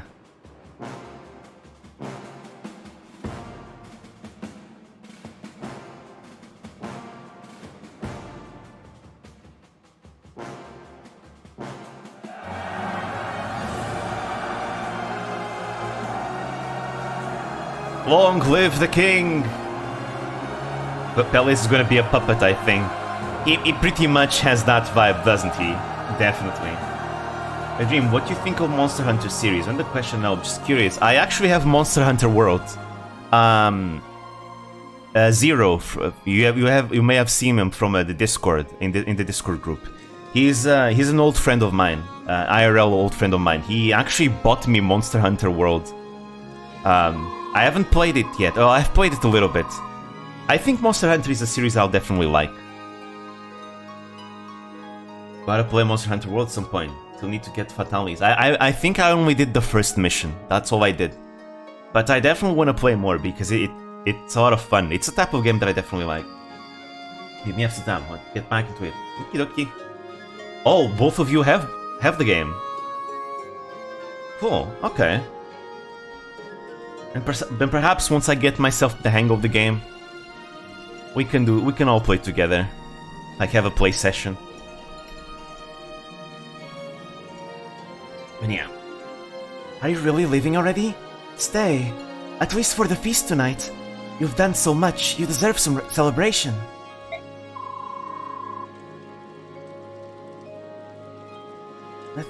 We can join in from the get-go with new characters. It's just because I like to get the good feeling of the game by myself. Because I like to learn the game myself and be able to stand on my toes before actually playing with others, usually. But yeah. But I'm still only at the beginning, that's why. Anyways. Nothing I can say will convince you to break bread with Lord Izuka? Well, there's that, but honestly, if we stick around too long, the soldiers are gonna start giving us dirty looks. It's kind of awkward. Yeah, because they are Lagoos. They have Lagoos with them. Don't forget, Daein still hates Lagoos, they're still racist. Do you go full weeb with big katana? That's probably the weapon I like the most, but I've been trying to test the other ones out as well. What do you mean? Most Daein still loathe Lagoos. Getting rid of that hatred. Let's just say you have your work cut out for you.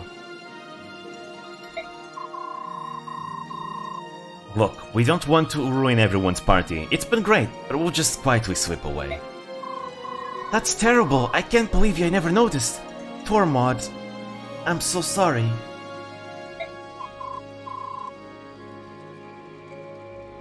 Don't cry. I hate it when girls cry.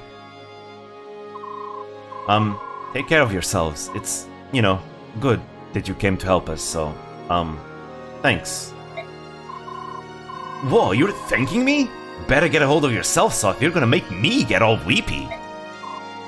You little... Morim, before you go, I just want to thank you. Thank you for not telling anyone about my brand.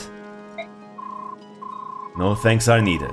It's rude of me to ask, but do you know anything about the circumstances of your birth? No, I know nothing of my parents.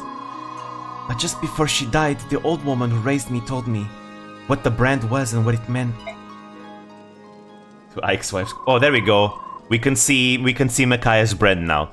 That thing over there is what symbolizes that she's a branded. She's at some point a child of a Lagoos and a Beork. At some point.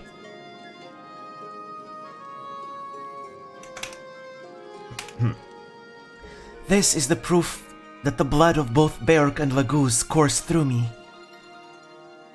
Looks like a bird tattoo. You might be onto something, Almighty. And so, I am anathema to both. She told me never to let anyone see it, and to be always on my guard. Wise advice. I've avoided people most of my life to conceal my brand and my powers. But there's no way to hide how very slowly I age.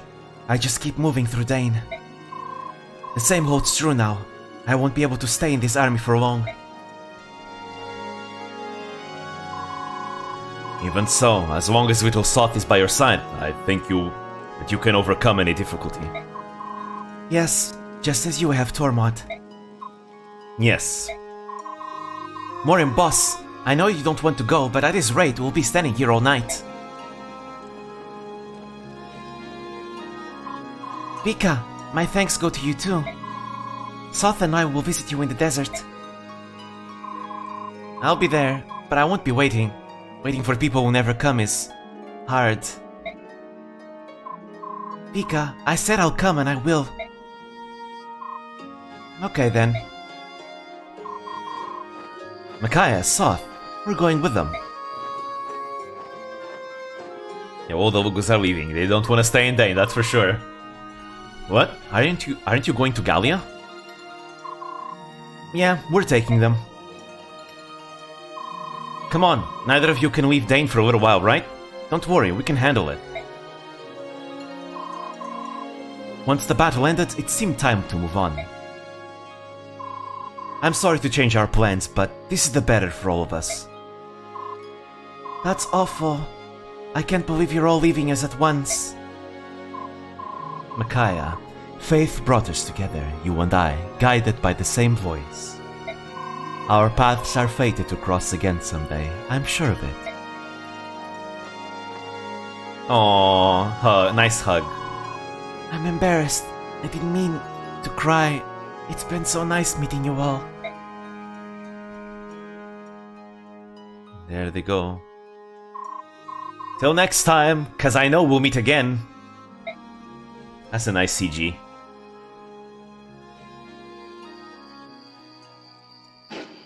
Oh. What was that sound?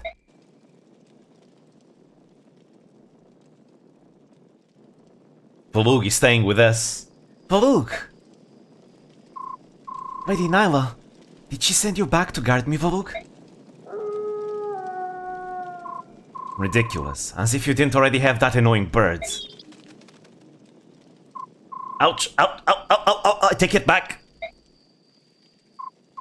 Soth, we freed our country from tyranny together, but it's not over yet. We'll have to work hard for a long time to return Daein to its former grandeur. I know it won't be easy, but if I have you two with me, I know we can do it. I'm excited having the idea of having these Discord game gatherings. Yeah, that seems a lot of fun. I want to do that more. As of now, I'm gonna still be busy, but I want to do that more in the future, like in the summer. Also, cutscene time. Part 1 is done. Here's part 2. While In the next episode. its rebirth, rebellion spreads across Crimea neighboring time. Crimea. The young Queen Elincia holds the throne, but her nation is in turmoil. She begins to doubt her ability to rule. What will become of her country? Part 2 of Countries and Kings. There we go. Part 1 is finished. Daein is liberated. Now it's time for part 2. We go back to Crimea, back to Elincia. Oh boy. I would watch a Fire Emblem movie or series if it had 3D animation like that. The 3D cutscenes in this game are amazing. Beautiful. And the best cutscene is gonna appear in this part, actually. But yeah, I want to play one more. While Lucia was falling, well, we're gonna find out. That's basically a trailer for part 2. I want to do the first episode, the first chapter of part 2 right now before I end the stream, because it's kind of a short one. But yeah, we're gonna go back to Crimea now. It's time to see how Elincia and everyone else in Crimea have been doing. Part 2 of Countries and Kings. Okay, this is the gimmick with Radiant Dawn. Is that Radiant Dawn changes POVs throughout the game. Daein has been reborn. Word of King Peleus' coronation reaches neighboring Crimea within days. Crimea itself has spent the past 3 years rebuilding from the damage it suffered during the Mad King's War.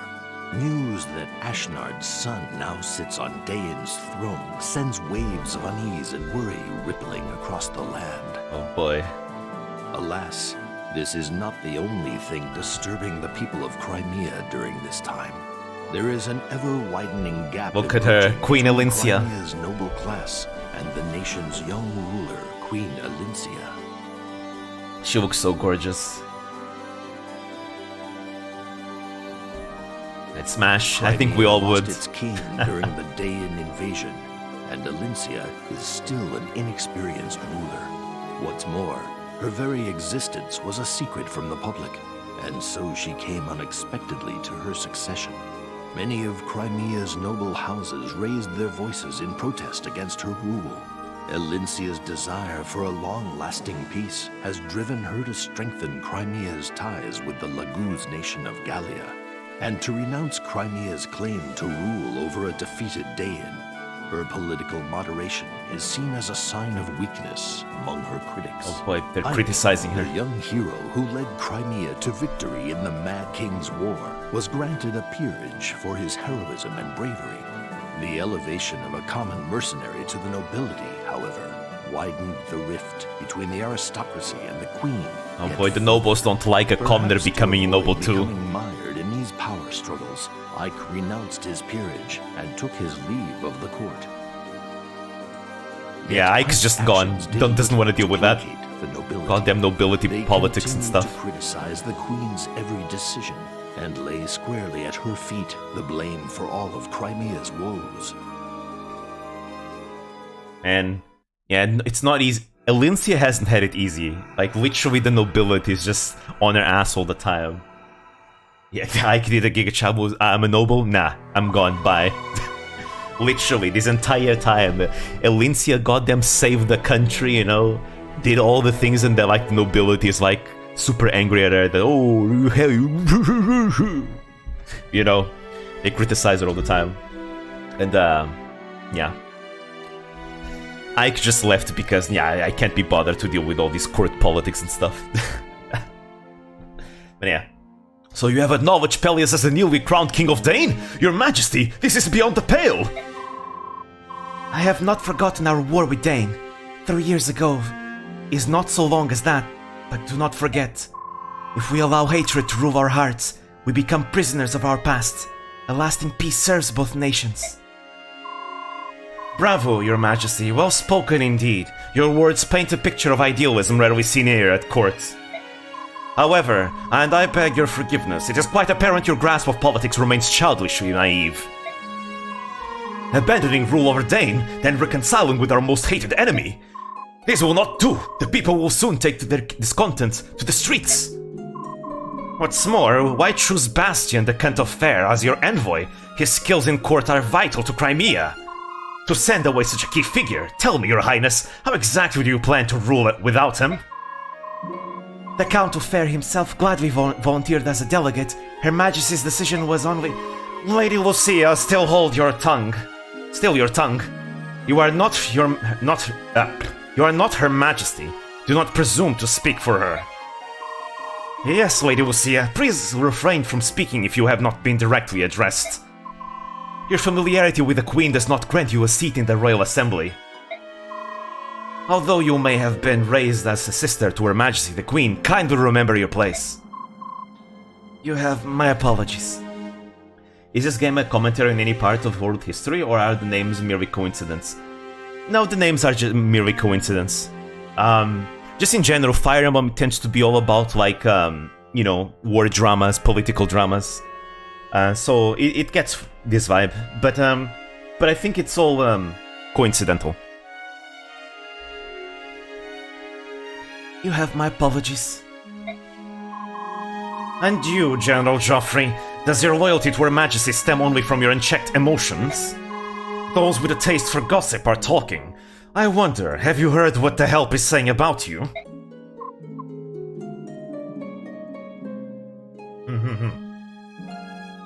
What? Joffrey? At any rate, growing discontent has brought the royal family of Crimea to a crossroads of sorts. Your Highness, this is all on you. Indeed, Your Majesty, whatever do you intend to do? And these nobles are so goddamn annoying, for fuck's sake. Ugh. Queen Alincia! Still under Pegasi. And here's Marcia. Like I said, Marcia said she would return to Banyan in the last game. Lies. She became a royal knight of Crimea. Nobles being annoying is just how things are, true. Marcia, how are you today? And what are you doing here? Lucia told me about those no-good Nick Nobles and their chest-beating contest, so I thought you could use some cheering up. You weren't in your chambers or the garden, so I guess you would be out here. Forgive me, I needed some time to think. I'm sorry to trouble you. Not at all. After everything you've done for me, it's the least I could do. It was nice of you to hire me as a royal knight, but hiring my sponge-brained, spine-deprived brother might qualify you for sainthood. There you go, Almighty. Makalov is now a royal knight of Crimea. Even so, I'm afraid I may also have caused you a great number of hardships. Jesus Christ, shots fired. Yeah, Marcia's brother, Makalov, is a gambling addict. He loses all his money gambling, and then, because of that, debt collectors come to Marcia to pick up the money, because he says that she has the money and stuff. He's an absolute no good, terrible guy. He gets positioned through his sister in True. The influence of her sister, yep. Huh? Oh, the grief I'm getting from the nobles? It's nothing I can handle. If you think your country has stuffed shirt windbags for aristocracy, you should see Banyons. Yeah, Banyons aristocracy even worse than Crimea's. When I was a Pegasus Knight there, they had a new shenanigan every week. After that, the Crimean crybabies are no big deal. No, it's my fault, and I'm sorry. I'm so new at all this, even you are affected by my blunders. I just realized the nobility are Twitter. I just criticizing for every small thing, even things that are not that bad, crying and all that.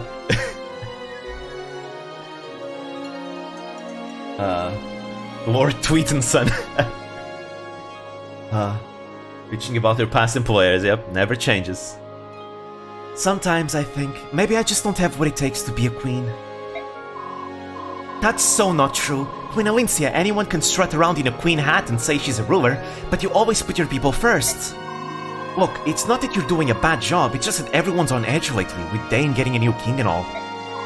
People are worried that Daein will start another war like the one 3 years ago, and they're taking it out on you. Just don't let those peacock-wearing nobles bug you, and remember that you don't have to go at it alone. You've got friends everywhere. Thank you, Marcia. Your kind words have lifted my spirits. That's right, I'm not alone. I must be strong, for the sake of our people, as the protector of our homeland. Things are gonna get tough, but she'll pull through. Elincia's strong. Huh? Queen Elincia, what the heck is going on over there? Hmm?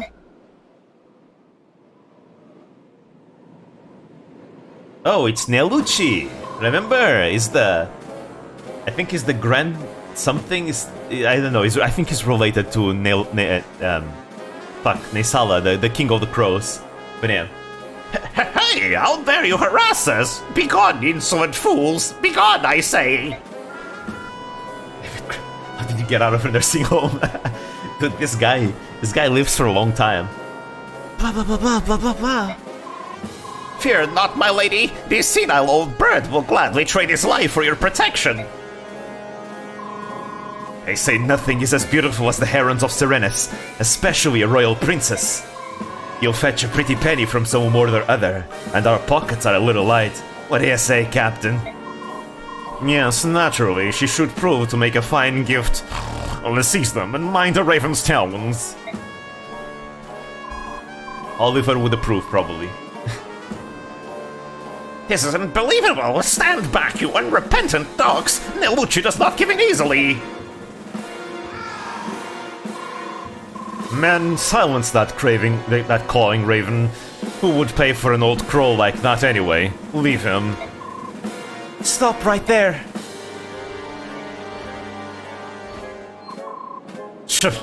Company? How droll. Hey, Banyan Draco Knights! Are you lost? Or have you just been letting those scaly flea bags do your navigating? What are you doing in Crimea Sky? We've merely strayed a bit in our duties patrolling the border. Do you have a problem with that?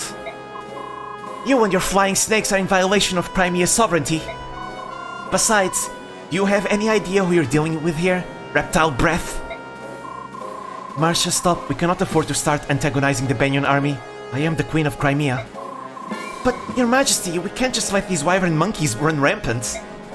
I fucking love Marcia's vocabulary, it's beautiful. And we're not going to. As long as they don't realize I'm the Queen, we should be fine. Banyan Draco Knights, you only will be warned once. Leave this area immediately. Lindsay's smoking, dude. I don't know why. She isn't my type. Lindsay's just that great. I serve the Queen of Crimea. Trespassers on Crimean territory will be dealt with. No exceptions. The Queen, she says. The very Queen that relied on us, the Banyan Empire, to free her nation.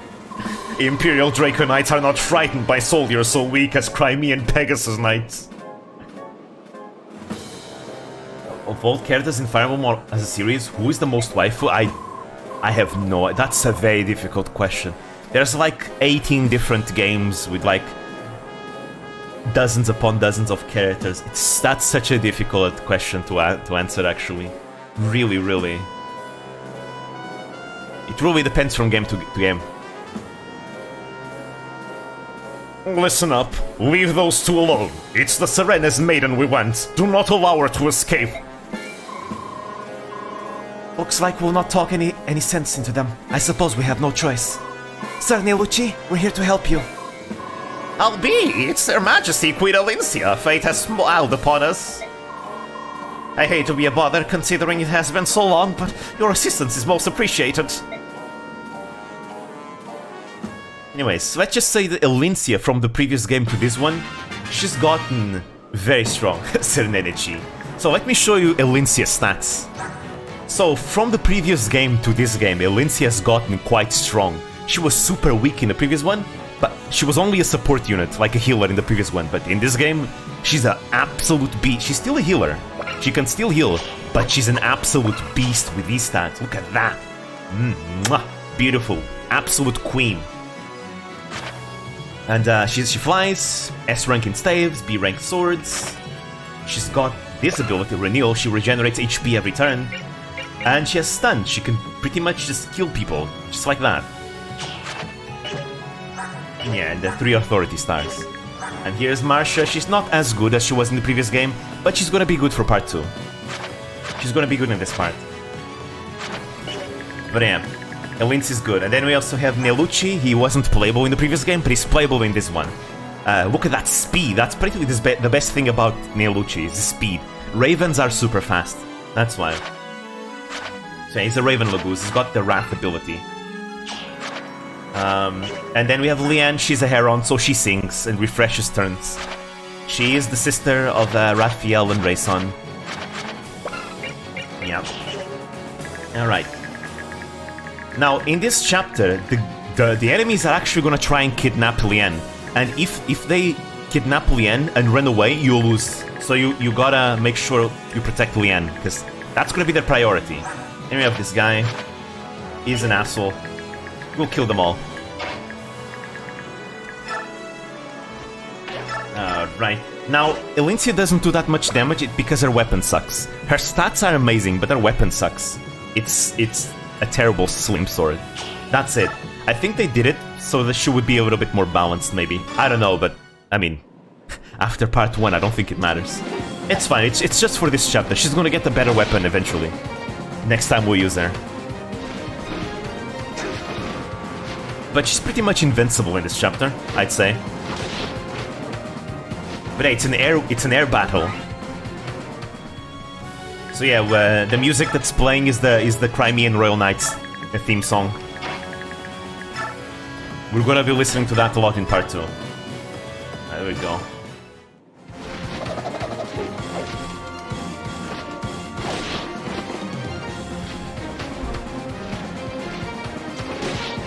We're gonna claim air superiority over Benyon.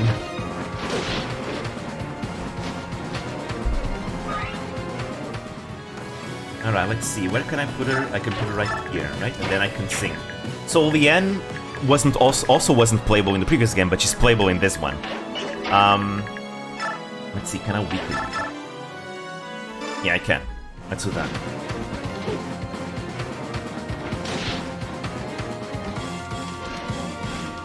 Yeah, Neluchi is good as long as it's transformed.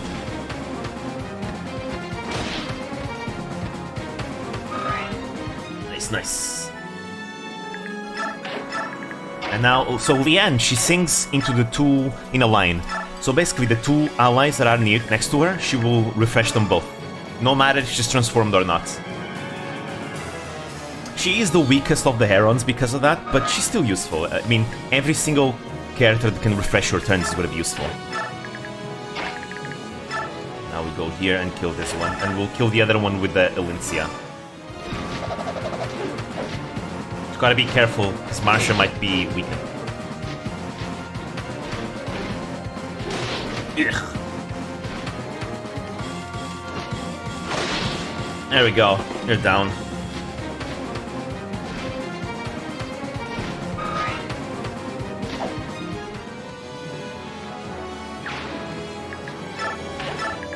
And now Elincia takes the finishing blow here. Oh, there we go, that's a stun ability.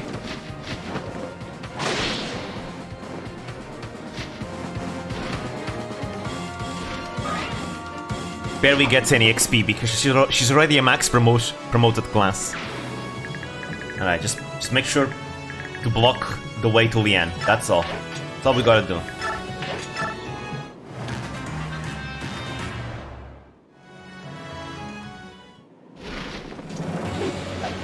This is Benyon's theme. We're gonna be listening to this theme a lot in part 3 especially. Yes, come to Elincia. See how you fare. If she procs stun, they're pretty much destroyed. Yep, like this. They're gonna get stunned. If she had a better weapon, they would just die, but at least they won't be able to move from one turn, which is really good. There we go, that guy's stunned.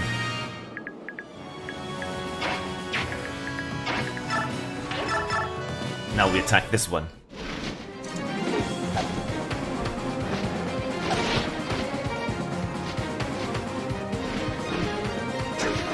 Aha! Stun? No, no stun. I think it procs based on skill, if I'm correct.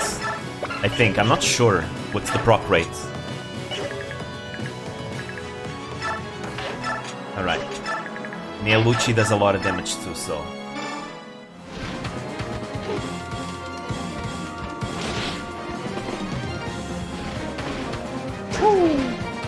This is pretty cool. They never did something like this ever again, like in Fire Emblem.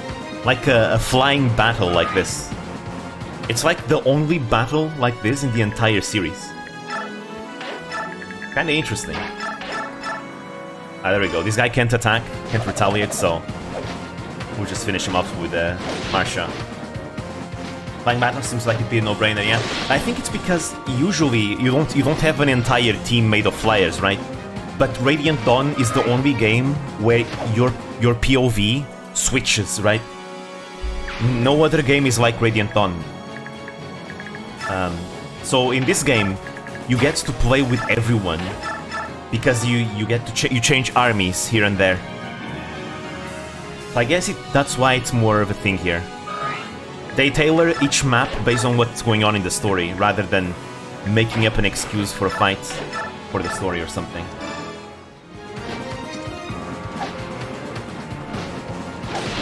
Radiant Dawn did a lot of things that I really like. That's one of the reasons why it's my favorite Fire Emblem game.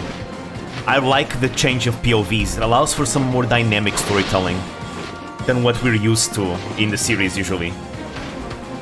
Like, you know, we fought with Daein, now we get to see the Crimean POV, and we're gonna keep switching POVs with others as well. It's gonna be great.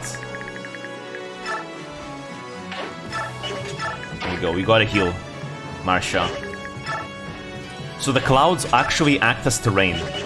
If you go into the clouds, you have a 20% avoid chance.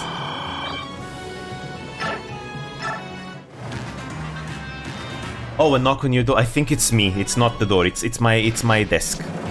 My desk has like this thing where I can put objects and stuff, and it's above my legs, and I tend to bump my legs there a lot, and it does the noise. That's why. I probably should remove this because it's actually super tight. I'm ass naked. Nah, it's me. Again, I probably should remove this platform that I have under my desk because it's really inconvenient to have it here. Like, it's convenient that I can put stuff there, like objects and maybe some snacks and stuff, but it's really inconvenient because I can't move. It's very difficult to move. And it makes a lot of noise too.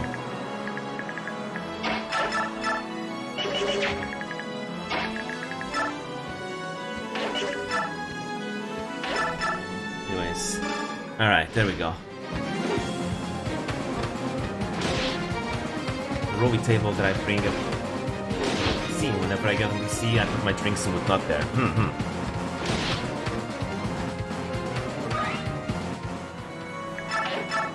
That's pretty convenient.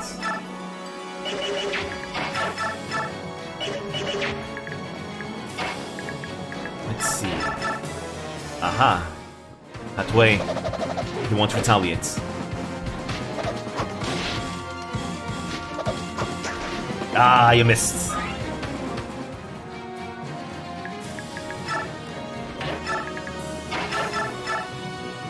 There we go, but we can kill with Alincia. Oh, critical hits.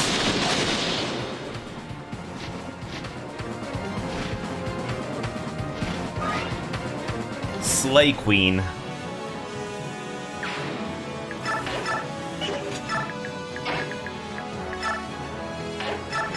Now we sing for them as well, once again.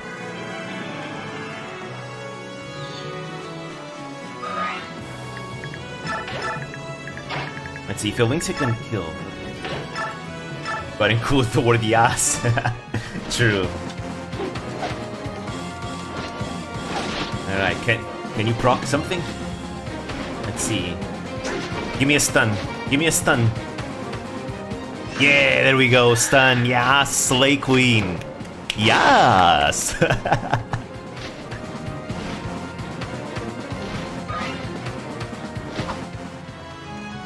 There we go.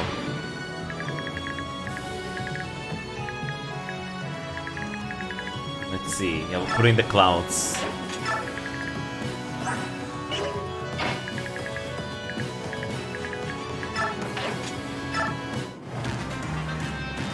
Here comes the boss. They still can't hit Alincia. She's way too dodgy.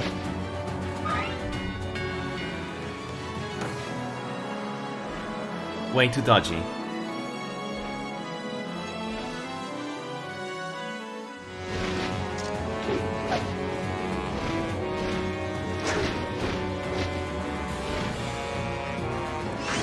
Another stun! Woo! This one won't be able to move.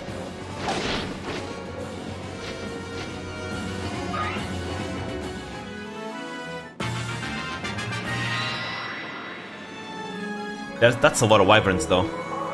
Gotta be careful.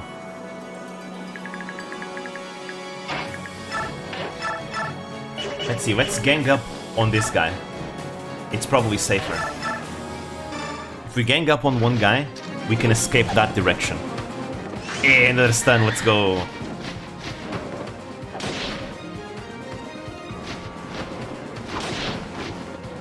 But yeah, if she had any other weapon, she would one-shot. But this is like the weakest weapon in the game.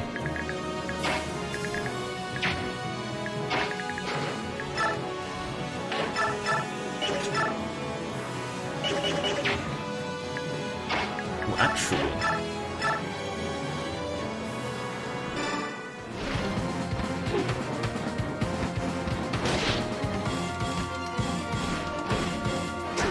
Oh-ho!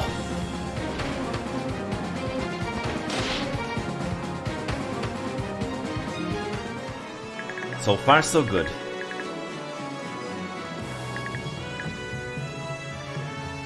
Okay, I'm gonna bring him here.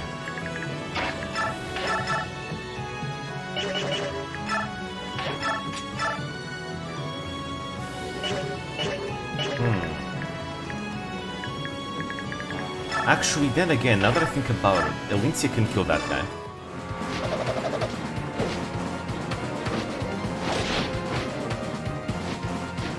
This guy's stunned, so he can't retaliate. It's an easy kill.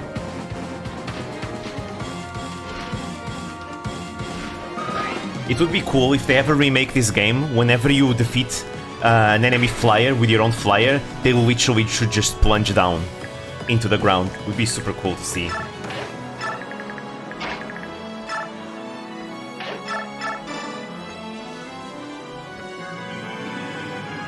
Right, there we go. Now we bring Leanne over here. Now go, Elincia, go! Ah, she does not have the damage though. Unless she stuns. If she stuns, she kills.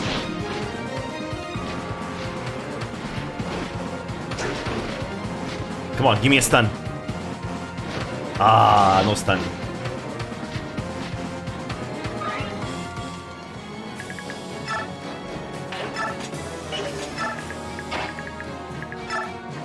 Alright, Marsha can finish the enemy off. So just don't miss, please. There we go.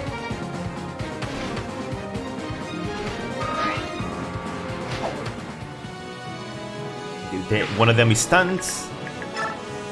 I think only one enemy can actually reach us. We're doing really, really good. We even gotten the actual character that's supposed to make this possible. Oh, right, after the queen, huh?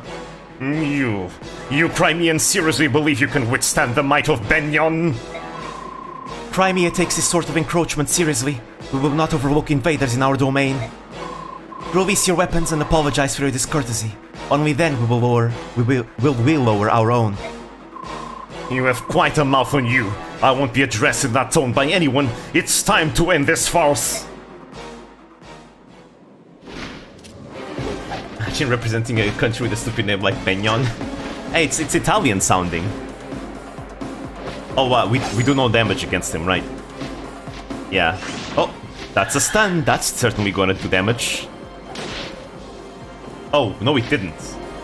We stunned the enemy, but we actually didn't do any damage. Onion. Benyon.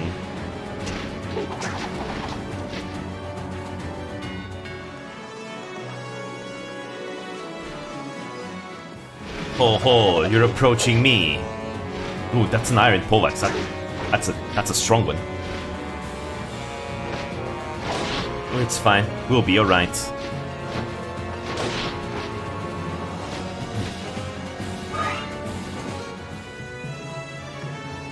There he is, finally. Took him long enough. Oh, boy, I'm bushed. Hey, partner, you tired? How's a nap sound? You want to rest your wings a bit? We're running late? I'm sleepy. What did you call me? That wasn't very nice, overgrown lizard. Please tell me that's not what I think it is. Oh, this is perfect. Benyon Draconites? Just my stinking luck. There we go. The most broken unit in this game is finally appeared. Here's Har. This is an old friend of Jill's father. And he's really goddamn good. He's the best unit in the game. Easily. Push? Never heard that slang. I can tell it means tired. It's still new to me. If there's something I've learned with Fire Emblem, was like archaic slangs and stuff. Anyways, there you go. Hey, look who's here. It's Har. Hello, Marcia. I see you're still flying about on that apple-eating airbag. And you're still asleep at the reins of that foul-smelling... Oh, crackers! I don't have time for your nonsense. Open that one good eye of yours and take a look around, will you? Those Benyon Draconites have invaded Crimean skies. You've got to help us save the Lagoons they're trying to kidnap. No, come on, Har. Me? Why? I owe the Queen a favor or two, but I'm not one of her soldiers. You can't! Does having fought together in the Mad King's War mean nothing to you? Well, no, but look, I've got a delivery to make, and this cargo's really heavy. Sorry, Marcia. Maybe next time. Next time? You lizard-loving jerk? Would you really abandon us? What kind of man are you? The kind who lives to sleep another day. Well, good luck to you. See you around. Stop! You have to stay and help! Okay, Har, hear me out. You were once an Imperial Draconite once, right? It's your job to fix this. They're your old comrades, you have to keep them in line. Huh? You're not making a lick of sense, girl. Why do you have to make sense? If Jill were in trouble, I bet you'd help her. Please, please, please, come on, Har, you have to help us, you have to. Is it really all that bad? Yes, they're a tough bunch. And I'm all alone. I don't think I can manage to protect Queen Elincia. Please say you'll help, if only for the safety of the Queen. Oh, fine. I really don't have time for this, but I guess I can lend a hand. Thank you so much. I take all the mean things I was thinking about you earlier. That girl's nothing but trouble.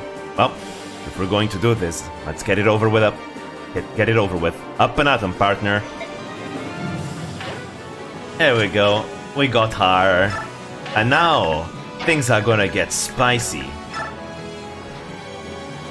Very much so. Well, if it isn't Zephyrin, what brings the Draco Knights into Crimean skies? Har? Why couldn't you just stay on patrol? Saw a pretty little heron and just had to have her, is that it? I never could decide if you were more greedy or more corrupt. Stupid was never in question, though. Now that is shots fired. Who do you think you are? You're a traitor just like Shiharam. The Draco Knights spit on your name. Do they now? Well, here's your chance to try the real thing. Yeah, that's not gonna happen. Harry's way too strong. And he's also stunned the enemies. Detroit. Hey, we cancelled the enemy.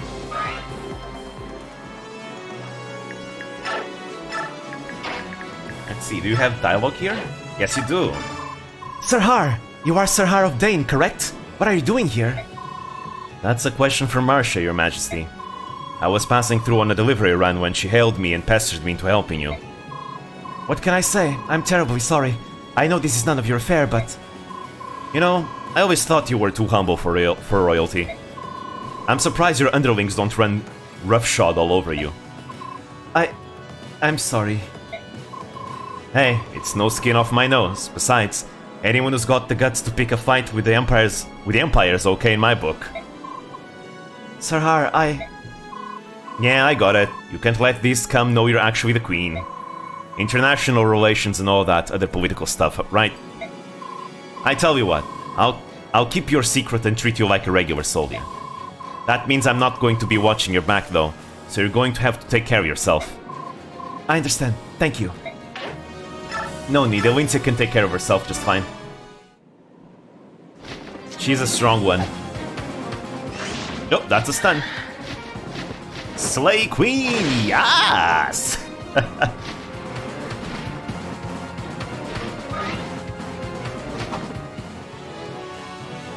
There we go. Why the hell is the Queen on the front line instead of vibing in a palace? Because, I mean, Elincia just came across this happening, right?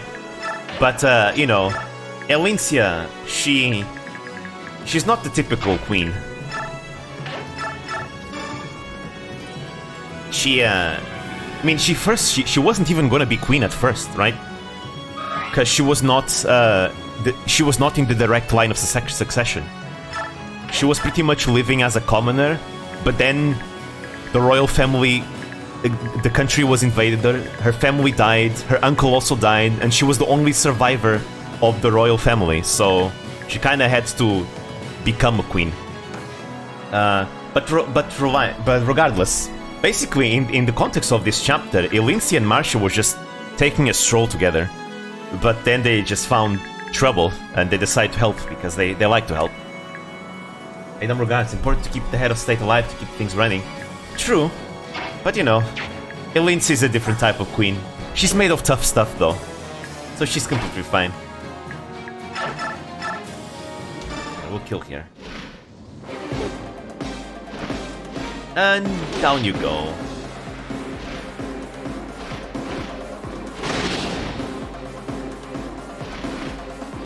Elincia, she fought in the front line. Well, not really. In the previous game, she was mostly the sponsor of Ike, right?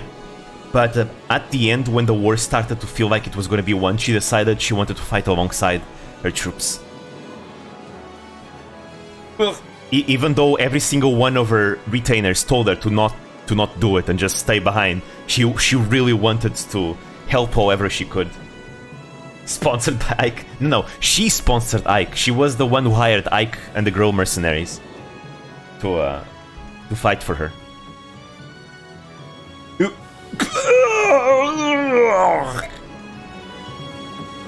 There we go. Thank you for the short axe.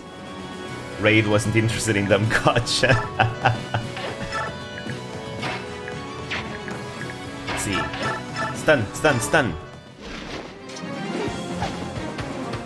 But yeah, I wouldn't worry about Elincia's safety. She's really strong. In the previous game, she was actually weak. You had to keep her protected at all times. She was mostly a support unit. But in this game, she can fight in the front lines.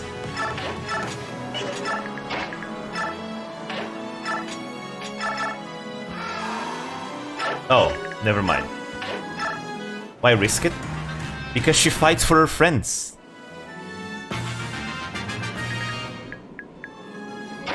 She sees like two old friends in trouble and she wants to help.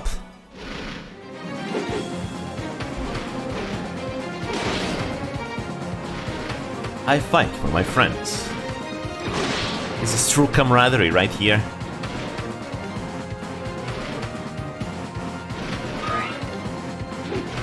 Anyways, we wiped the floor with them. Well, I guess we wiped the skies with them, because we're in the skies, right? Oh right, this chapter doesn't end until the turns actually pass, for some reason. Any dialogues? Doesn't seem like it, no. No, no new dialogues. Wipe the floor with them as I crash, true. That's true. Yeah, you run, dragon backers! I don't think they... yeah, Marsha, we killed them all, I don't think they're running. And don't ever come back to Crimea.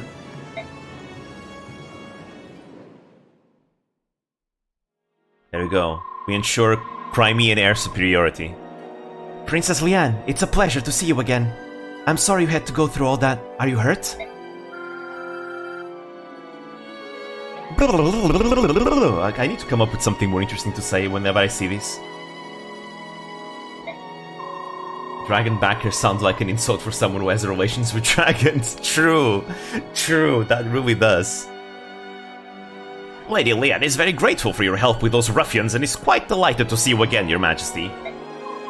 Frankly, I don't see these old bones would have been up to the task for protecting the princess without your help. The most important thing is that you're both safe, Sir Nilucci. But what brings you here? As far as I knew, the both of you were residing in Gallia. It is imperative that my lady sees General Ike as soon as possible. We were traveling to the royal palace in Melior for that very purpose. That's unfortunate. Ike left Melior more than a half year ago. After that, rumor has it that he reorganized the Grail mercenaries. Now no one seems to know where they are. He joined Smash, that's what. What? This is most unexpected. What are we supposed to do now? I mean, go to Smash and call him back. Sir Ike isn't here, but since you've traveled all this way to Crimea, would you like to visit the royal court? I would be happy to investigate the whereabouts of the Grail mercenaries during your stay. Well, we don't want to be a bother, but it would be very kind of you. To be honest, there are matters about which I must speak with Sir Ike myself. And regardless, we're always delighted to have such splendid guests as yourselves. I must tell you, however, and I am ashamed to say it, there is unrest amongst certain circles here in Crimea. I hope nothing will happen to disturb your visit with us. Unrest, you say? Yes, I trust, however, my protection will be enough to keep you from harm's way. Yeah, let's just say that Crimea is bordering on a civil war. Again, most Fire Emblem games do not touch on the post-war, and that's why I love this so much. Queen Alincia encounters and defeats a wing of Benyan Draco Knights trespassing in Crimean skies. After rescuing Chamberlain Mialucci and Princess Leanne, she invites them to be her guests at the royal court. While Alincia's show of loyalty to her Laguz allies causes an uproar... Ah yes, racist nobles. There's also them here. They are aware that the Heron Princess is under the mutual protection of the mighty Laguz Hawk King and Raven King. Because of this, there is no public show of distaste. Don't mess with the Laguz Kings. With Alincia's rule now spreads from a single faction to a larger group. Oh boy. Crimea's unity is slowly rotting from within. Oh boy. This discord begins to be felt even in country hamlets like the farming village of Oma. The very important farming village of Oma, of course.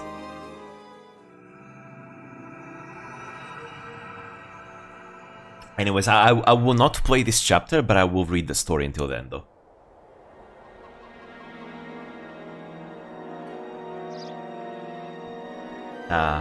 Time to see Brom once again. Hey, here's Brom. Morning, Jacob. Look at you, always sowing your seeds. It's looking like it'll be a fine crop this year, a real dandy. Heck, I just work the fields. It's the rich soil beneath my boots and the fine sun over my head that does the hard stuff. Brom! Well, if it isn't Nephany, what's the story with the armor? Haven't you heard the war's over? You'll be needing armor too. Revolution's brewing. Better suit up and make it snappy. Revolution?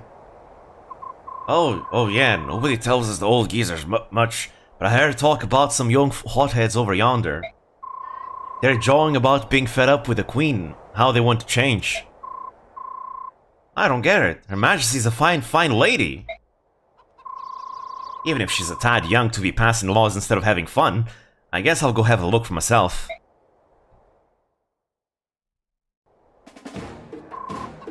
We are the victors. It was Crimean blood and sweat that defeated Ashnart. And what do we have to show for it? We do not rule Crimea. Our towns have been destroyed. We need coin to ease our suffering. Who's to blame? The Queen! We've been violated. Daein robbed us of families, friends, and homes. We cannot reconcile with monsters. And now, our hated enemies rebuilding to threaten us again. Will we stand by and accept this? No, we will not! To arms, I say! We are not afraid! We shall fight for the prosperity of our fatherland, as did Ike the Patriot. Oh boy. You know, Ike would not be on your side, though. Ike is a friend of Alincia's, though. Why can't we all just be friends? Yeah, I bet Ike would definitely say that, for sure. Politics, that's why. Politics. Oh, let me tell ya. It's been a while. His armor feels like a ton of bricks. Brom, didn't you say something about using axes these days, not spears? Yeah, I suppose I did. What? You went and brought armor and weapons? Here, you take this axe. And hold on to it, good. You hear? Alright, let's go. Hey now, what's going on? Hey look, it's Nephany. She even brought her own weapon. So, you're gonna join the revolution? Together we can make a difference. Together, we have the power to dethrone the queen. What are y'all thinking? You don't know the first thing about Queen Alincia? Maybe this is all some big mistake? Our queen is a splendid gal. Ain't nobody out there with a kinder heart. We should know as well as anyone. Heck, we fought beside her. You fought with the queen, eh? I see. Brothers, do not be deceived. These two are the queen's agents and are undoubtedly spying on us. Listen, fella, you're talking nonsense. Queen Alincia wouldn't dream of using spies like that. Do not be deceived, my people. If they go to the Royal Knights, they will return bearing torches, burning homes, and taking prisoners. We must silence these spies. Listen up, you blockheads. I guess you forgot about the war. After fighting for years, we finally have peace, and now you want to fight again? Is this gaslighting? Yes, it is. It is gaslighting. Ain't no good, Brom. These folk got their blood a-pumping. Ain't got a lick of sense left in them. Horse feathers. Reckon you're right. Listen up, Nephany. Let's try not to kill too many of these dang fools.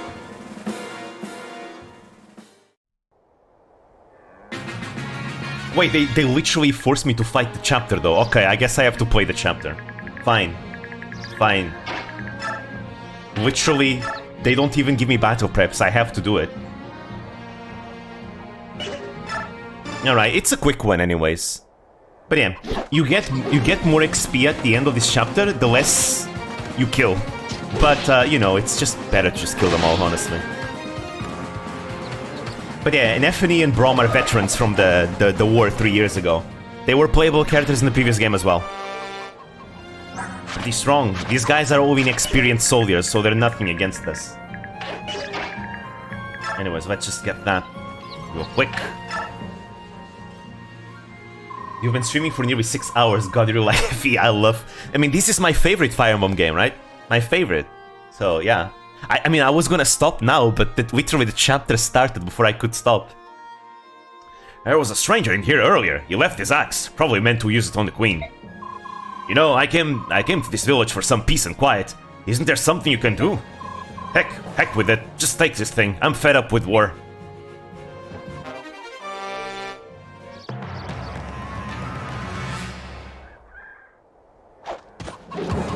Alright. Ouch. Ooh. Okay, Nephany not looking too good. But fortunately those armor knights do not move. Alright, let's see. Where do I go next? I'm gonna go here first. I need to be quick to get every single house, because there's gonna be brigands appearing and they're gonna start destroying the houses. Alright, let's see. Yeah, we'll go with this. It's more accurate. Here comes Brom! Hehe. There are only 2 playable characters in this chapter. But yeah, I think this is probably one of the few Fire Emblem games that actually tackles a civil war in a very interesting way. Literally, even though Elincia is a good queen, you know, very nice and all that, it showcases that being nice is not enough to appease everyone, right? And even though she's a nice queen, people will still rise up because of the differences they have from her, right? It's something you don't usually see in Fire Emblem. Usually it's just, oh, a good queen, then everyone likes her. Like, this is the one game where, no, we have a good queen, but there are still people that do not like her. They really like what they did with Radiant Dawn. Again, Radiant Dawn and Genealogy of the Holy War are probably, like, the Telvis and the Jugdral games are probably the 2 games that do this the best.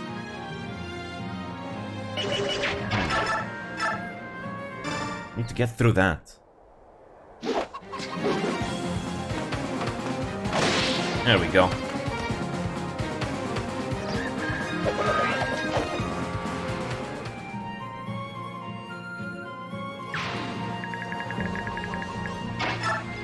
Now out of my way.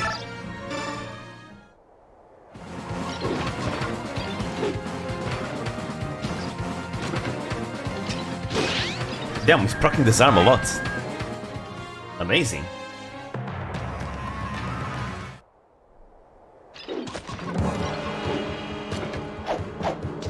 Dodge. Ah. Yeah, this mage is annoying though. Very annoying indeed. He can't kill us though. Not yet.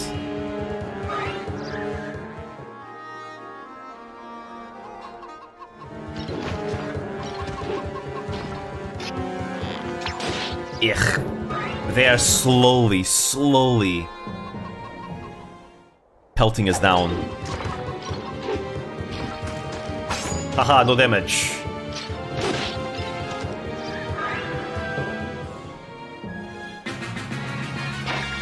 Alright, let's see, he deals 8 damage, right? That means he's not gonna kill me. We survive with 1 HP, so... I'm just gonna visit and get this. There was a bizarre man who just came through here. He was talking about the revolution and stuff. Left this. I'm telling ya, I've had a bellyful of this war business. I don't want this anywhere near me. Toss it, sell it, I don't care what you do with it. Just get it out of my house, it's all yours. Yeah, enough say no to war. Oh, wait, that's not what I wanted to... God damn it. I wanted to kill the archer. What? People are fighting outside? That doesn't make any sense. If anyone were to get hurt, we've got to do something. Oh, I hope Sis is alright.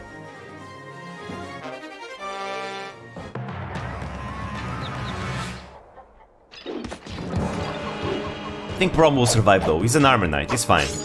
Ah, let's go. The archer is the one that hurts the most. That's why I wanted to kill the archer.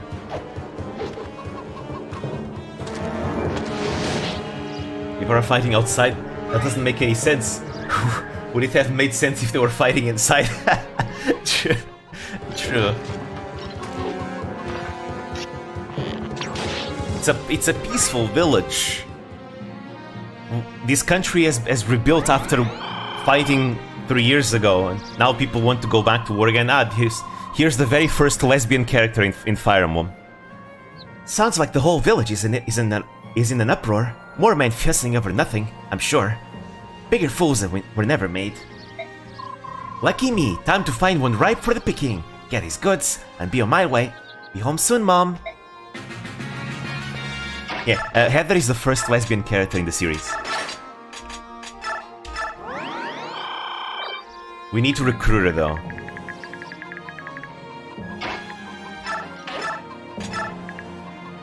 Let's see... Just kill him. Before he deals more damage. Don't miss, Brom. Nice.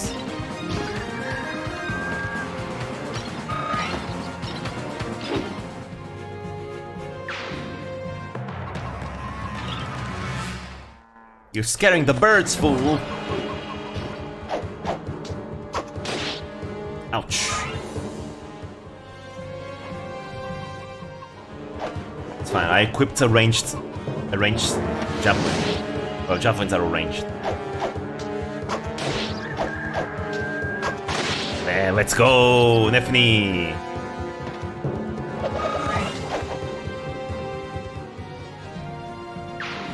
Very nice. Just gotta kill the ones outside.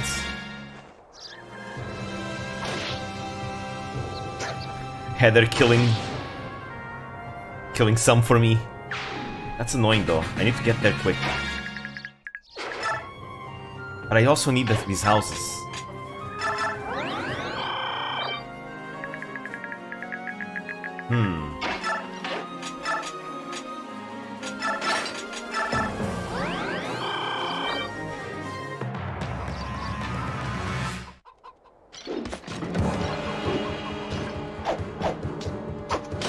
Ugh.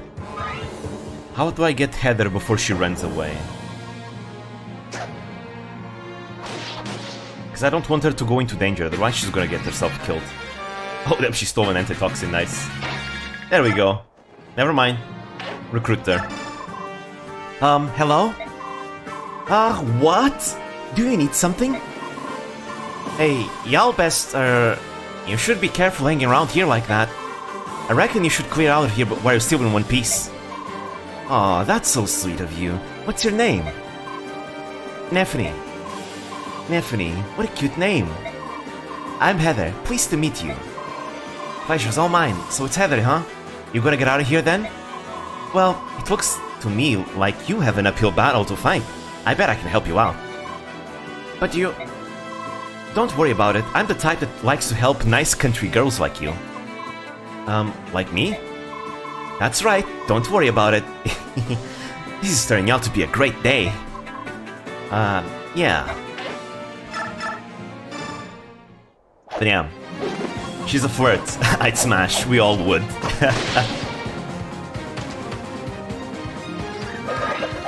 There we go. Now, so yeah, Heather is a thief.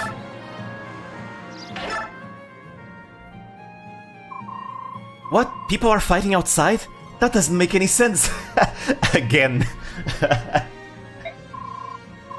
If anyone were to get hurt... Wait, you should take this. It's kind of a medicine we make. Oh, I hope Sis is alright. In fact, my last girlfriend was a lesbian too. I got moves. Wait, then I guess she's not lesbian, no? That means she's bi, no?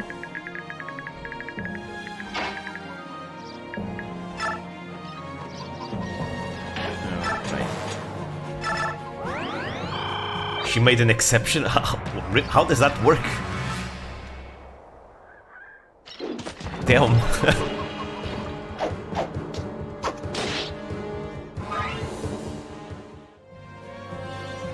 Now here comes the brigands. This is why I need to get the houses quick. Because the bandits... The bandits will destroy the houses. 1, 2, 3, 4, 5. Okay. Can't reach.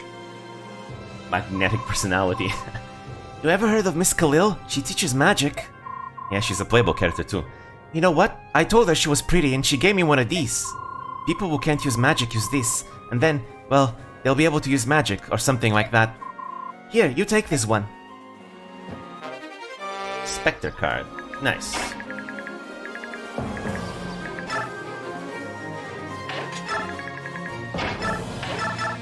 $17 damage. How much do you do? 0 damage. Good.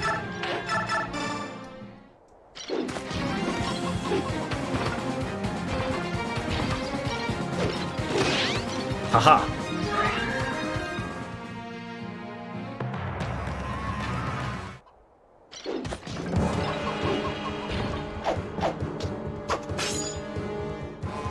Nice. You deal no damage to Brom. His armor is too tough.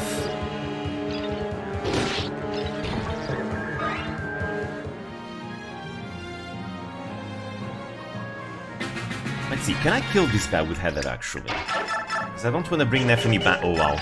He deals no damage. 5 damage.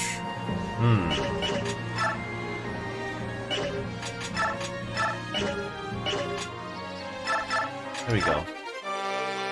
He gets better than in Path of Radiance. He's definitely much better. Like, Brom is much better in this game than he is in Path of Radiance. He's not the best, but you can make use of him. I actually used him once and brought him to the end game and everything.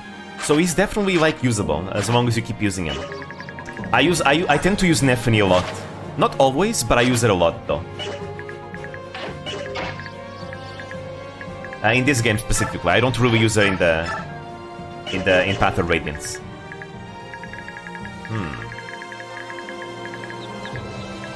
Now that guy won't move. Ugh.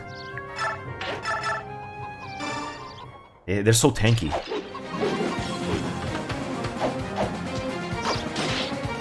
Alright. But these enemies we're fighting are not that strong either. They're like first promotion enemies. Nefany and Brom are like already second promotion. The reason being is that they are experienced troops. They fought in the war, so they're experienced. Right? And they send the meme where Iliana eating super big hamburger and Heather asking, can you eat?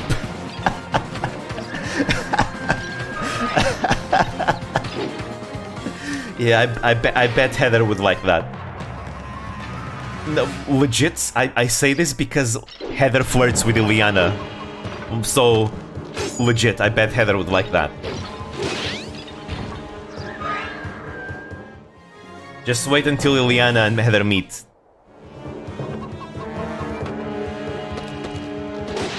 Oof. Oh, nice critical. Oh, double crits. Double 6% crits. Damn, Heather's got some legs.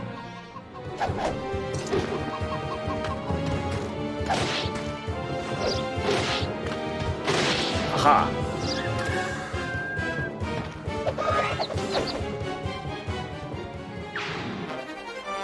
Nice. Alright. Is gonna keep chasing after me, no problem. Just let him come.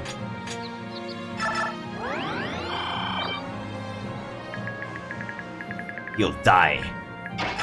What about here?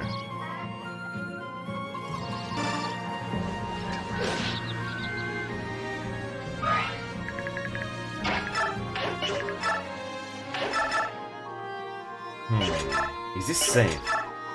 All assassins wearing outfits like that? No, it's just Heather. It's just Heather. Ouch. Also, she's not an assassin. In this game, there's actually a difference between thieves and assassins. The thieves, they promote to rogues. There is only one assassin in this game, and you probably know who he is. It's like his personal class.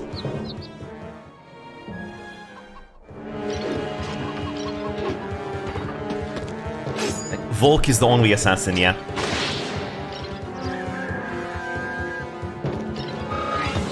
So basically, Soth and Heather, they have a completely different, like, promotion path.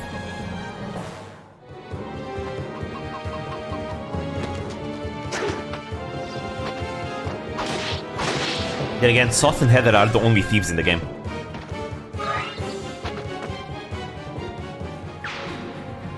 Alright. We can make our way here. Slowly grinding him away. But he still wants bloody 50 gold for chest opening. Oh, in this game...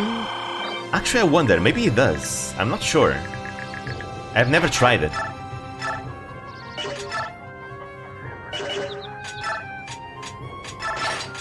I've never tried opening a chest with him in this game. Then again, by the time you go into endgame, you have so much money, you don't even know what to do with it. So it's not really much of an issue.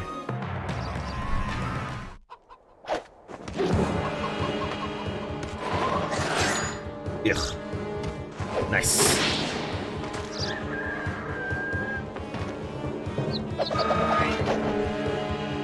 Maybe I might use Nephany, maybe not, I don't know, we'll see. Finally doing something for his friend for free. Ah no, he never does anything for free. Never. So maybe he does actually require gold to open chests.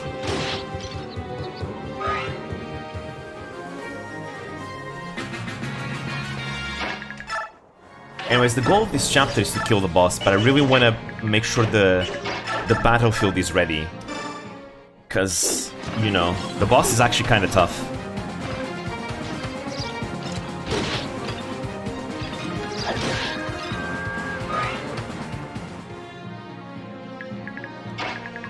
Let me see. Ah, one away. That's such a shame. I guess it's fine. I am gonna ignore the other Armor Knight because he's not gonna chase after me. Once I attack the boss, his soldiers are also gonna start coming after me. I think. I don't remember. Strength and skill.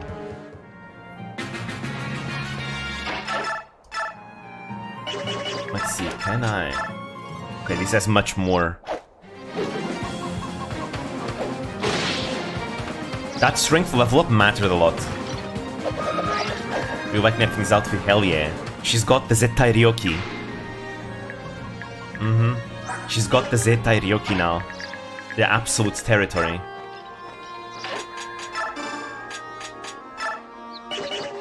Well, I guess I'll kill them.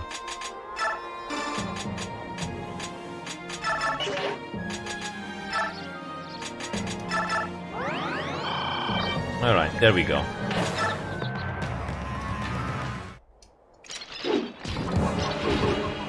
Kill them all, one by one.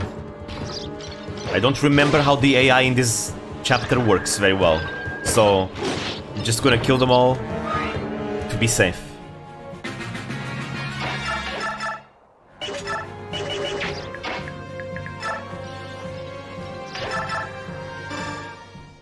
Just to be safe.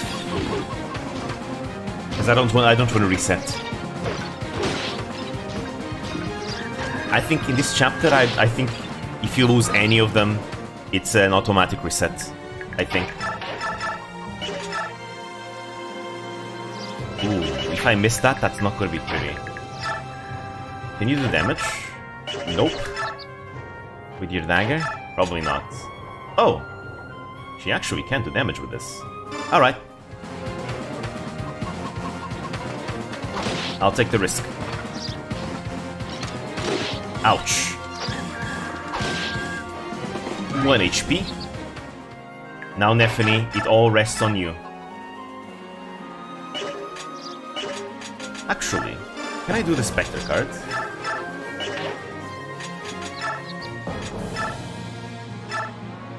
Oh, well, there we go. This is a safe option. Never used a Spectre card in my life. This was the first time. Actually came in handy. Look at that.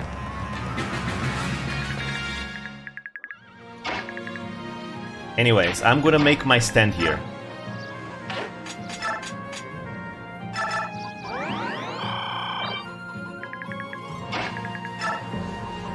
This is what I usually do.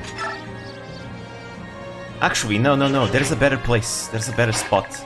Over there in the terrain. Again, they will not move until I attack them first. What's going on in the Fire Emblem thread on VG? If I had to guess, probably people like arguing about modern Fire Emblem versus old Fire Emblem. Usually that tends to be either that or probably arguing about waifus. Or whether or not Edelgard is evil or not. Though to be fair, all those arguments you also find in any other forum. Any other Fire Emblem forum. Like the Serenus Forest or Reddit or Twitter or YouTube.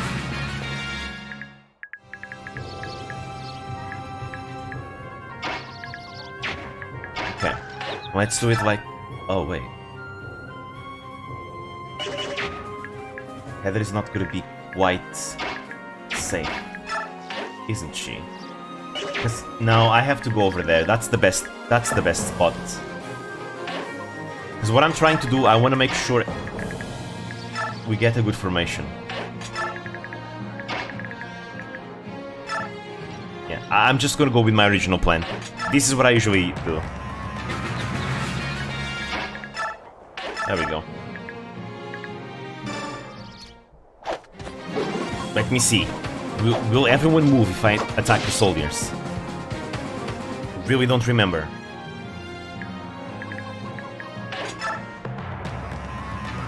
Okay, the soldier moves. Let's see everyone else. Oof. That damage. He does so much damage against Nephany. Okay, nice. The other one isn't moving. Very good. We can finish him off. So I'm assuming the other one... Oh, critical hits. Let's go. I'm gonna assume the other soldier also doesn't move.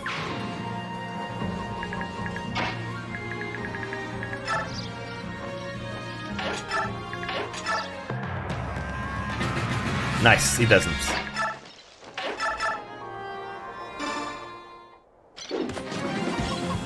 Why go in that bush? It's on height of the knees. That gives me 20 avoid. You cannot hit. Oh, you've been watching Bismix's videos, huh? I love his videos so much. They're so funny. That gives me 10 avoid.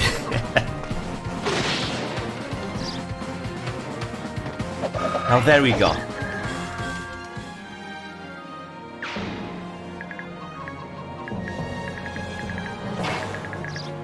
Imagine if Lear and Corrin had a kid, the dumbest dragon of them all. I guess so.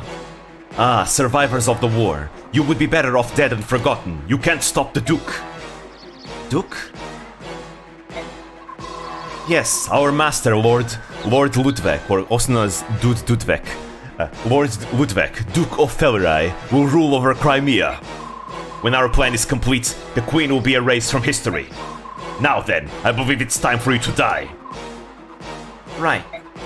Watched a couple after I've been defeated, but I can't fall here video sent. Hey, let's go. Ah, defeat is so good. He has 2 I've been defeated videos. One was the original one from Three Houses, and now the new one from Engage. Because goddamn, the bosses in Engage really have "I've been defeated" syndrome.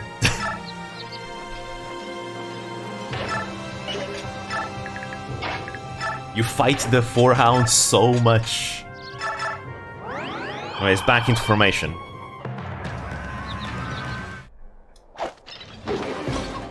You should be fine so long as you take it carefully. Ouch.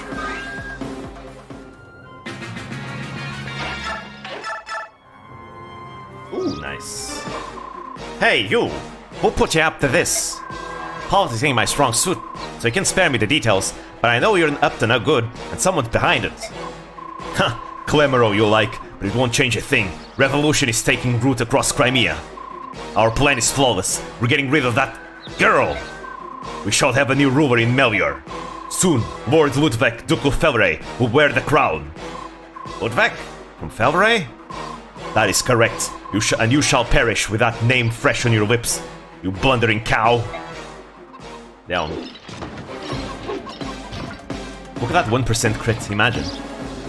Ah, no, we missed.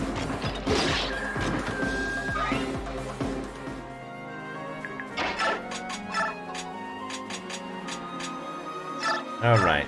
I'm just gonna heal, because he can two-shot Nefany. Yeah, this boss is actually kind of tough. I will use... wait, no, I can use the Spectre cards. Aha! 3 damage! Be gone with you, thief! We won't have filth like you stand in the way of our supremacy. So, you're the one sent by Ludwig of Felray? You've been stirring up these little revolts all over the place. What? How did you know? I see things here and there, but half of it was just a guess. Judging by your reaction, though, it seems I was right. You little... Don't get so steamed up, Mr. Fancy Pants. You just look silly. Nothing personal, I just don't like men like you. Bam, bam, bam.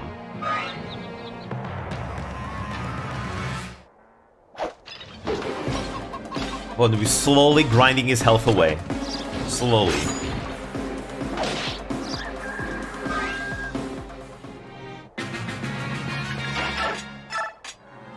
Alright. Get the healing. Use the Spectre card again. He deals barely any damage, but The reason why I didn't attack with Braum, because he and Nefany could kill the boss, is because just in case I miss, I don't want to be too shot. So I'm playing it slow. Anyways, I prefer if the kill goes on Nefany. Oh, that's a nice level up. Because you see, Nefany's Great Lance is really heavy. So I only need 1 more point of strength for her to not be weighed down anymore by it. Let me see. How's the Javelin? Okay, the Great Lance has better hits. We'll just keep using the Great Lance then. And we don't attack. Again, I want Nefany to get the kill. I might use her, I don't know, we'll see.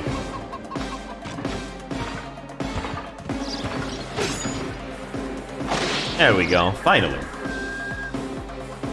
1 more chapter that I was planning to play. No, my duty is incomplete. Lord Ludwig, please forgive me.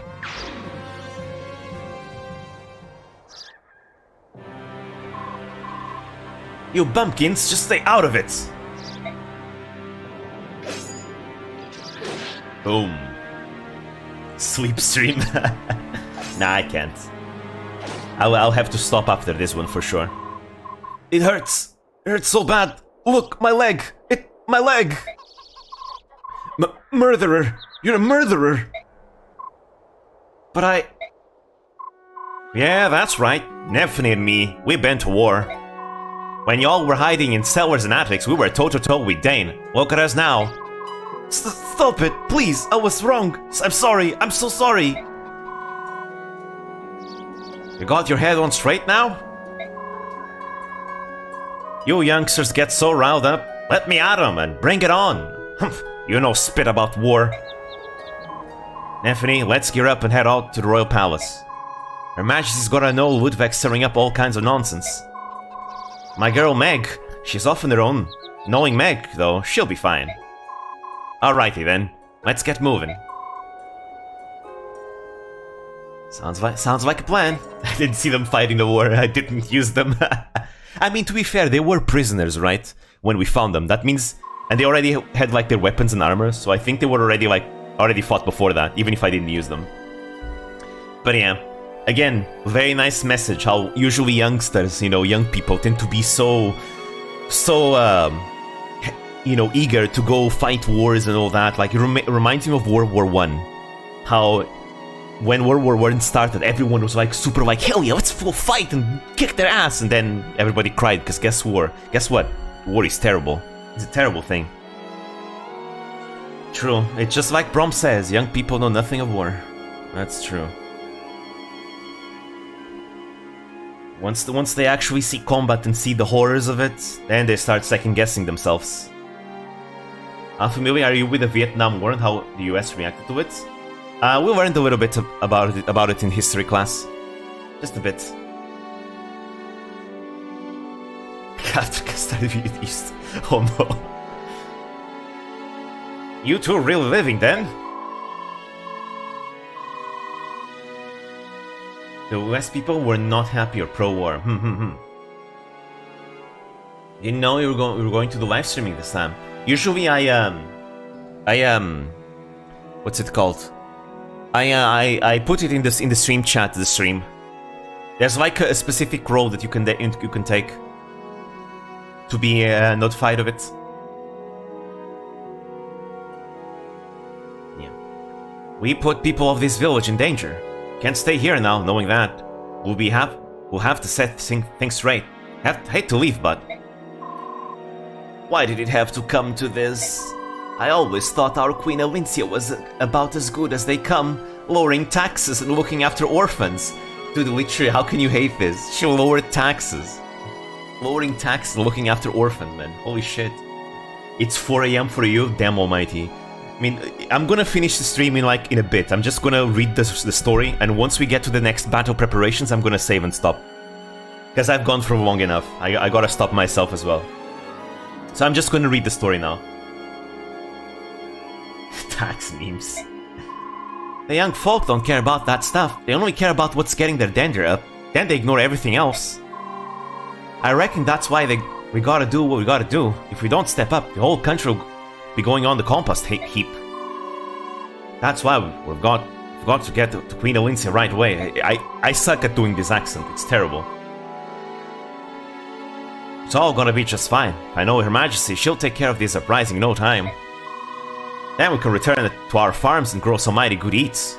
All of you just hold tight now. Damn, I suck at doing this accent so much. I'm terrible at doing it. Anyways, again, let me just read the story now. Just read the story. As I start the next stream with battle preps. A band of rebels sow the seeds of discontent. They are stopped by Brom and Nephany, two former Crimean soldiers. However, more uprisings are sure to follow. Brom and Nephany decide to travel to Melior, the capital of Crimea, and inform Queen Alincia as to the gravity of the situation. Alright. We gotta tell Alincia there's going to be a revolution, there's going to be a civil war. A civil war in Crimea. Castle Crimea. I see. So that's what's going on. Thank you for bringing it to my attention. I'm very sorry your village was affected by this. You have my sincere apologies. Oh no, Your Majesty, we don't need no apology. We're just happy we could help. Lucia, Brom's story confirms what we've suspected all along. Yes, as we thought. Duke Ludwig of Felleray is firing up a rebellion. We should have seen it coming. To be honest, Queen Alincia, there have been a number of indications that something like this was underway. We'd hoped to uncover something more tangible than hushed rumors. I should have told you sooner. No, I bear some responsibility as well. The discontent among the populace is due to my lack of experience as a ruler. Now that the rebellion is gaining momentum, innocent blood will surely be spilled.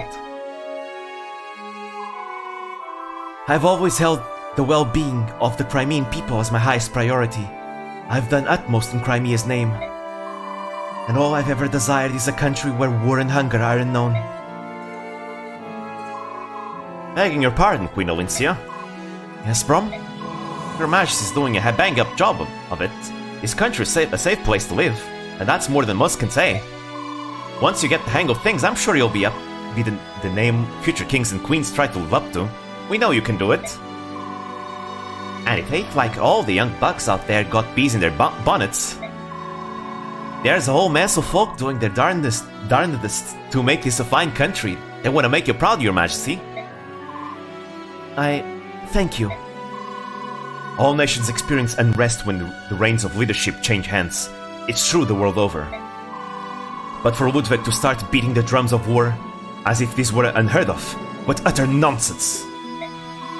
We must not allow it. Your Majesty, would you be so kind as to appoint me to the task of his capture? I myself will march into Felray and seize Ludwig and his rebels. Thank you for coming, Jester. See ya. Sweet dreams. No, Joffrey, we can't do that. Unfortunately, we don't have enough evidence to arrest him. But don't worry, brother. If we have no evidence, then I suppose we'll have to dig some up. Your Majesty, I'd like to take on that job. Lucia, I appreciate your dedication. You have my permission to proceed. There we go. That's gonna be the next. Our next mission is gonna be under the POV of Lucia. We're gonna dig up some, we're gonna investigate Ludwig and see if we have evidence so we can capture Ludwig and stop the civil war from the beginning. But yeah. I am gonna let me just read this though. Just real quick. Before finishing the stream. Aw, I really wanted to go to the palace. I would have been happy with just a tiny little glance at Queen Elincia. She's glorious. This is so unfair. Yep, it's the pits. That queen of ours is a real nice lady. Knowing her, she'd probably just let you talk to her, noble or not. The nerve of that Duke Ludwig. He ruined my one chance to meet the queen. I won't stand for it. He needs a kick in the rear or a punch in the mouth. The things I do to him. Heather? You sure are a lovely gal and all, but you sure do say some funny things. Can't argue with that, Neffany. That's just the way folks are. They ain't always what they appear to be. Ain't nobody perfect neither, unless you're talking about the goddess, that is. Excuse me. Oh.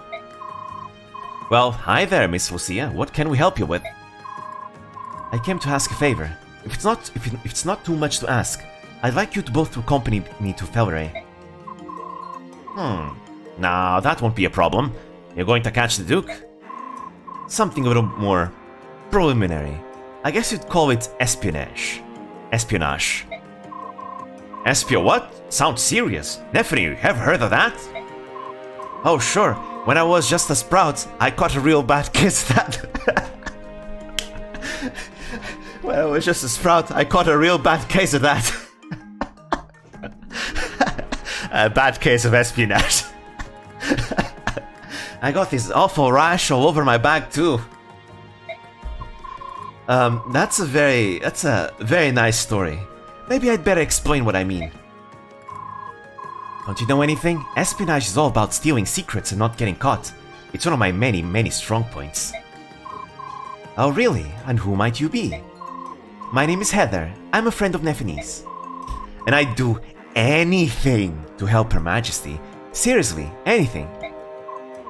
I see. Maybe you can lend a hand as well. Miss Lucia, you're the greatest. Like, amazingly, stupendously great. I'd love to help. There we go. Lagoose. Yeah, Heather, she's got her sights set on the queen. And here's Leth, the formerly racist cat girl. Here she is. Lady Lucia, we've heard the rumor that you'll be leaving to investigate an enemy. Is this true? Lady Leth, Sir Mordecai, well... We could return to Gallia and bring back soldiers to help, you know? As an ally in a time of crisis, I'm certain our king would lend support. Feels too plain? Trust. Just go look at the Fire Emblem Heroes art of her. She's nice. No, Lady Leth. This is an internal affair. We don't want to have to involve Gallia in Crimea's civil problems.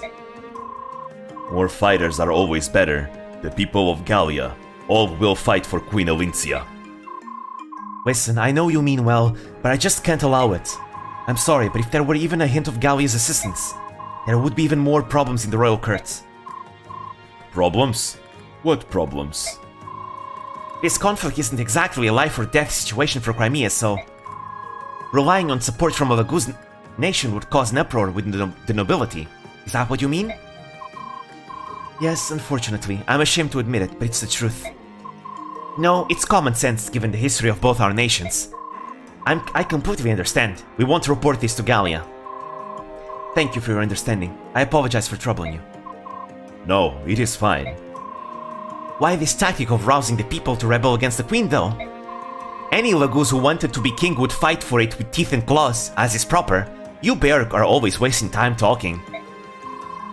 Our society is very complex. There's history and tradition, and written law and custom. There are lots of reasons for why we... Bah! Attempts to compromise won't get you anywhere. You should just kill him and get it over with. Based. Left with their based opinions. You don't like him? Just kill him. Just fucking kill him. Let's go murder. Laguz society is completely different from Berg society, as you can see. Mordecai feels sad. Poor Queen Elincia. We cannot help her. That's not true, Mordecai. Having support from you and Leth is very helpful. Really? Mordecai will help with anything. I have a great idea. Together with the Laguz. Princess Liane, why do I suddenly have a crowd? She says that she'd like to go. No, I'm sorry. It's much too dangerous where we're going. I couldn't risk something happening to you. I guess this mangy old coot will be joining the action then, to ensure my lady's safety, of course. Serena Lucci as well? Stars above. All the Laguz are gonna help. Elincia time. Your Majesty? Okay, all finished. What are you doing? Don't worry about it, it's a secret. Aha! That was a needle and thread, wasn't it? Did you just sew something into my collar? It's a good luck charm, to keep you safe while you're away, so you'll come back to me in one piece. Elincia. Be careful out there, I'll be praying for you. Thanks, I'll be back with good news, I promise. Got ourselves a talisman for 2 res, but I'm gonna save it for Liar though. To Leth's sister. Joffrey. Lucia, wait! You can't stop me, Joffrey. I know that, but I can try to keep you safe, can't I? So I'd like you to take this. An elixir? I don't need it, I'm not going to fight, you know. If you don't use it, so much the better. But just hold on to it, for me. Alright.